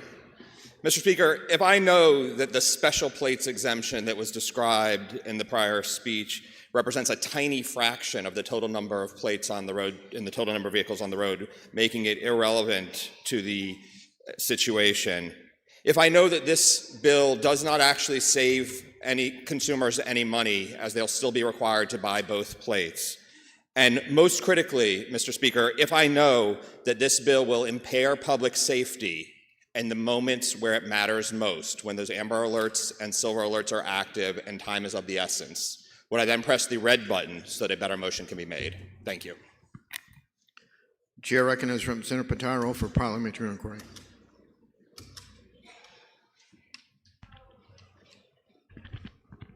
Thank you, Mr. Speaker. If I know that New Hampshire vehicle owners have been asking us to remove the requirement for displaying a front license plate for years and years and years, and if I know that my 1989 Cadillac Alante would look so much better if I was able to remove that silly front license plate bracket, would I then press the green button? Thank you, Mr. Speaker. The motion before us is the Majority Committee report of order pass as amended. We're in the voting mode. There should be no reason for talking. This is a division vote on House Bill 1176. If you're in favor, you'll press the green button. If you're opposed, you'll press the red button. Voting stations are open for 30 seconds.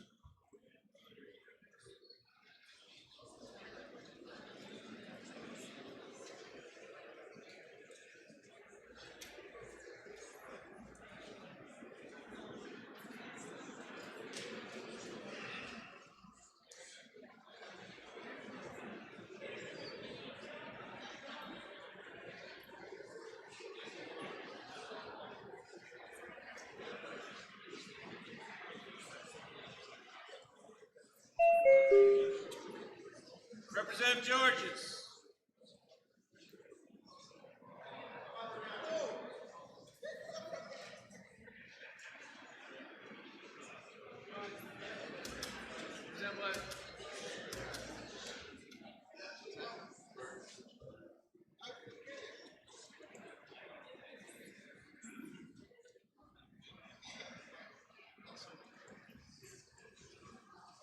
If all members present had an opportunity to vote, House will tend to stay to the vote. 159 voting aye, 188 voting nay. The motion fails.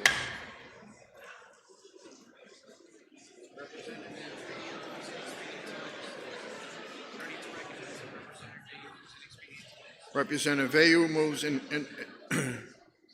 ITL on House Bill 1176. Are you ready for the question? What reason does the member rise? Thank you, Mr. Speaker. I move to table House Bill 1176. What's that? No. The motion before us is to table House Bill 1176. We were in the voting mode. I had not put the question forward. What reason does a member rise? For a parliamentary inquiry, Mr. Speaker. State your... Were we not already in the voting mode when the tabling motion was made? No. No.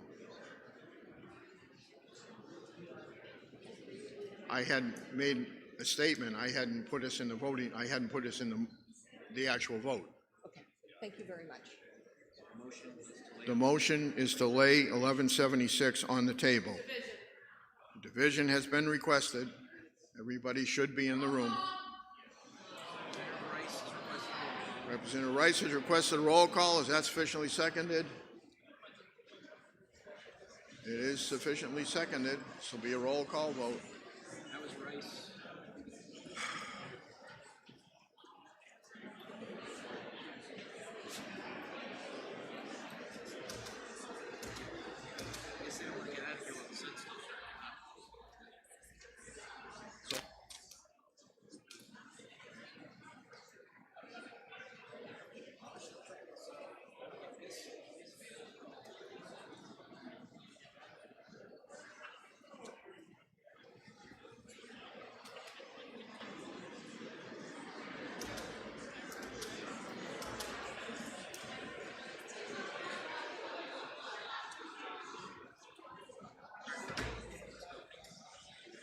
The motion before us is to lay House Bill 1176 on the table.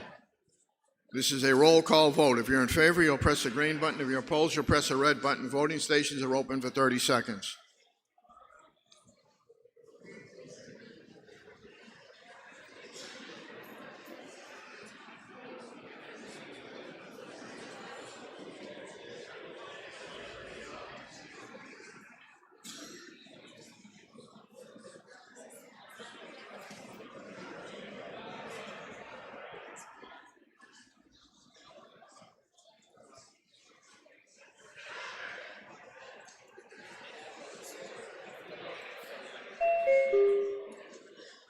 Representatives Lynn and Mannion.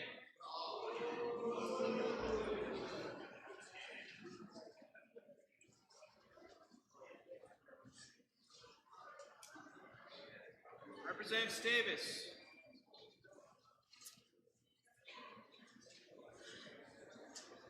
Representative Germana.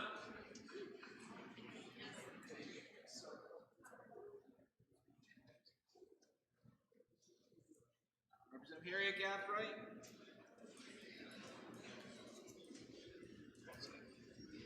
If all members present have an opportunity to vote, House will tend to stay to the vote. 321 voting yea, 27 voting nay. House Bill 1176 is laid on the table.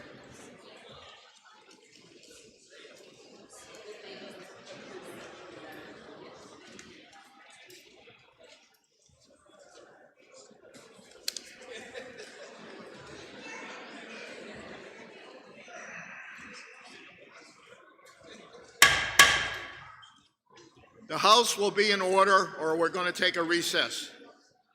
Take your pick.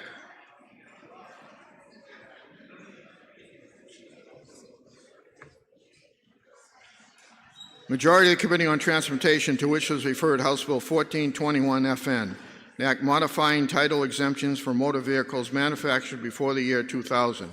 Been considered the same and report the same with the following amendment and the recommendation that the bill ought to pass with amendment. Representative Henry Gierson from the majority of the committee. Minority of the committee, having considered the same, being unable to agree with the majority, report with the following resolution. Resolved that it is inexpedient to legislate. Representative Seth Miller for the minority of the committee. The amendment is 0445H, printed in House Record 6, pages 36 through 37. Are you ready for the question on the amendment? All those in favor say aye. Aye. Those opposed, nay. The ayes have it, and the amendment is adopted. The motion before us now is ought to pass with amendment. The chair recognizes Representative Miller.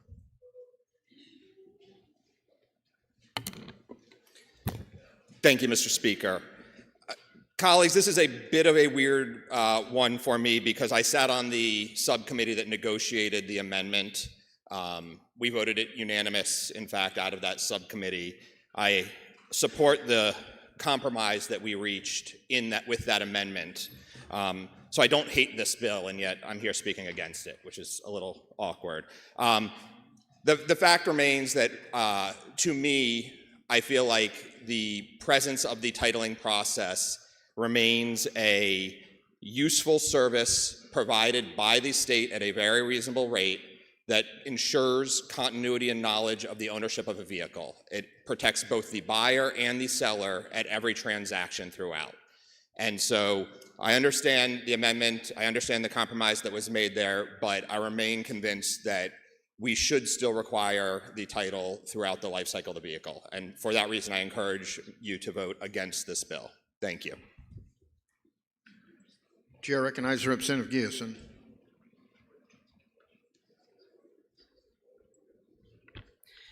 Thank you, Mr. Speaker. Mr. Speaker, as you know, in 2014, when you were on the Transportation Committee, you moved to change the law from 15 years to 2,000 for registration exemptions.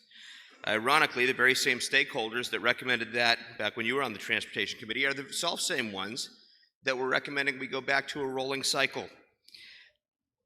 Due to the volume of bills surrounding title exemptions, we had a subcommittee that my friend from Dover just referenced, and we decided we would come out at a 20-year exemption policy. We heard from the Title Bureau at the DMV, taking no position, but they did state that because they used to have to do 15 years and now they're up to 26 years with no end in sight, that it was increasing the workload and slowing down their ability to return titles. By negotiating out to 20 years, this puts them back on a rolling schedule, prevents overwhelming them or having to hire new staff. Excuse me. Titles are very important for maintaining chain of custody. And one of the very smart things that this subcommittee did was created an opt-in process. So if your vehicle is more than 20 years old and it's not mandated to title, you can still elect to go get a title.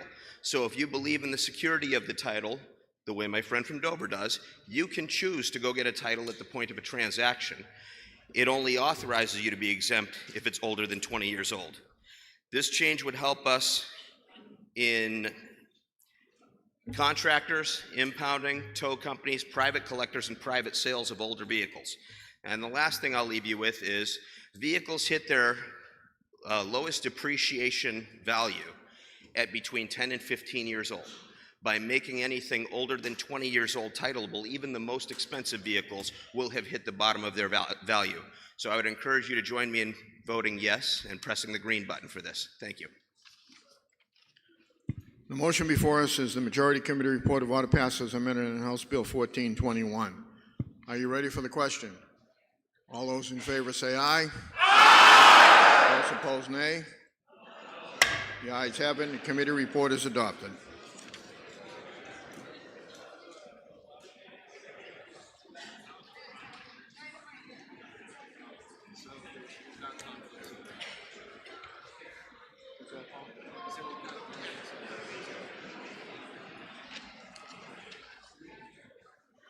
Oh, conflict. Majority Committee on Ways and Means, to which was referred House Bill 1580 FN Local, an act relative to the taxation of non-primary residents. Having considered the same, report the same with the following resolution: resolved that it is inexpedient to legislate. Son of James Tierney for the majority of the committee. Minority of the committee, having considered the same, being unable to agree with the majority, will report with the following amendment: the recommendation that the bill ought to pass with amendment. Sir Thomas Schamberg for the minority of the committee.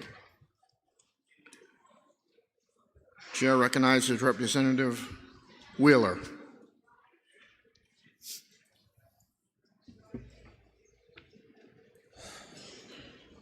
Thank you, Mr. Speaker. Today I have the pleasure of being the tax man, and I'm here to collect a 0.75% surcharge on any non-primary residence valued at over $500,000 in our state that is unoccupied for more than 183 days out of the year. Mr. Speaker, taxman, why do we have taxes? We have taxes which fund the seats we sit in, the building we work in, the roads we drive on, the schools we were educated in. Taxes fund the public sector of life in human society. And so while many of my friends here in this body believe taxation is, I'm just kidding, Mr. Speaker, I know better than to beckon a call, but they believe taxation is theft. That's a reasonable argument, I suppose, if you believe that government shouldn't exist. I believe,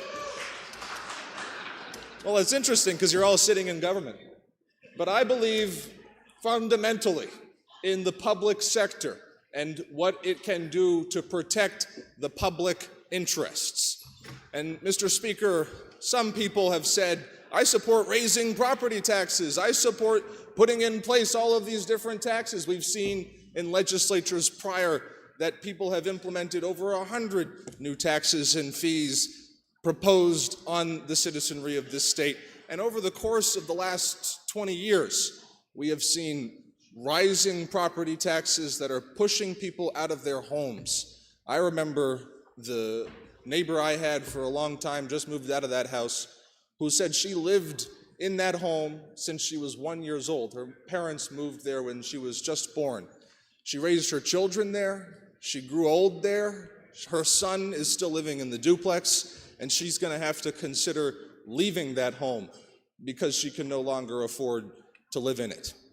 Mr. Speaker, at a time when most people in our state can't even afford one home, let alone a second home valued over $500,000 that they don't spend more than 183 days in, I think a surcharge tax on these non-primary residences is absolutely an appropriate thing for this legislature to do.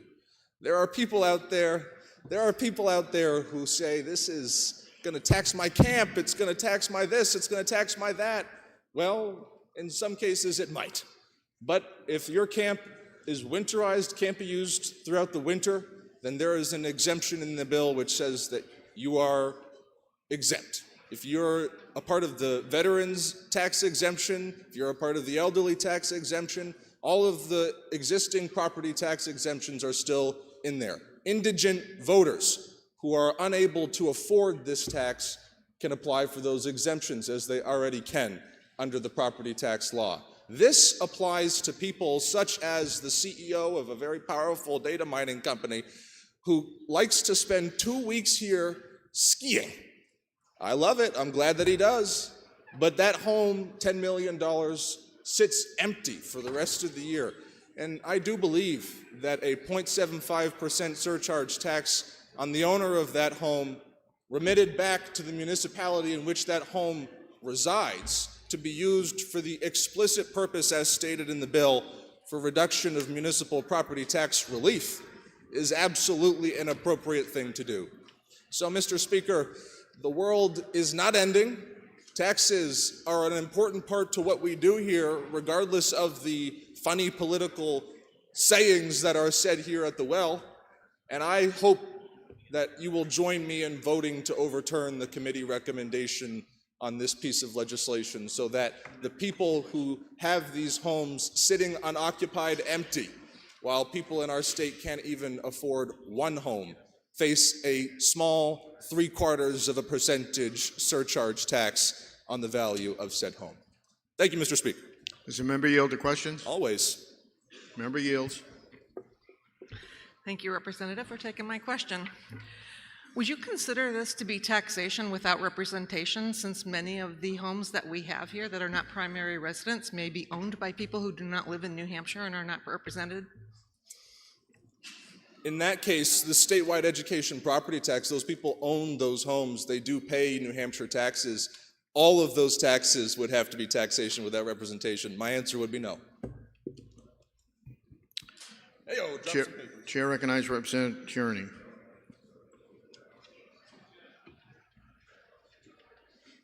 Thank you, Mr. Speaker. Mr. Speaker, HB 1580 is a bill trying to remedy the problem of our ever-increasing property taxes. A worthwhile objective, but falls short of the target. The bill proposes to place an additional property tax on all non-primary residences with an assessed valuation of more than $500,000. Why are we going to tax only the high-end properties? Why not all of them? Non-primary residents are defined as any residential property, including single-family houses, condominiums, mobile home, that is not the owner's principal place of abode. Your vacation house on the lake or up in the North Country, an apartment building that you purchased for your retirement that also will be taxed if your tenant doesn't stay for 6 consecutive months. We are told by our constituents that property taxes are a big problem, so we create another property tax. Public testimony was very much against this bill. This is not the way to go. Vote yes to uphold the ITL motion. The motion before us is the Majority Committee Report of Inexpedient to Legislate on House Bill 1580. Are you ready for the question? Division has... Roll call, Mr. Speaker. Representative Wheeler has requested a roll call. Is that sufficiently seconded? It is sufficiently seconded. Members take their seats. This will be a roll call vote.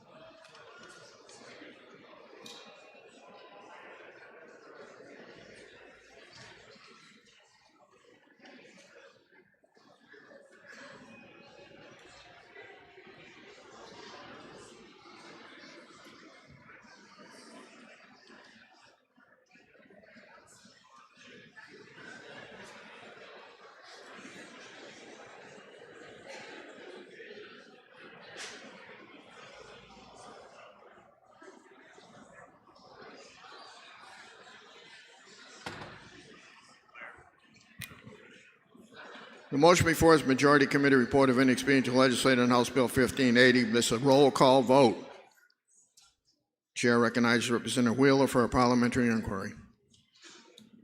Mr. Speaker, if I know that any home left unoccupied for more than 183 days out of the year valued at over $500,000 is a home not going to a citizen here in New Hampshire, or a home that is left unoccupied at a time when we need municipal property taxes being paid to relieve people of their property tax relief. And Mr. Speaker, if I know there are exemptions for all of the cases which I have heard about here on the floor and in-person conversations about this piece of legislation, and Mr. Speaker, if I know that taxation is an important piece to what we're all doing here every time we meet, then would I support this legislation and vote to overturn the committee recommendation. Chair recognizes Representative Tierney for a parliamentary inquiry.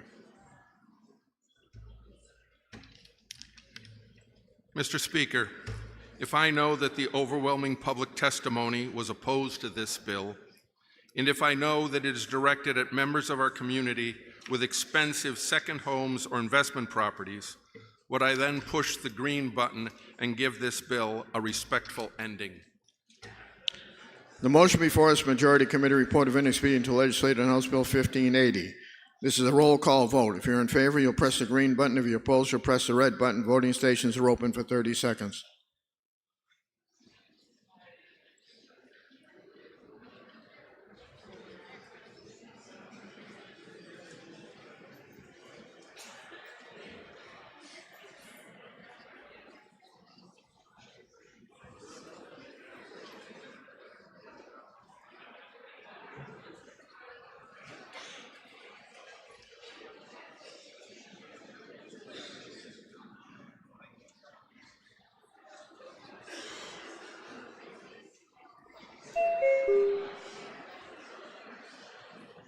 Webster and Manos.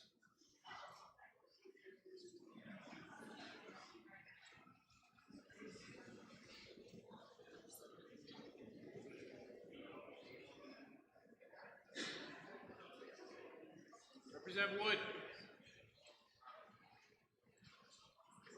do you want to do?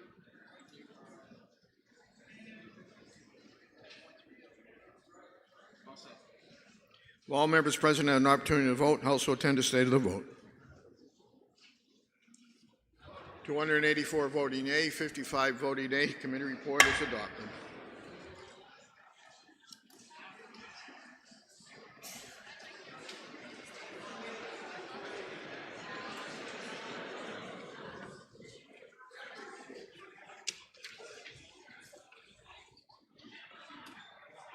The majority of the Committee on Ways and Means, to which was referred House Bill 1810 FN, Act relative to a road salt fee to support certified winter road maintenance policies, considered the same, report the same with the following resolution: resolved that it is inexpedient to legislate. Senator Jordan Ullery for the majority of the committee. Minority of the committee, having considered the same, being unable to agree with the majority, report with the recommendation bill ought to pass. Representative Thomas Schamberg for the minority of the committee. Chair recognizes Representative Rung.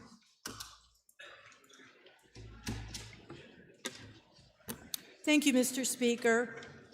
Colleagues, did you know that New Hampshire is not just the first in the nation for the presidential primary, but we are also first in the nation for using road salt on our roads? Since 1938, New Hampshire was first in the nation to use road salt to treat icy roads. This practice has undoubtedly saved countless lives and property damage. But 88 years of salt application is not without consequence. All that salt, and last year we spread over 1 million tons of it on New Hampshire roads, just doesn't go away. In addition to coating our cars and trucks, and I've seen some of yours in the parking lot, salt seeps into soil, then groundwater, then into our drinking water. In my town of Merrimack, we spent over $1 million because one of our municipal wells was contaminated with road salt. Right now, according to New Hampshire DES, over 50 lakes in New Hampshire have sodium levels deemed unhealthy by EPA standards. HB 1810 tackles this problem head on. It sets up a salt mitigation fund whereby municipalities, the state, and private companies can access money to help purchase brine sprayers, which are more effective at treating icy roads while using only a quarter of the salt that otherwise would be spread as rock salt. It also pays for training for DPW crews and private contractors in how to more efficiently use road salt by preventing over-application. This program, called Green Snow Pro, currently costs $450 per municipality and $150 per person. So this fund can save our towns money. It can also be used to build safe storage sheds, which was the topic of a previous bill. How does the Salt Mitigation Fund get financed? Through a $4 fee per ton of salt charged to bulk salt sellers. These are people, they're all out of state, that sell tons and tons of salt. That adds up to 1 million tons to New Hampshire. They would be paying $4 a ton for that. These big guys are all out of state, and they're the ones that are bringing in, when you see the huge rock salt, that's from them. That's how we do it in New Hampshire, right? We have countless fees to cover specific costs that we incur. In the budget passed last year, we raised dozens and dozens of fees. The bulk salt fee would be just one more in order to cover the costs of reducing our road salt usage and help our municipalities and private contractors with their costs. But the biggest cost savings from HB 1810 will be in extending the life of our municipal water sources, delaying or avoiding expensive salt removal systems, which, by the way, are more expensive than removing PFAS from water. And the priceless savings this will have in protecting our aquatic food web from salt-induced disruptions, which, by the way, spur cyanobacteria blooms. So I urge you to take this simple action to institute a fee that will go a long way to protecting our environment and the health and pocketbooks of Granite Staters. Thank you. Chair recognizes Representative Rulery.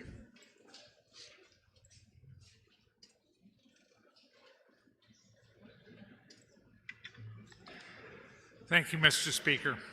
This bill has nothing to do with actual salt mitigation. Rather, it has... Well, thank you. This bill has nothing to do with actual salt mitigation. Rather, it deals with taxation. Other bills we heard today attempted to directly address the issue. HB 1810 is designed to get the taxpayers and private entities to pay to provide special benefit to private contractors by the addition of a fee of $4 per ton of salt to a program from which the applicators must also pay a fee. That's kind of like taking money from Peter to pay John. This bill would just add another tax, but then again, it's only $4 per ton. Applicators receive a benefit in liability protections, which then lowers their insurance costs when the applicator receives the Green Snow Pro certification, which is a program currently in action by the DOT. Applicators pay for a benefit which allows them to advertise that they are certified and thus gain business. Applicators, private contractors would benefit from a public tax which reduces their overhead and thus increases their profits. It's nice to get the government to subsidize your business operations. One wonders if daycare operations in Minnesota use the same program. This bill does nothing directly to address the issues raised, but it raises taxes. but only a little bit. There is no dispute that salt and water is an issue. There's no dispute whatsoever. We had 2 different bills that we talked about in this year. We're working on that issue. What is an issue is taxing people to pay for a group of businesses to acquire certification from the state that would then benefit their private businesses. Currently, and as it was admitted in committee, there exists a growing certification system. DOT said more and more applicators are getting the Green Snow Pro certification. Municipalities, if they were serious about salt pollution, would require certification before hiring applicators. The agency could improve its access to the program. There was no reason that the state should make access to safe roadways unaffordable with an unnecessary taxation. Please vote green on the pending motion. Does the member yield to questions? No, thank you. Member does not yield.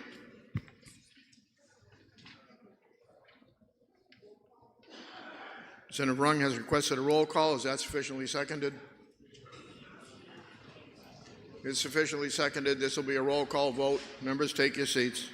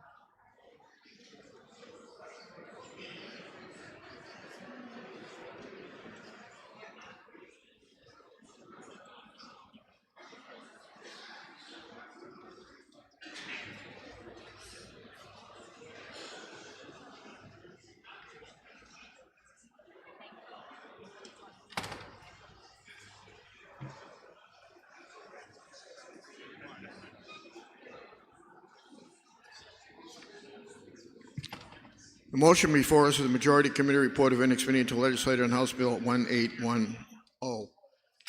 This is a roll call vote. The chair recognizes Representative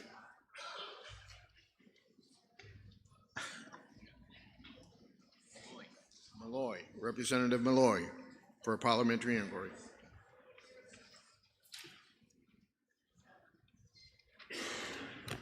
Thank you, Mr. Speaker.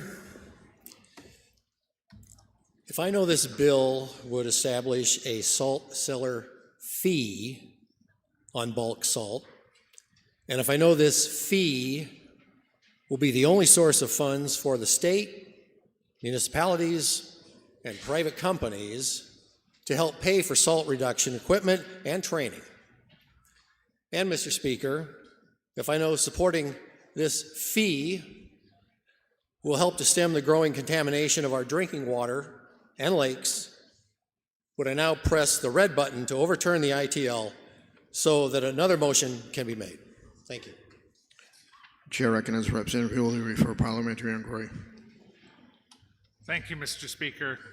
If I know that this is a new tax, a new cost to make safe roads unaffordable, and Mr. Speaker, if I know that this is a public tax to benefit private businesses via taxpayer-funded certification, would I then press the green button to ITL this just a little more fee?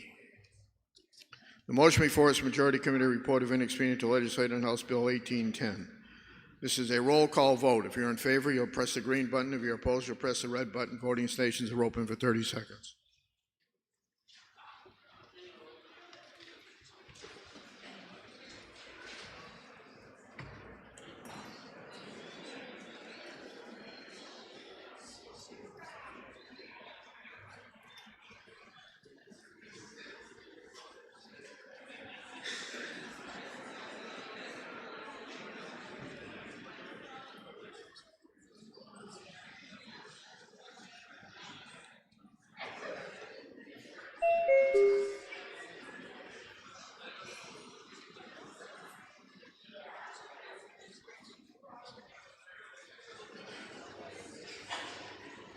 Representative Spear.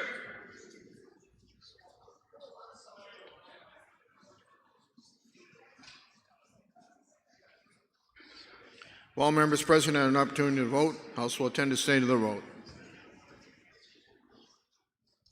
177 voting yea, 156 voting nay. Committee report is adopted.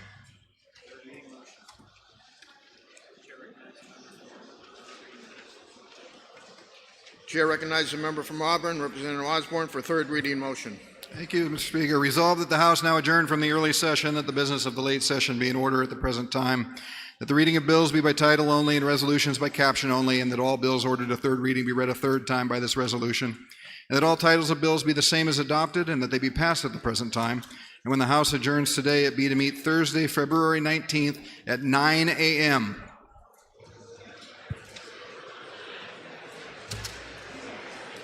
Are you ready for the question? All those in favor say aye. Those opposed, nay. The ayes have it. The third reading motion is. Please be quiet. We have an announcement in your name. We have an announcement unanimous.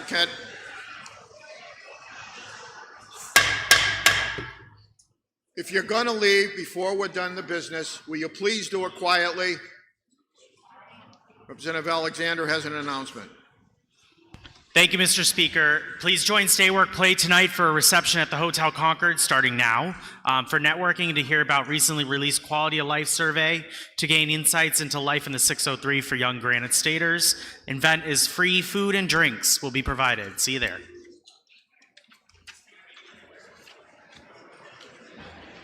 Chair recognizes Representative Freeman for unanimous consent.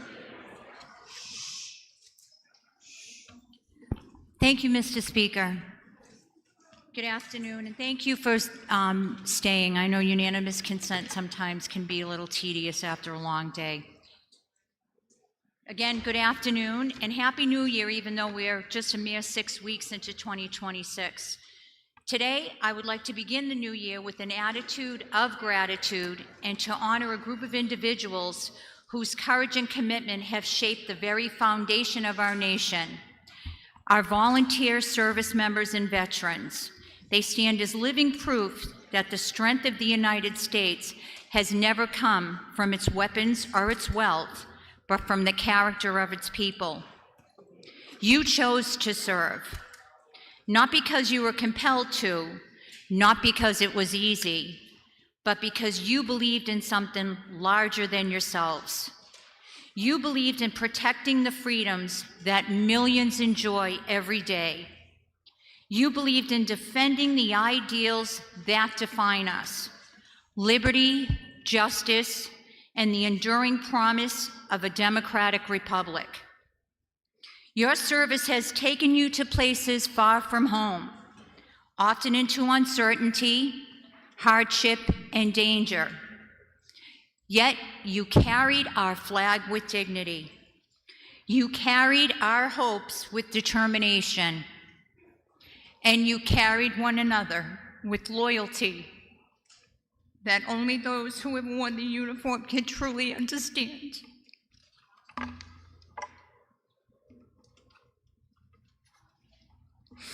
To our veterans, and especially my beloved late husband, whose airborne wings I will wear for the rest of my life,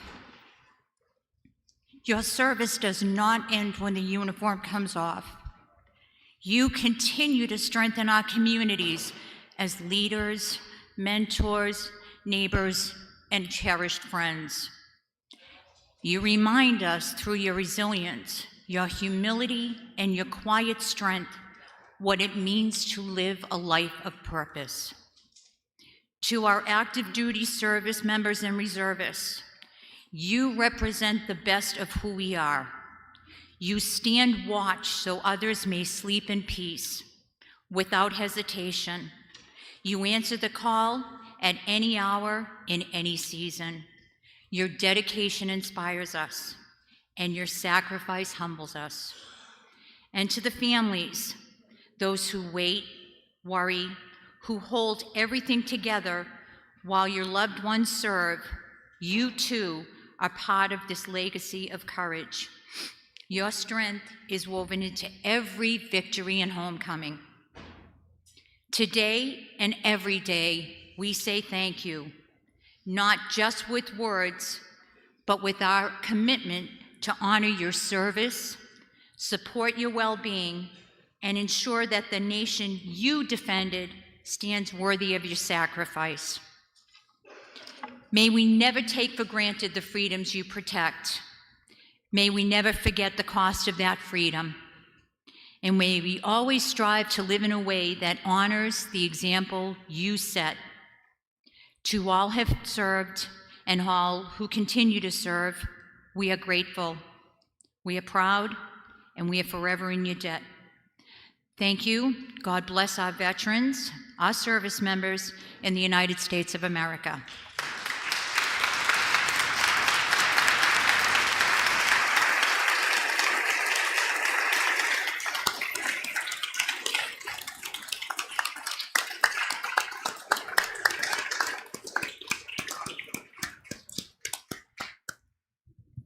For what reason does the member rise?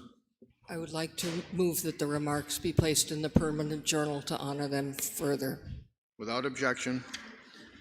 Representative Osborne moves that the House stand in recess for the purpose of an introduction of bills, vacate motion, and roll bill amendment, and roll bill reports, receiving messages, and forming committees of conference. Are you ready for the question? All those in favor say aye.